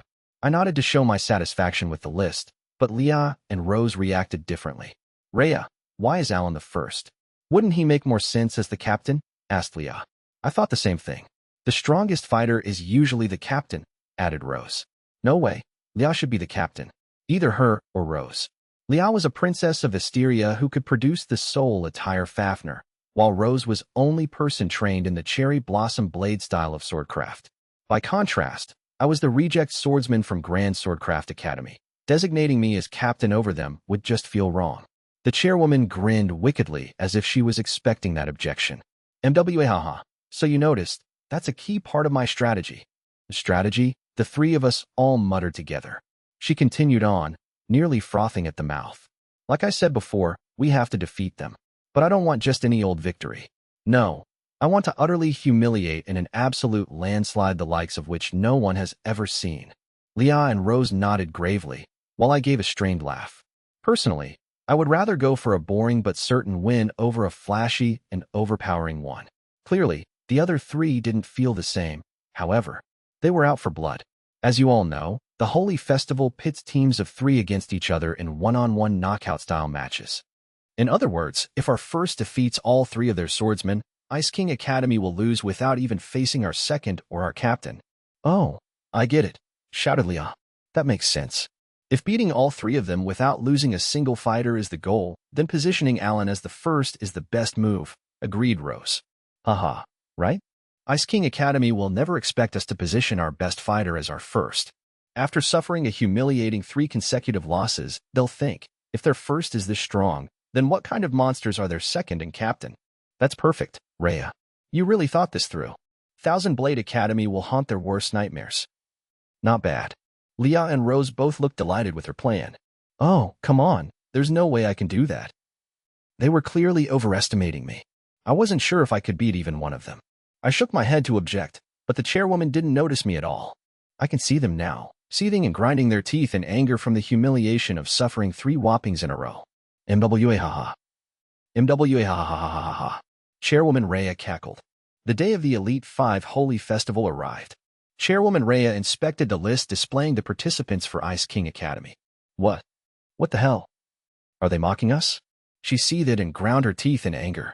Chapter 5. Ice King Academy and a Battle to the Death. A large sheet displaying the participants from each academy was posted on the bulletin board. The Ice King Academy column said the following. First, not applicable second, Kane Material Captain, Shido Jukurius. Without even having to ask, I knew the chairwoman was angry with the not applicable. Having one less person than the other team in a 3-on-3 knockout competition was a huge handicap. If you intended to take the match seriously, leaving a position empty was not an option.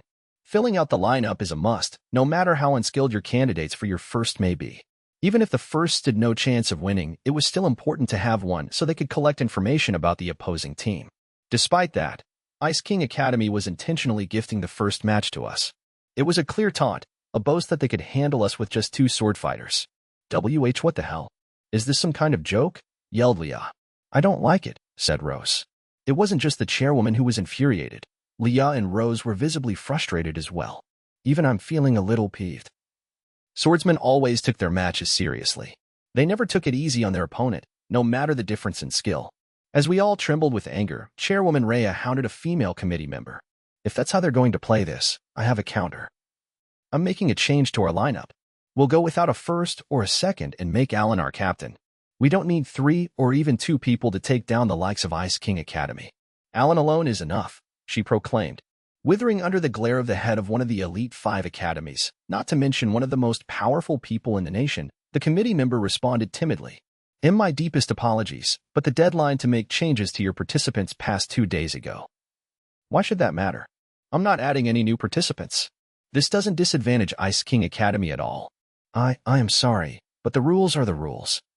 The woman's voice faded to nearly a squeak in the face of the chairwoman's wrath. She shouldn't lose her temper right here. I was about to try to calm her down, but got interrupted. What a sad sight. It's always people who know they have no chance of winning who take out their anger on others. A woman waltzed up to us, snickering at Rhea. What was that? Is that you, Ferris? Long time no see, dear Rhea. This woman was apparently Ferris Dorhane, the chairwoman of Ice King Academy. She wore a white and blue kimono that was as beautiful as snow. Her long, light blue hair was tied into an elegant side bun and accented with an ornate hairpin modeled after a snowflake. Her skin was as clear as ice. Slanted, fox-like eyes completed her gorgeous face. She must be in her late 20s. She looks a little older than Chairwoman Rhea. 2 male students stood behind her. They were most likely our opponents today. Veins bulged on Chairwoman Rhea's head. She turned to Ferris and cracked her knuckles. You've really outdone yourself this time, Vixen. I never would have dreamed you would pull such an underhanded trick. Oh, Rhea, my dear, underhanded is surely an exaggeration. We simply chose the number of participants we believed most appropriate. Got that, musclehead? They exchanged cutting insults for quite some time, their false smiles never leaving their faces. What's with all that makeup? Joining the circus, spat Rhea. Shut up, pea-brain. Ferris shouted in return. They sounded like elementary school girls in a shouting match. To think they're in positions of power in this country. I feared Leangard's future had dark clouds on the horizon. Take note, Vixen. Today it will mark our return to the glory days of Thousand Blade Academy. Talk all you want. You'll be in tears when we're done with you. They both spun away from the other with a humph. It seemed their elementary school standoff had reached a momentary conclusion. Shido, Kane, let's go. Okay. Yes, ma'am. Ferris walked toward the Ice King Academy waiting room with the 2 boys in tow. We should get moving too, Alan, Leah, Rose, announced the chairwoman. We then headed for the Thousand Blade Academy waiting room. With about 30 minutes to go before the beginning of the first match, we started on our final preparations. As soon as we entered the waiting room, the chairwoman began to speak with a grim expression lining her face. Ferris has a number of reasons for submitting that insulting lineup. She did it to provoke us, right? Asked Leah. Yeah, that has to be it, agreed Rose. The chairwoman nodded. That's surely one of the reasons. But it's more likely that her true intention is to use this as a show of strength. You mean, a show of strength for us? Leah asked. Rhea shook her head. No, I don't think it's for us. She's probably issuing a challenge to the 3 higher-ranking Elite 5 academies. We're strong enough to defeat Thousand Blade Academy using only 2 swordsmen. We're different this year. That's the message she wants to send. What the hell? She's not even thinking about us, exclaimed Leah. She really isn't taking us seriously, muttered Rose. The chairwoman continued to elaborate. Ferris is cunning and treacherous, and she hates losing just as much as I do. She wouldn't use just those 2 unless she had full confidence they would win. That Vixen's trust is not easy to earn, so they must be no ordinary swordsmen, she scowled. Anyway, get yourself ready, Alan. Today's opponents will be talented duelists the likes of whom you've never faced before. Yes, ma'am, I answered. We heard the announcer begin to speak right after we finished talking. The moment you've all been waiting for has finally arrived. The first match between Thousand Blade Academy and Ice King Academy is beginning. The Elite 5 Holy Festival was about to start.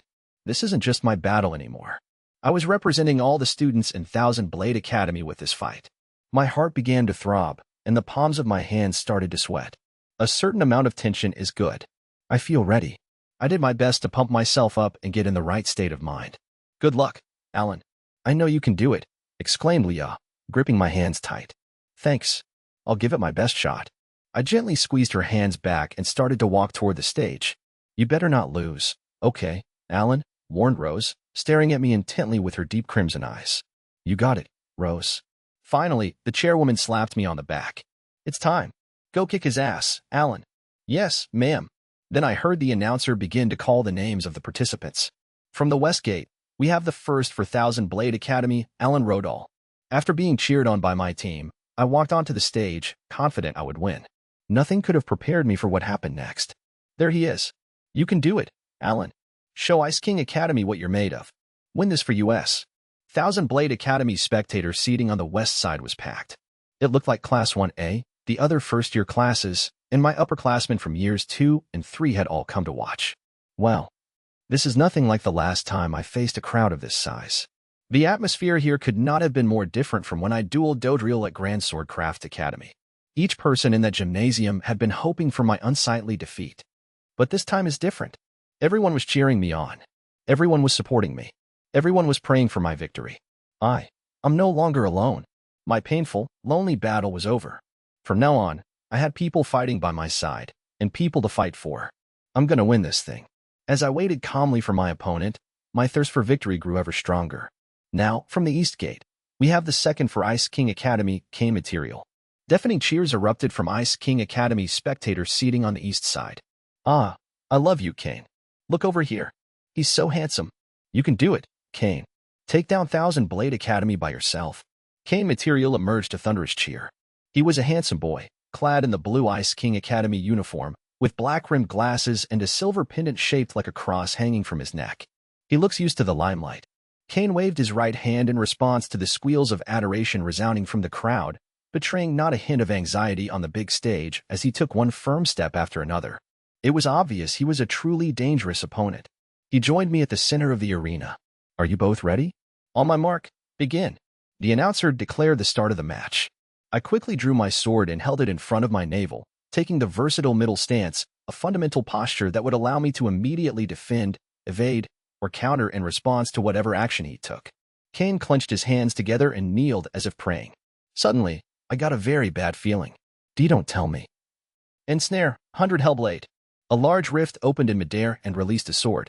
The blade was twisted to look like a clock hand, and it emanated some kind of repulsive pressure. Soul attire. I was stunned. The captain being able to produce soul attire wouldn't have been surprising, but I never would have expected their second to also be capable of the feat. Kane stroked his sword lovingly and gave me a sharp look. The time of judgment has arrived. You're finished. Not giving me any time to collect myself, he charged at me immediately. He's fast. Kane was every bit as skilled as you'd expect of someone representing one of the Elite 5 academies. It wasn't just that he could produce soul attire. His physical ability was at a high level as well. His speed was greater than Leah's, albeit inferior to Rose's. Face divine judgment. Rushing toward me as fast as he could, he thrust his sword straight ahead. He's definitely fast, but he's leaving himself open to attack. On his current course, his sword would only graze my shoulder. My weapon, however, would gouge his chest. The reward is worth the risk. I would lose the battle, but win the war. Steeling myself for a certain amount of pain, I took one step forward. No, Alan. Dodge. I heard Chairwoman Rhea cry out. Too slow, yelled Kane. The tip of his sword lightly pierced my skin. Farewell, you sorry fool. My consciousness faded to black. When I came to, I found myself standing in an unfamiliar setting. Where am I? I was fighting Kane in the Holy Festival, and then... Right. I fainted after being cut by a soul attire. I looked around and found a small, slightly dingy house. One more thing caught my eye. There were numbers in the sky. Year 99, month 12, day 31, 23:59 and 42 seconds. The seconds were ticking down one by one. It was probably a clock displaying the amount of time this world had left. This couldn't be the world of time, could it? The atmosphere of the place slightly resembled it. I assume this happened because of an ability of his soul attire, 100 Hellblade. From what I could gather, that ability trapped any person slashed by the sword in this place for 100 years, only letting them out when the clock hit your 0 month 1 day 0 o'clock. Welp, might as well give it a try. If this was indeed the same as the world of time, or at least similar in structure, I expected I would be able to cut through it. Concentrating only moderately, I brought my sword down without using anywhere close to my full strength. The air my blade passed through swayed massively. All right, it worked. That meant I could break out of here whenever I wanted. But that would feel like a waste, though. I'd just been gifted 100 years. There was no way I would let it go to waste. I should explore the surrounding area first. Since this was both my second time dealing with this kind of experience, and because I had already confirmed I had a way out, I was able to remain calm. I spent an hour investigating things. I concluded that this realm was also a small sphere. Leaving the rundown house and walking in a straight line quickly brought me to the house's back door. Fortunately, I was relieved to find that the house provided me with everything I would need to live, even if it was all poor quality stuff. I had the bare minimum of food, a bathtub just barely large enough for me to stretch my legs in, and an old futon and blanket. That works for me. It wasn't as luxurious as the world of time, but it was more than plenty to live on. I now had a handle on my current situation. All right, time to practice. You didn't get this chance every day, so I decided to make full use of this world, knowing that I could leave whenever I pleased, put my mind at ease. Since I didn't feel trapped by fear, impatience, distress, or any other negative emotions, I could focus on my swordcraft without distraction. I swung my sword every single day for the next 10 years. Before every slash, I would calm my breathing, raise my blade, and swing it back down. I'd repeated that movement trillions of times in my life. Each swing seemed to cleanse my heart. This is bliss. With no one to interfere, I trained in absolute peace. Nothing else satisfied me like this. I ate, slept, and waved my blade. I was truly living the life. But there was one thing that never stopped stressing me out. I only have 90 more years. I couldn't stop worrying about my remaining time. The clock in the sky read year 89 month 7 day 10, 1915, so I already had less than 90 years left in this world. There are still so many things I want to do. I need to hurry. I reached 20, 30, and then 40 years in this world at what felt like lightning speed. Shortly after I surpassed 50 years, the fruits of my training began to show. Cherry Blossom Blade Style, Sakura Flash. Slice Iron Style, Rust Remover. Cloudy Sky Style, Cirro Cumulus Cloud. I thought back on the basic principles, forms, and essences of the schools of swordcraft my classmates in Class 1A told me about, and succeeded at recreating their techniques. Though I had to rely on my memory of watching Rose to teach myself the Cherry Blossom Blade Style, I was able to pick up on it surprisingly quickly. However, I was still hopeless when it came to producing soul attire. I just didn't know the method to call it forth, nor did I understand how I should train to enable myself to create it. I wonder if we'll get to it in class soon. I spent that day, too, swinging my sword in silence. At last, the clock eventually reached year 0 month 1 day 0 o'clock and 1 second. 1 second later, the world began to noisily crumble around me. No way. It's already over. My time here really passed by in a flash. The first 100 million year loop had irrevocably altered my sense of time. A century now felt way too short. I haven't done a tenth of what I wanted to do yet. I couldn't wrap my mind around it. I satisfied my desire to swing my sword, but I want to train so much more. I tried to think of a way to stop the world from dissipating, yet no matter how much I racked my brains, I couldn't find an answer. That shouldn't have been surprising. After all, swords were made for cutting, not putting things back together. Guess I have no choice but to give up. I sighed as the realm around me continued to fall apart. Then an idea suddenly flashed through my mind. No, there's still a chance. I don't know for sure that this is over. Maybe this world looped every 100 years, just like how pushing the 100 million year button allowed me to repeat the experience. It was too early to abandon hope. Please, please. I closed my eyes in prayer, then slowly opened them again, and saw Cain expelling his soul attire. I'm clearly back in the real world. Unfortunately, the 100 years of bonus time had not looped. Sigh. That would have been way too good to be true. I slumped my shoulders in disappointment, while Ice King Academy's section of the venue burst into applause. He's amazing. He beat him in one hit. I love you, Cain. Keep it up. Haha. Thousand Blade Academy is surely going to withdraw. They have to be shaking in their boots after that match. They were all as jazzed as if Kane had already won. What's going on? As I was trying to wrap my mind around the situation, the referee approached me with a look of pity. 100 Hellblade is a truly dreadful soul attire. It's a real shame to see it used on someone so young. Should I declare you incapable of continuing? I couldn't fathom why, but he looked at me sympathetically as he gently recommended that I withdraw. Why would I want that? We're just getting started. I hadn't done anything yet. Withdrawing now would be a joke. Huh? The referee's eyes widened in shock. Why, you can talk? Can you actually do this? Are you in a sound mental state? Huh? I don't really know what you mean, but I'm gonna keep fighting, okay? You understood, he acknowledged and quickly trotted off the stage. I gazed at Kane, who seemed to already think he had won. Inexplicably, he had sheathed his sword and turned his back on me. Attacking an opponent while their guard is down isn't exactly honorable, but we are in the middle of a match. Choosing not to take advantage of such a clear opening was an insult to your opponent.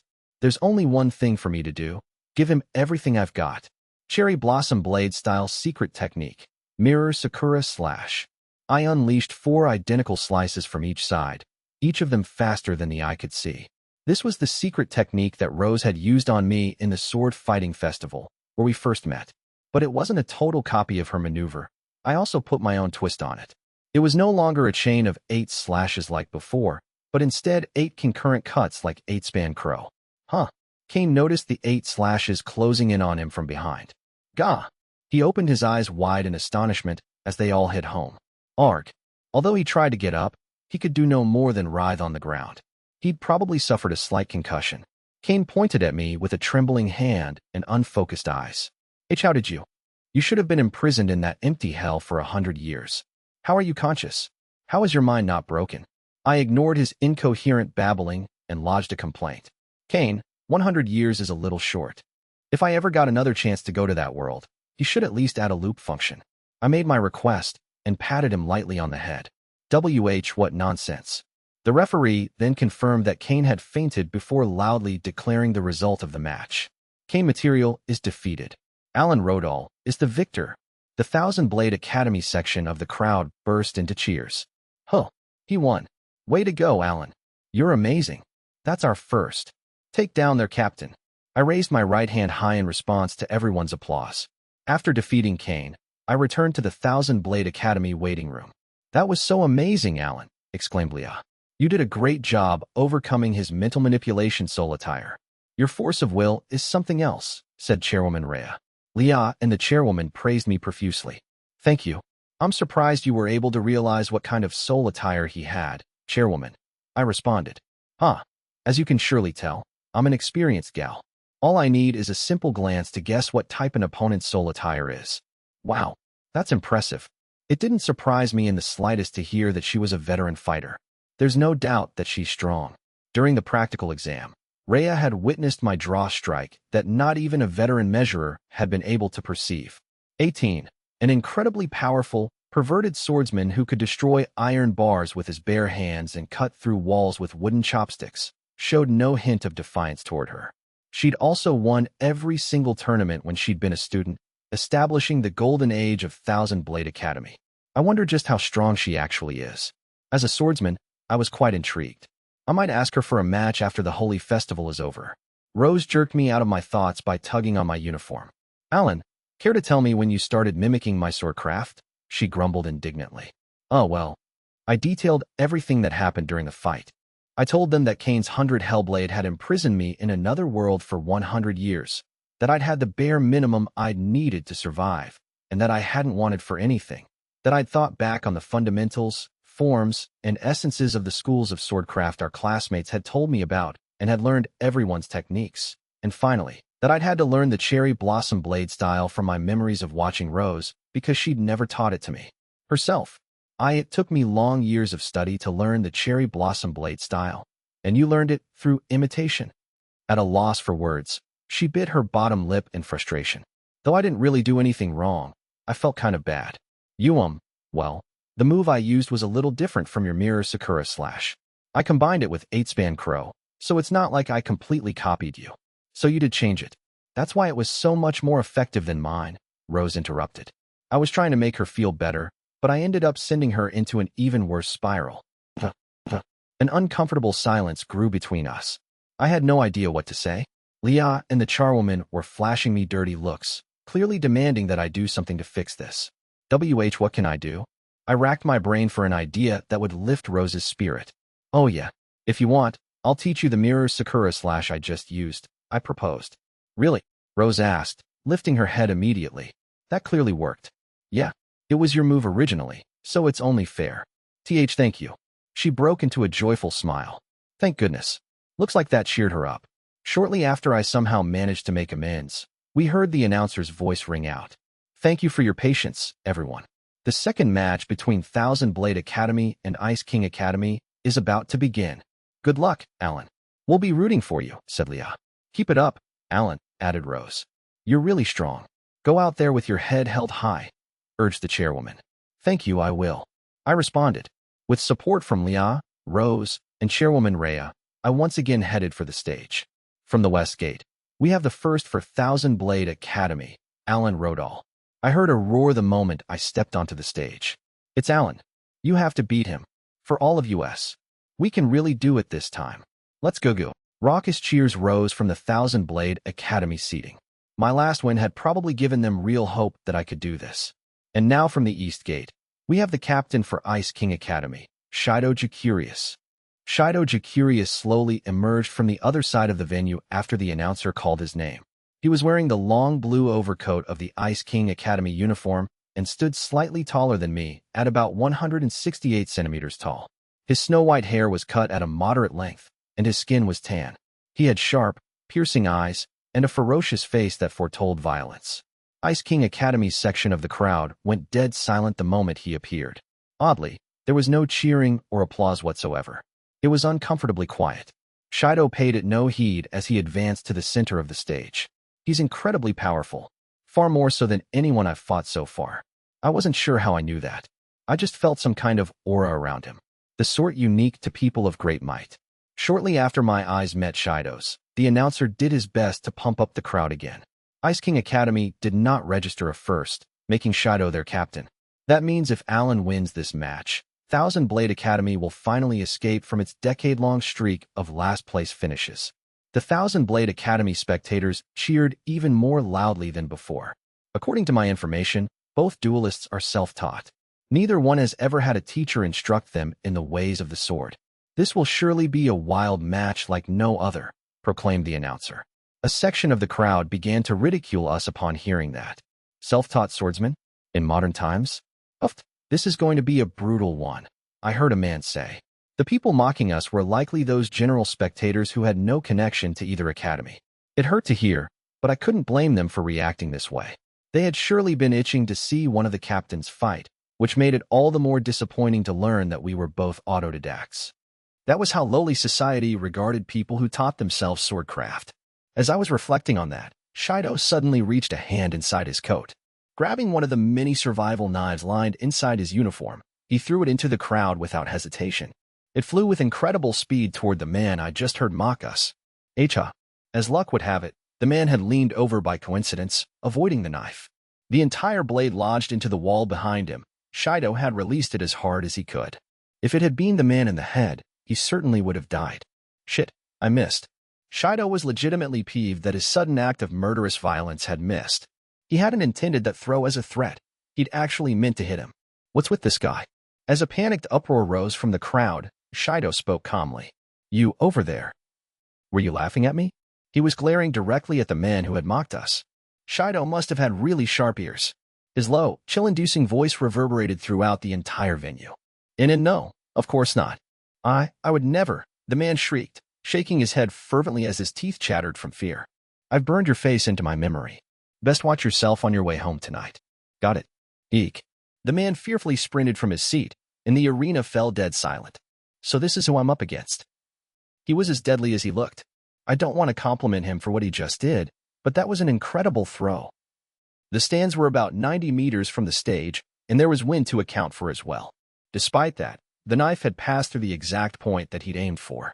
Shido had excellent hearing, superhuman vision, robust arm strength, and a competitive spirit, everything a person needed to be skilled with the blade, and at a high level no less.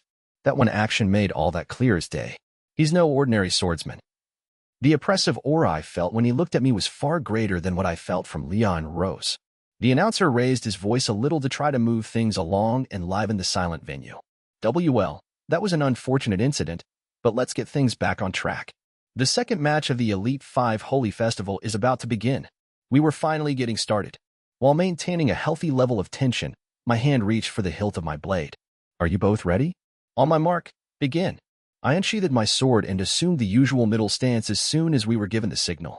Shido, on the other hand, drew his blade from his hip lazily, as if the very action annoyed him. He let his right arm hang limp and stood upright without assuming any stance. I've seen all kinds of forms from many different schools of swordcraft, but I've definitely never seen anything like this. Even for a self-taught swordsman, his stance was peculiar. He was holding his weapon straight down as if drunk. Calling it a stance was being generous. Is he tempting me to attack? Or is he not taking me seriously? Feeling irritation simmer inside me, I took a deep breath to regain my composure. Chairwoman Rhea was confident that Ferris had something up her sleeve. She must have picked Shido as her captain for a reason. There had to be something special to his stance that I didn't understand. It would be very risky to charge at him without knowing how he might counter. Most swordsmen in this situation would continue to stare each other down and enter a deadlock. I, however, had a useful move that could speed things along. First style of Flying Shadow. Using a long-distance slash attack would allow me to see him in action without the need to approach him. All right, how will he deal with this? Wait, what? The slash attack I sent at him suddenly disappeared. Huh. I was astonished. What just happened? Shido didn't move an inch, but Flying Shadow somehow vanished. There wasn't a single thing about his behavior that suggested he'd done anything special. Is he already using some kind of soul attire? That would explain it. As I just witnessed with 100 Hellblade, soul attire enabled extraordinary abilities. A type with the power to nullify long-distance attacks had to exist. Well, I'll try it again. Raising my sword above my head a second time, I brought it down with extra speed and strength. First style of Flying Shadow. This time, a significantly sharper slash attack raced toward him. Okay, how's he going to defend against this? I watched carefully so I wouldn't miss a single action, and saw him wave his limply held sword at lightning speed to knock the Flying Shadow aside. That was truly all he did. Why, you can't be serious. I shuddered. His swing time greatly exceeded both Leah's and Rose's. He was so incredibly swift that I could only barely see his blade even if I concentrated. I gulped, and he glared at me. Hey, I came here for a fight, not for some boring target practice. I'm gonna crush you like an ant, he spat, emanating terrible menace. He's coming. I held my middle stance, giving myself a perfect guard. Yet, Shido was right under my nose before I knew it. He's fast. I quickly turned my sword horizontally to block his downward strike. Sparks flew when our weapons collided. How did he get so brawny? While I held Shido back with both hands using all the strength I could muster, he looked like he was only barely exerting himself. Humph, not a bad reaction. Huh. Suddenly, he spun around and kicked me hard in the stomach. Gah. His blow knocked all the wind out of my lungs and sent me rocketing backward. Shoot. How could a simple kick be that strong? I fell gracefully and then quickly reassumed the middle stance, but Shido did not pursue. He just held his sword limp and let out a massive yawn. Clearly, he didn't perceive me as a threat. I used this time to reflect on our last exchange. Shido's high-speed method of approach is entirely different from Rose's. Rose had a soft, flexible style of movement that matched her opponent's breathing and blinking. On the other hand, Shido utilized a brutish method of movement that relied solely on his ridiculous leg strength. I can't get over that downward slash. To put it bluntly, it was a crude attack. Shido's grip was amateurish, and he didn't keep his arms by his side. Instead, he simply swung his sword down at full strength, with very little in the way of skill. Now that I think about it, that goes for his kick, too. It was an erratic blow that drew solely from his powerful legs. Although it was astoundingly intense, that only made its rawness stand out more. If he dropped his center of gravity and put his body into the attack, I would have suffered a much greater injury. In short, he was doing nothing more than relying on his latent physical ability. Shido is a 1 in 1,000 natural. It hurt to admit, but I wasn't in his league. His limbs possessed supernatural vigor and spring-like flexibility. All his traits were top-notch and far outstripped my own. But that doesn't mean I can't win. He was clearly lacking in effort, training, and, above all, an earnest interest in swordcraft. That gives me a chance to come out on top. Shido brought me back to the present by clicking his tongue loudly. TCH, will you quit staring at me? You're creeping me out. It's obvious that talentless trash like you could never hope to defeat greatness like me. Why not quit this pointless charade and surrender now? He proposed with a mocking smile. There's no denying your natural gifts, Shido. You're on another plane compared to me. But I am going to win this match. Huh. All at once, veins bulged on his forehead, and a menacing aura seemed to form around him. I see you have a death wish. Shido rushed at me with explosive speed, closing the distance between us in an instant. Take this. He swung his sword with nothing more than brute force. His grip was poor, and he didn't make use of his full body weight. But with might as overwhelming as his, even such clumsy technique could produce rapid, devastating assaults. 8-span crow would take too long to use. I had just the move for this situation. Cloudy sky style, cirrocumulus cloud. I loosed 4 slash attacks in the blink of an eye and repelled Shido's approaching chain of attacks. This technique had only moderate strength, but it was swiftest in my arsenal. You annoying piece of shit. Shido jumped high and descended with a downward slash using all his weight. His extraordinary arm strength alone was enough to deal with, so blocking this attack was going to be tricky. Luckily, I had a skill I'd learned from one of my classmates that would help me here. Slice iron style, demolish iron. Our swords collided, and I held Shido back with all my strength. Unifying my body and blade to feel like a single mass of iron, I let the shock waves pass through me and into the ground.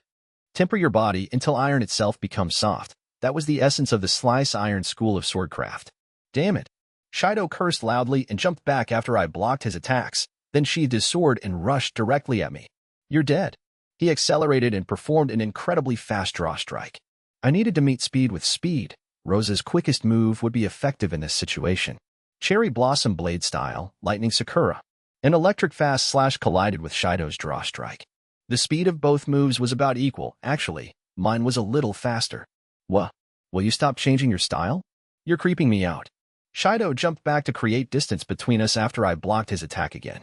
That marked the end of his turn. Now it was my time to strike. I approached him for the first time this match. Cherry Blossom Blade secret technique, Mirror Sakura slash. I sent 4 mirrored slashes down from both the left and the right. That soft crap won't work on me. Shido made full use of his elite physical ability to deflect each of my cuts. His reaction time and speed are truly out of this world. I was dumbfounded by his talent, but this is what I was waiting for. Blocking 4 attacks from opposite directions had left his center wide open. Target in my sights, I unleashed 8 simultaneous slash attacks. 8 style, 8-span crow. Grah. Shido met the approaching gashes and knocked down one after another with astounding speed. However, deflecting them all from his broken posture proved difficult, and one got through and bashed him in the head. You bastard, he spat, cradling his injured head and glaring at me with bloodshot eyes. Meeting his gaze directly, I spoke my mind. You're really strong, Shido. I can't match your arm and leg muscles, your sword speed, or your reflexes. But when it comes to devoting myself to my art, to swordcraft, I have you beat. Shido opened his eyes wide, looked up at the sky, and began to cackle. Ha ha ha. Jaya ha ha ha ha ha. He sounded like a maniac. Oh, shut up, shut up, shut up, shut up, shut up. You grossed the shit out of me. Shido cursed. He pointed his sword at me. I loathe that look in your eyes. I can see you actually believe in all that effort and swordcraft bullshit. Give me a break. Shido ground his teeth and carelessly tossed his weapon aside. Once trash, always trash. You hear that? You'll never change. No matter how much you swing your blade, no matter how much effort you put in, you'll always be garbage. Wrap your puny brain around that, he screamed. Finished with his rant, Shido raised his hand into the air.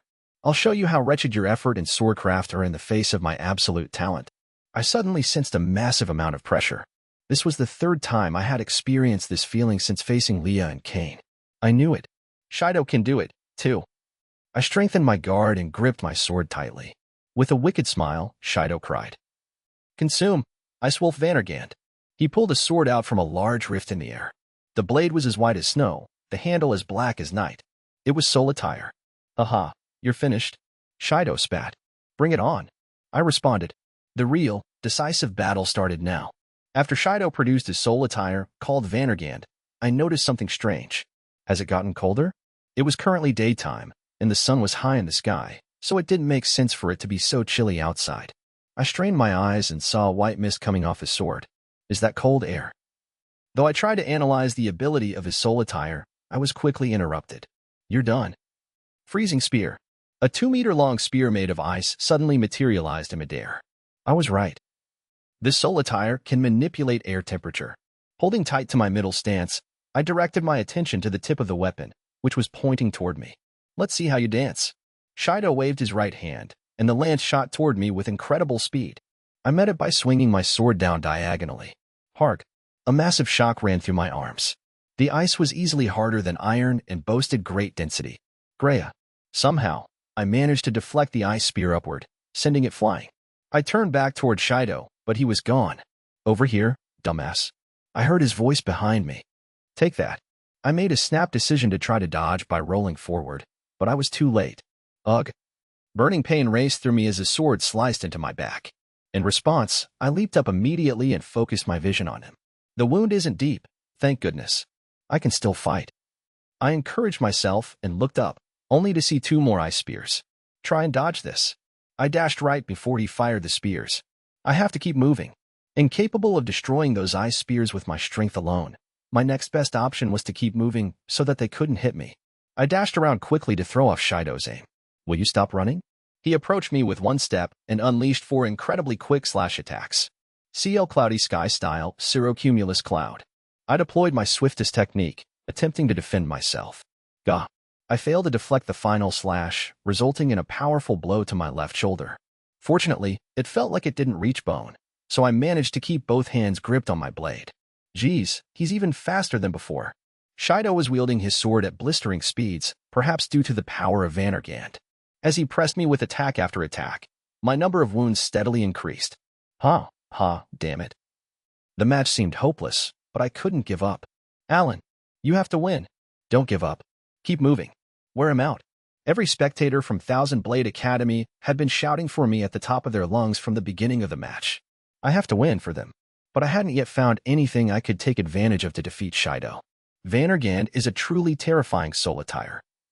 It could manipulate cold air freely and create absurdly hard ice spears.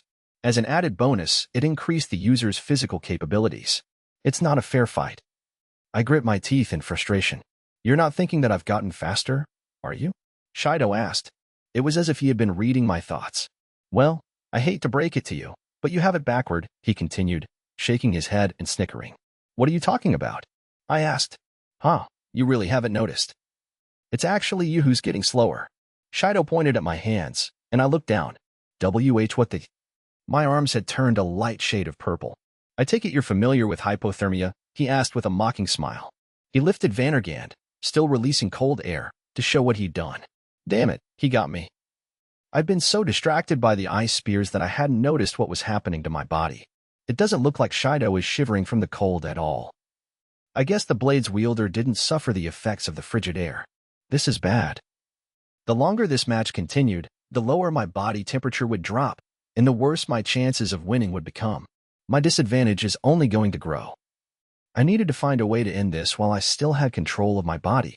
Suddenly, between a rock and a hard place, I charged at Shido. 8 style, 8 span crow. I only managed 6 slashes with the skill as opposed to the usual 8. Gahahaha. What's wrong? You realize you're too short, right? He laughed as he easily deflected the 6 slashes. Crap. With my abilities decreased to this extent, I had no chance of winning in a straight fight. That means I just need to hit him with a surprise attack. I spent about 5 minutes preparing hazy moon strikes in multiple places throughout the stage, continuing to fend Shido off all the while. What's the matter? Already at your limit. My opponent sauntered toward me while calmly holding his sword against his shoulder, assured of his triumph. Everything's ready to go. My placement is perfect, too. If he merely continued down his current route, the hazy moons would tear him apart. No matter how fast his reflexes are, he won't be able to dodge attacks he can't see.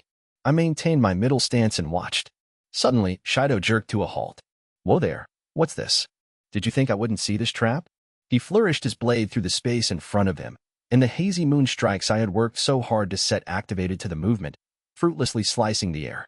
Only a second-rate amateur would use such obvious traps. He snickered before charging and closing the distance in an instant. I kicked off the ground and tried to jump backward, but I lost my balance. Crap. My left leg had given out. The frostbite must have spread. Take this. Not letting his opportunity go to waste, Shido delivered a fierce front kick to my abdomen. Gah. I heard the grotesque crack of bones breaking and curled up on the ground like a ball. A fit of coughing overtook me. My abdomen was bleeding. My shattered bones might have punctured my intestines. Come on, that's disgusting. You're gonna get my shoes dirty. Shido howled with laughter as he mercilessly ground my face with his foot. Why, you're going completely off the rails. Don't push your luck. Leah and Rose glared at Shido with bloodlust in their eyes. After flashing an indescribable expression, he scratched his cheek in apparent embarrassment. Oh, sorry about that. Guess there's no point in making you suffer. I'll just kill you instead, he leered, thrusting Vandergan to my throat. Huh. I heard Leah and Rose gasp. Doing anything that could kill your opponent was against the rules of the Elite 5 Holy Festival, but I doubted Shido cared about that. This guy was going to splatter me all over the stage. He's joking, right? Shouted Leah. Our referee. Stop him now, yelled Rose. Mr. Shido, please stop, pleaded the referee. Leah and Rose both went pale, and the referee jumped onto the stage in a panic. However, there was no way he would reach us in time. Shit. Is this where I die? My frostbite had become so severe that I could barely move. Though, given Shido's foot on my stomach, moving would have been impossible regardless. Haha. It's not every day you get these chances. I'm gonna turn your corpse into a hilarious work of art. Shido guffawed simple-mindedly and lifted his sword. Vanner thrust. Vannergan released a massive gust of glacial air, and Shido launched it toward my throat with explosive force. If that attack landed, I would be finished. So this is it. I'd swung my blade for hours on end, day after day. I'd trained harder than anyone. No one dedicated as much attention to their swordcraft as me. The billion years I'd spent sharpening my skills was proof of that. But ultimately, none of that mattered. I still hadn't been good enough. I would be laid to waste in the face of absolute talent. Leah, Rose, Chairwoman Rhea, Miss Paula, Mom, I'm sorry. This seemed like the end for me. My sword had been knocked away, and I couldn't even lift a finger. But I won't let him break my spirit. I opened my eyes wide to stare down the oncoming thrust. Closing them was out of the question. I was going to cling to life until I heaved my last breath. In contrast to my immobile body, my heart was a whirlwind of jumbled emotions. I really don't want to die. I don't want to lose. I want to beat this prodigy. At that moment, I heard something deep inside my mind, something that felt like a soul whisper to me. I see you're still as shit as you ever were, Alan. My consciousness faded to black. Shido's Vanner thrust raced toward Alan's neck. Hey, Alan. No. Dodge it. Leah and Rose both went pale, and many spectators covered their eyes. Then something unexpected happened. Huh. Shido exclaimed angrily. Alan had caught Shido's thrust with his right hand. TCH, this some kind of adrenaline rush. Shido wondered aloud. All of a sudden, Alan picked up Vannergand, and Shido along with it, and tossed them aside with ease. What the? Though bewildered by the sudden turnabout, Shido quickly regained his composure and landed gracefully. The cold air of Vannergand parted to reveal Alan idly standing. Not only were the innumerable wounds he'd received throughout the duel nowhere to be found, but his appearance had also changed drastically. His hair had grown long and turned bone white. A black pattern had formed under his left eye, which had turned a brilliant shade of crimson along with his right. But his looks weren't the only thing that had transformed. Nothing about the ferocious expression lining his face resembled Alan in the slightest.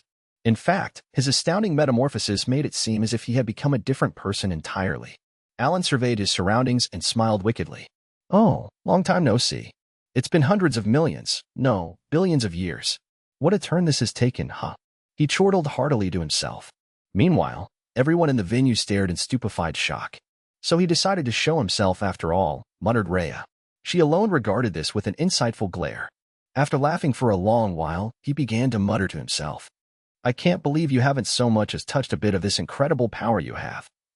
You truly are hopeless, Alan. Those words were clearly directed toward his former self. As an uproar rose from the stands, Shido questioned him with an incisive look. You're shitting me. Are you a spirit core? Many believed that a spirit core occupied every human soul. There were many varieties of cores, including ancestral spirits, cryptids, and lost souls. A spirit core supposedly encompassed a person's entire essence, whereas soul attire was equipment that embodied only a piece of the human soul. Me? Alan started to answer, but then he silently shook his head. Actually, what am I doing answering someone who's about to croak? He had no qualms about openly announcing his intention to kill his opponent. Who the hell do you think you're talking to? I'm sick to death of your ugly ass. Freezing spear. Shido fired a much larger projectile than the ones he'd created before, its size indicating just how seriously he was taking this version of Alan. Alan, dodge it. Run. Leah and Rose screamed out for Alan to avoid the lance. Alan, however, remained unfazed as Shido's hopeless attack narrowed in. Huh, how pathetic. He sent the spear crumbling with a casual flick of his left hand, as if it were as brittle as candy. What the hell? Shido couldn't believe his eyes. That javelin hadn't been made out of ordinary ice. It had been specially constructed through soul attire to be tougher than iron. And Alan had smashed it to pieces effortlessly. The absurdity had Shido at a loss for words. Gwahahaha. Don't look so astounded. Did you really think you could hurt me by playing with ice? The transformed Alan taunted. A tiny red speck in the corner of Alan's vision caught his attention. Wondering what it was, he looked down and saw that the back of his left hand, which he had just used to deflect the bayonet of ice, was bleeding ever so slightly. This sight incensed him. You goddamn geezer. Why the hell did you give me such a weak body? How dare you slack on me? Alan yelled furiously. He fixed his gaze on an old man in the stands who had been watching the holy festival since the beginning of the first match. The hair on his head, his eyebrows, and his beard were all snow white, and his back was clearly crooked. Yo-ho. He didn't see me, he didn't see me, the old man pleaded to himself before going transparent and disappearing. TCH, what a fucking coward. That old fogey hasn't changed at all. I'll make him pay the next time I find him. As this transpired, Shido noticed Alan's undefended back and snickered. I'll teach you not to let your guard down around the likes of me. Vanner thrust. Shido screamed. Concocting an eruption of freezing air, he drove his sword forward with enormous propulsive force. Whoa there, don't get the wrong idea. It's not that I've let my guard down. I simply have no need to protect myself when my opponent isn't a threat in the slightest. Alan caught Shido's blade between his thumb and index finger as if he were simply picking a grain of rice off his clothes. Why, you're shitting me, Shido said with a gasp. Huh? Don't tell me that was your strongest technique, jeered Alan. Shido stared in silent disbelief at the monster in front of him. I can't win. This was the first time in his 15 years of life that he felt fear. No way. Was it actually? You're so pathetic. I don't know what to say. Alan choked down a laugh and shook his head exaggeratedly. It's just my luck to emerge to the surface and have to face a pipsqueak as my first opponent. But whatever, you'll at least help me break in this new body a little. Try not to die too easily, okay? What happened next could not even be called a fight by any stretch of the imagination. Alan mercilessly pummeled Shido in a manner so one-sided, Shido might as well have been a sandbag. From upper and lower body strength to reaction time, every one of Alan's attributes was on another level. Shido's natural gifts, which had always allowed him to dominate his competition, were nothing against Alan's overwhelming physical prowess. Shido staggered back up, panting and covered in bruises and lacerations. He had used his superhuman reflexes to prevent blows to his vital points. Very nice. Your reflexes deserve praise, if nothing else, taunted Alan. TCH. Don't fuck with me, Shido said with a gasp. Spitting saliva mixed with blood, he continued to run so that Alan wouldn't be able to hit him. Though he knew at this point that he was no match for Alan, hope still shone in his eyes. If this ridiculous strength is from his spirit core, it can't last forever. All I need is for this monster to revert back to the old Alan, and victory will be in my grasp. Shido latched onto the small possibility that a war of attrition could give him a chance of victory, waiting for the thing that was controlling Alan's body to exhaust itself. However, the chance to pull this off never came. I'm bored of this, Alan sighed. Just then, a huge rift appeared in the sky, from which an ebon sword emerged. Both its blade and aura were black, and it projected a nauseating aura of evil. What the hell is that?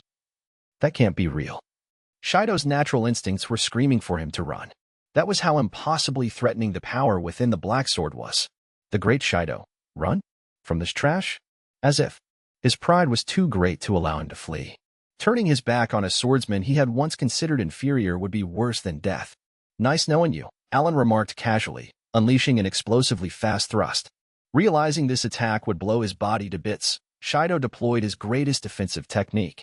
Close off eternity, frozen waterfall. An enormous wall of ice erupted before Shido.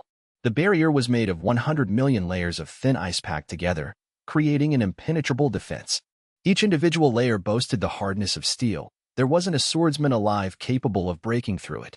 Yet it did nothing to stop Alan's thrust. The ebon blade sliced through the layers of the ice wall as if they were made of paper. Close off time once more, frozen waterfall. In a desperate, last-ditch measure, Shido erected another defensive barricade with 100 million layers of ice. Though the effort was extremely taxing on his stamina, if he didn't stop this attack, he would die. That he was sure of. Alan's attack penetrated the first 100 million layers and then tens of millions of layers of the next wall before finally being brought to a halt. Shit. How could a simple thrust be that powerful? Shido breathed a sigh of relief that his wall had held. 3. He heard a deadpan voice. A moment later, the remaining thousands of layers of ice began to shatter noisily. Alan was gradually channeling more and more strength into his strike. 2. The sound of the ice breaking grew louder each second. 1. The referee realized the meaning of the countdown and jumped onto the stage. Stop right there. He tried to suspend the match, but Alan was too far gone. 0. His thrust penetrated through the last of the 200 million layers of ice and flew directly for Shido's heart. Shido used his godlike reflexes to contort his body, narrowly avoiding a direct blow to his heart. Instead, the black sword penetrated deep into his right shoulder, and the shock waves from the assault blew a hole through the wall of the venue. Gah! All the air was shot out of Shido's lungs, and a strong blow to the back of his head knocked him unconscious. Elated from the thrill of his first battle in ages, Alan approached his fallen opponent. He was holding a second black sword. Time to finish this. He laughed like an innocent child before the totally still Shido, then lifted his blade without hesitation. Alan, stop. Leah forced her way between the two of them. You're going too far. This isn't you, Alan.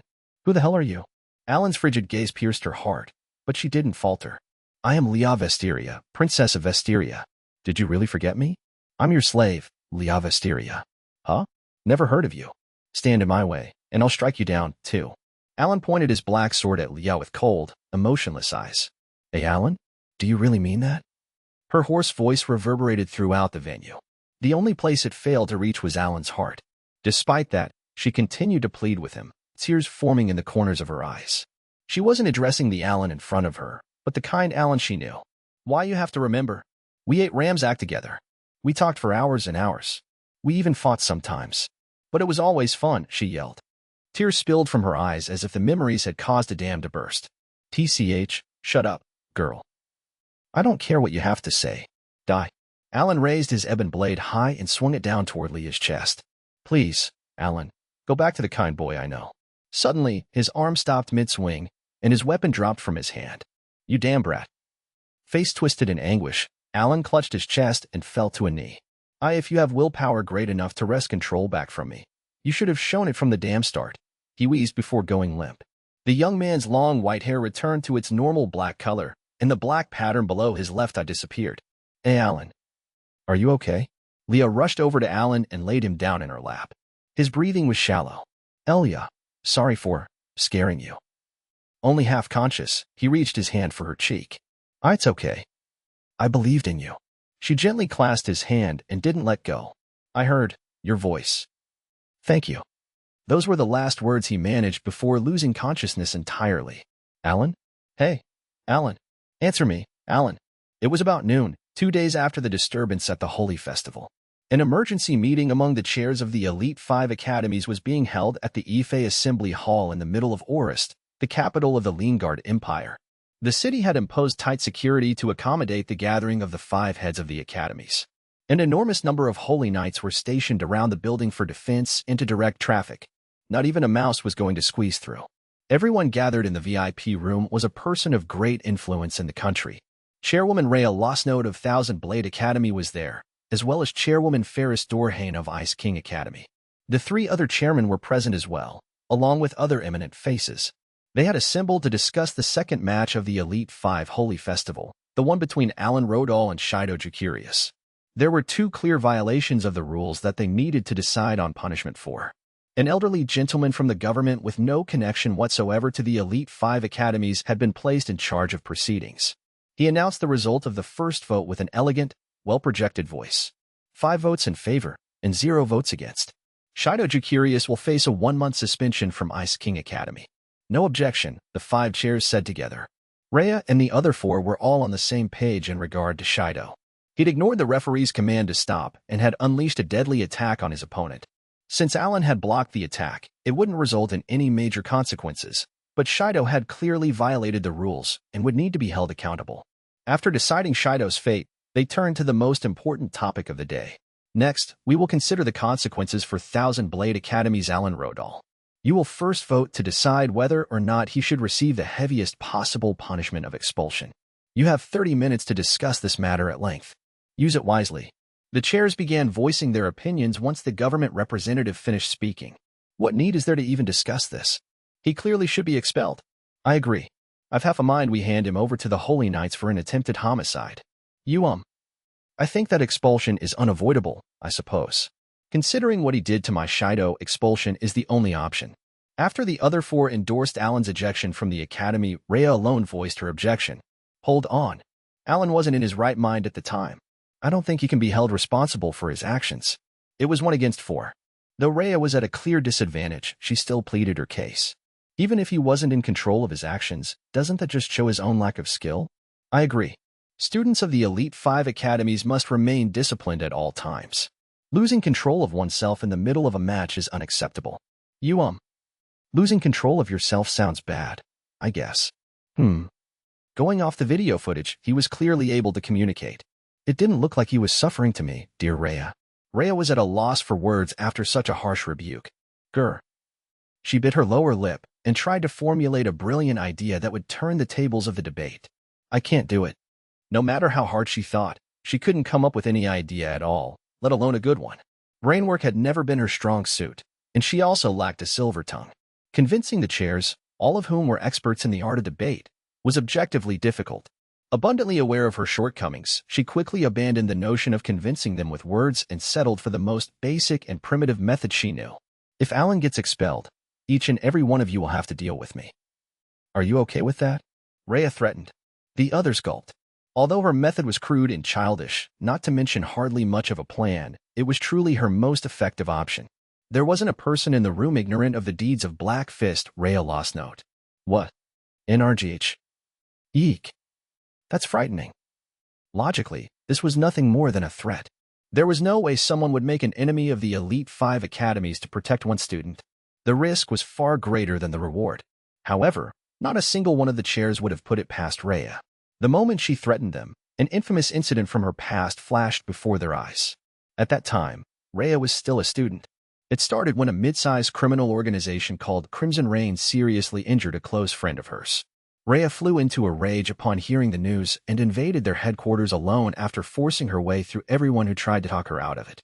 By the end of the night, the Crimson Reign, which had dogged the Holy Knights for so many years, had been completely wiped out. That was the most famous example of Rhea's fighting prowess.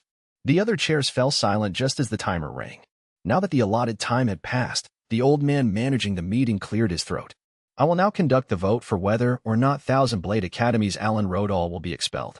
Starting with Ms. Lost Note and going left, please say aye if you are in favor or nay if you're opposed. The vote that would decide Alan's fate had begun. A hard nay, of course, Rhea declared emphatically. The vote moved to the chairwoman on her left. Well, aye. The chair was a weak-willed lady who almost always took a neutral position, so she was evidently wavering between both sides. Sensing that, Rhea loudly cracked the knuckles on her right hand. Eek. Nay. Despite declaring herself in favor of the expulsion earlier, she folded at Rhea's threat. The other chairs in favor of expulsion stared daggers her way, cursing her for betraying their cause. Aye. He obviously deserves expulsion. I concur. I vote aye as well. The next two chairmen were itching to expel Alan, so they voted in favor as quickly as they could. The vote was now 2 in favor and 2 against. With opinion divided evenly, the deciding vote belonged to Chairwoman Ferris Dorhane of Ice King Academy. Not only was her institution the victim in this case, but Ferris and Rhea had also fought like cats and dogs since their academy days. Shoot, guess this is it, seethed Rhea. Haha, we've got this. This is a guaranteed victory. The 2 elderly male chairmen, who had voted in favor, celebrated internally. I vote nay. Isn't expulsion a little harsh? Ferris smirked, voting opposite of what everyone expected her to. The other 4 chairs exclaimed at once. The old man quickly announced the results of the vote. 2 in favor and 3 against. As the opposition received more votes, Alan Rodall will remain enrolled. The chairman, who had been gunning for an ousting, pounded the desk in fury. What the hell? What is this farce? Their faces red with rage, they glared at the turncoats who had foiled their plans at the last moment. What are you two thinking? This isn't how things were supposed to go. Prior to the meeting, they had approached the other 2 chairwomen to secure their votes for Alan's expulsion. They had even sweetened the deal with a massive bribe. I am so sorry, apologized the old woman who had cracked under Rhea's threat. prostrating herself on the desk with tears in her eyes. On the other hand, Ferris didn't show any signs of guilt as she spoke coolly in return. I heard what you had to say, but I don't recall ever agreeing to anything. She snickered, her fox-like eyes narrowed. Why, you treacherous wench? You got my sweets, didn't you? Sweets was a code word for the bribe Ferris had received. She'd indeed taken the sweets, but her reply had only been a simple expression of thanks. Grr. What the hell are you playing at, you vixen? I actually was initially going to vote for expulsion, but my Shido. She launched into an explanation of the reason why she had voted against Alan's expulsion. This morning, when I told him in his hospital room that I was leaving to go expel Alan, he said, "Madam, please don't expel him. I'm gonna slaughter him in the next tournament." My prideful boy even bowed his head and pleaded with me, she recalled with a weak grin. The sight was so adorable that it just melted my heart. I decided I had to grant his request. Shido was an orphan who had been born in the slums. Chance led to Ferris adopting him when he was 5 years old. He ended up growing into a troublemaker due to her hands-off approach to parenting, but Ferris loved him as if he were her biological son, and Shido felt a strong sense of gratitude toward her in turn. He lovingly referred to her as Madam.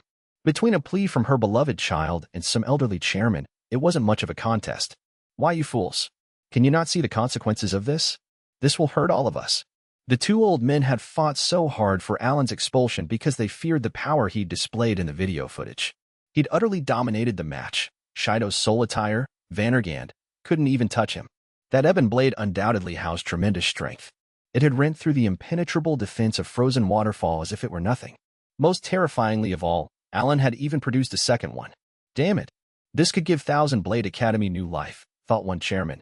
I worked so hard to finally rise to this position, and now I'm going to get hounded out of office, thought the other. They wanted nothing more than to expel Alan to protect their own job security. The chair of one of the Elite 5 academies was a very attractive position. Given the massive societal power and influence of the academies, none were willing to oppose whoever held the position. Many aimed for the job as a result. If even the smallest chink opened in a chair's armor, if they performed poorly in tournaments like the Elite 5 Holy Festival, for example, there was a chance they could be dismissed. The chairman of Thousand Blade Academy had been pushed out of office just the previous year. It wasn't that these two chairmen didn't have confidence in the students they were training, or that they didn't think their students could defeat that version of Alan. It was just best to nip problems in the bud before they became issues down the line. The rise of Thousand Blade Academy could lead to the fall of their own institutions. Alan represented an unknown threat, which was why they wanted to get rid of him. As the two elderly male chairmen shook with rage, Rhea heaved a sigh of relief. Phew, I avoided the worst. Now that a decision had been reached regarding Alan's potential expulsion, the elderly gentleman from the government moved things along. Next, I will open the field to suggestions for the particulars of Alan Rodal's punishment. You have 30 minutes for discussion. Use it wisely. Expulsion was off the table, but Alan had still broken the rules of the Holy Festival. Like Shido, he needed to be disciplined. Rhea fought during the discussion to lighten Alan's consequences. In contrast, the two elderly chairmen pushed for a harsher ruling. The timid chairwoman vacillated between stances and tried to remain neutral. Ferris amused herself by doing her best to cause chaos. The debate between the 5 chairs was as grand as could be. Beep, beep, beep. I woke to the systematic beeping of a machine. The pungent smell of disinfectant hit my nostrils. I saw dazzling, artificial light and a wide white ceiling above me. Someone had laid me down in a bed. Ugh. Where am I? When I twisted my neck to look around, I saw Leah and Rose. They were both sleeping in chairs while leaning against my bed. The sight of my friends caused me to relax a little. I lifted my upper body slowly so as to not wake them and leaned on the headboard. I'm in the hospital. Electrodes were attached to my chest, and an ECG machine was set next to my bed. The beeping I heard was the sound of the machine displaying my pulse with a rising and falling horizontal line. Oh yeah, I wonder what happened back there. I didn't remember much of the events after Shido put his sword to my throat. All I could recall was that some presence that lay dormant inside me had been rampaging joyfully. During that time, I had been submerged in deep, dark waters. I'd felt extremely drowsy but had somehow sensed it was essential that I remained awake. I'd fought with all I had to stave off sleep, nodding off all the while, until I'd heard Leah's voice. I'd turned toward the sound, and suddenly, I'd been pointing my sword at her. After that, I'd struggled desperately to regain control. I'd thrashed around in the heavy water, and before I knew it, I'd returned to the real world. What the heck was that thing? I wondered, trying to remember what had happened. NGH? Leah slowly sat up and rubbed her eyes. She was awake. "Good morning, Leah," I said. "Oh, Alan, you're awake," she exclaimed excitedly, pulling me in for a tight hug. "I can't breathe." "Thank goodness." "Oh, thank goodness," she muttered repeatedly, her voice quivering. I really worried her. I simultaneously felt guilty for causing her worry and happy that she cared about me this much. But there was one thing I desperately needed to make clear. "Elia, there. There in my face." "What is? Huh?" Quickly realizing what I was referring to, she jumped back from me, red-faced. She crossed her arms and glared at me. "You're such a pervert, Alan," she yelled. "As surely I don't deserve that." I mumbled with an embarrassed smile. "NGH?" "Alan." Rose woke up, rubbed her eyes, and stretched in her chair. Being the poor morning person that she was, she didn't have a shred of her usual dignity. I couldn't avoid taking my eyes off the cowlicks on top of her head. Her bedhead was a work of art. "Good morning, Rose." "Morning. Are you okay?" she asked drowsily. "Yeah, I'm fine." Despite the deep wound I'd suffered, my body was so light that it almost felt as if I were floating.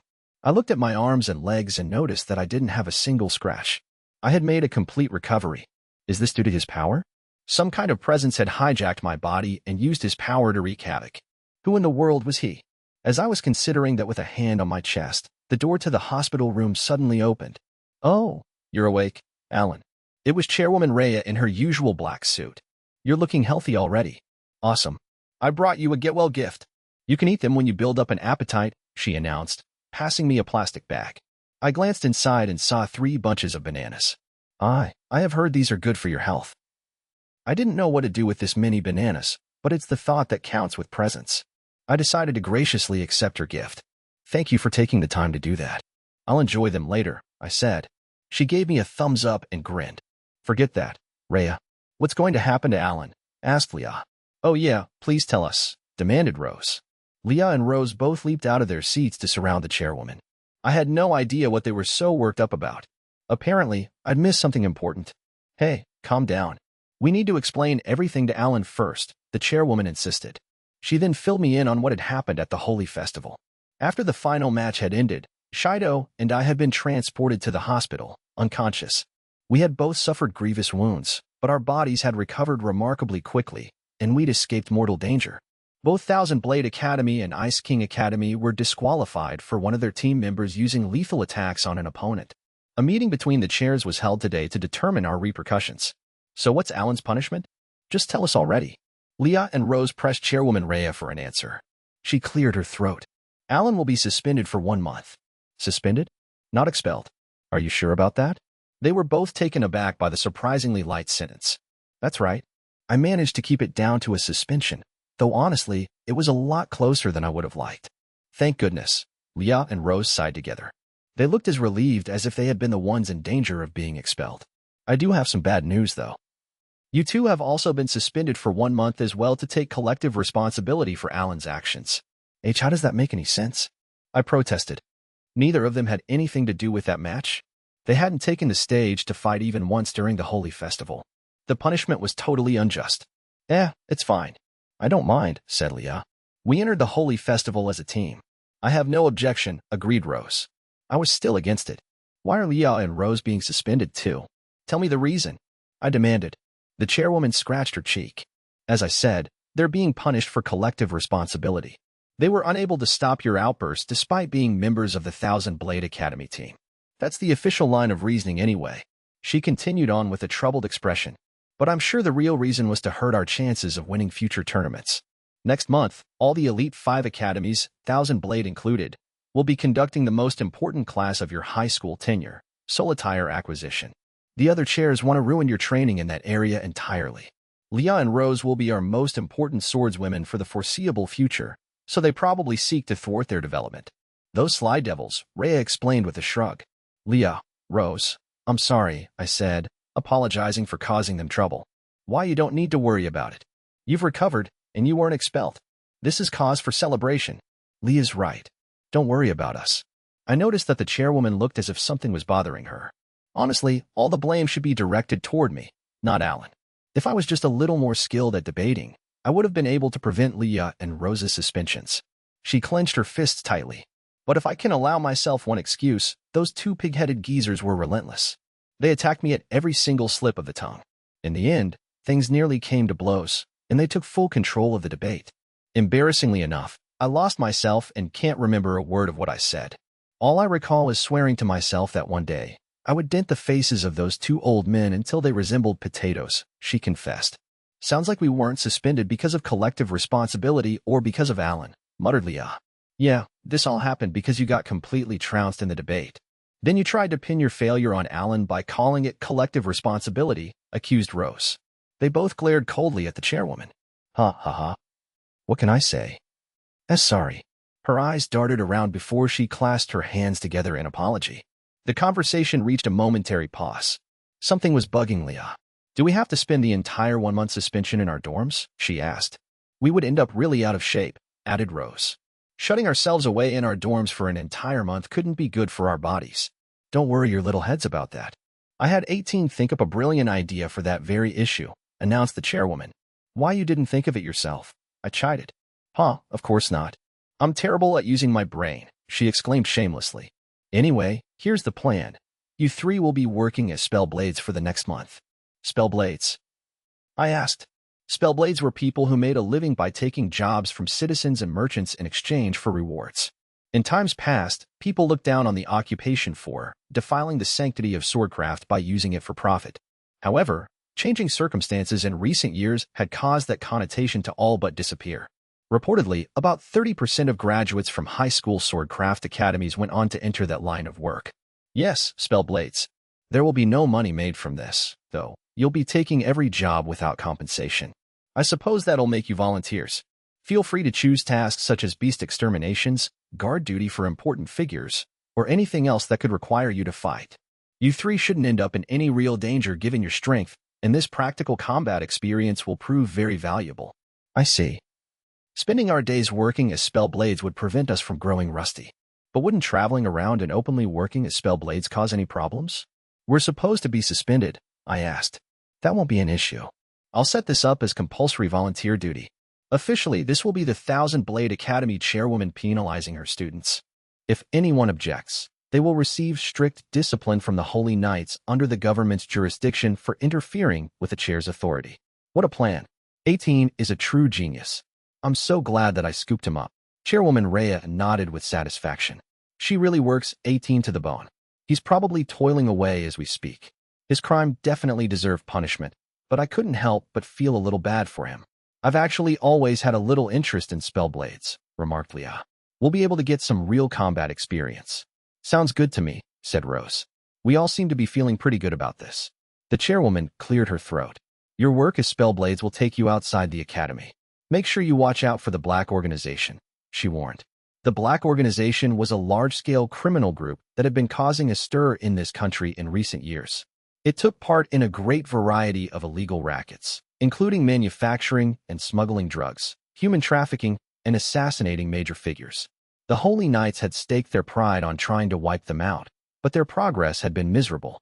They hadn't found even a sliver of information about the organization's leader, its base, or its aims. Yes, ma'am.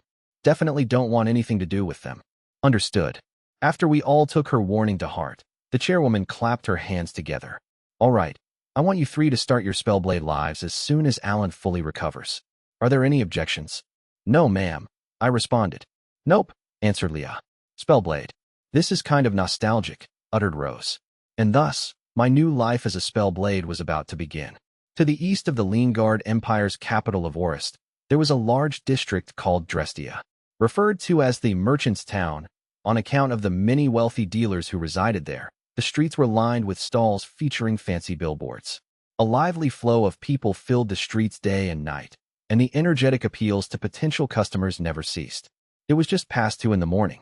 In a back street with remarkably few people for Drestia, a young man was howling like a maniac and relentlessly kicking something on the ground. Aha, aha, aha. Ugh.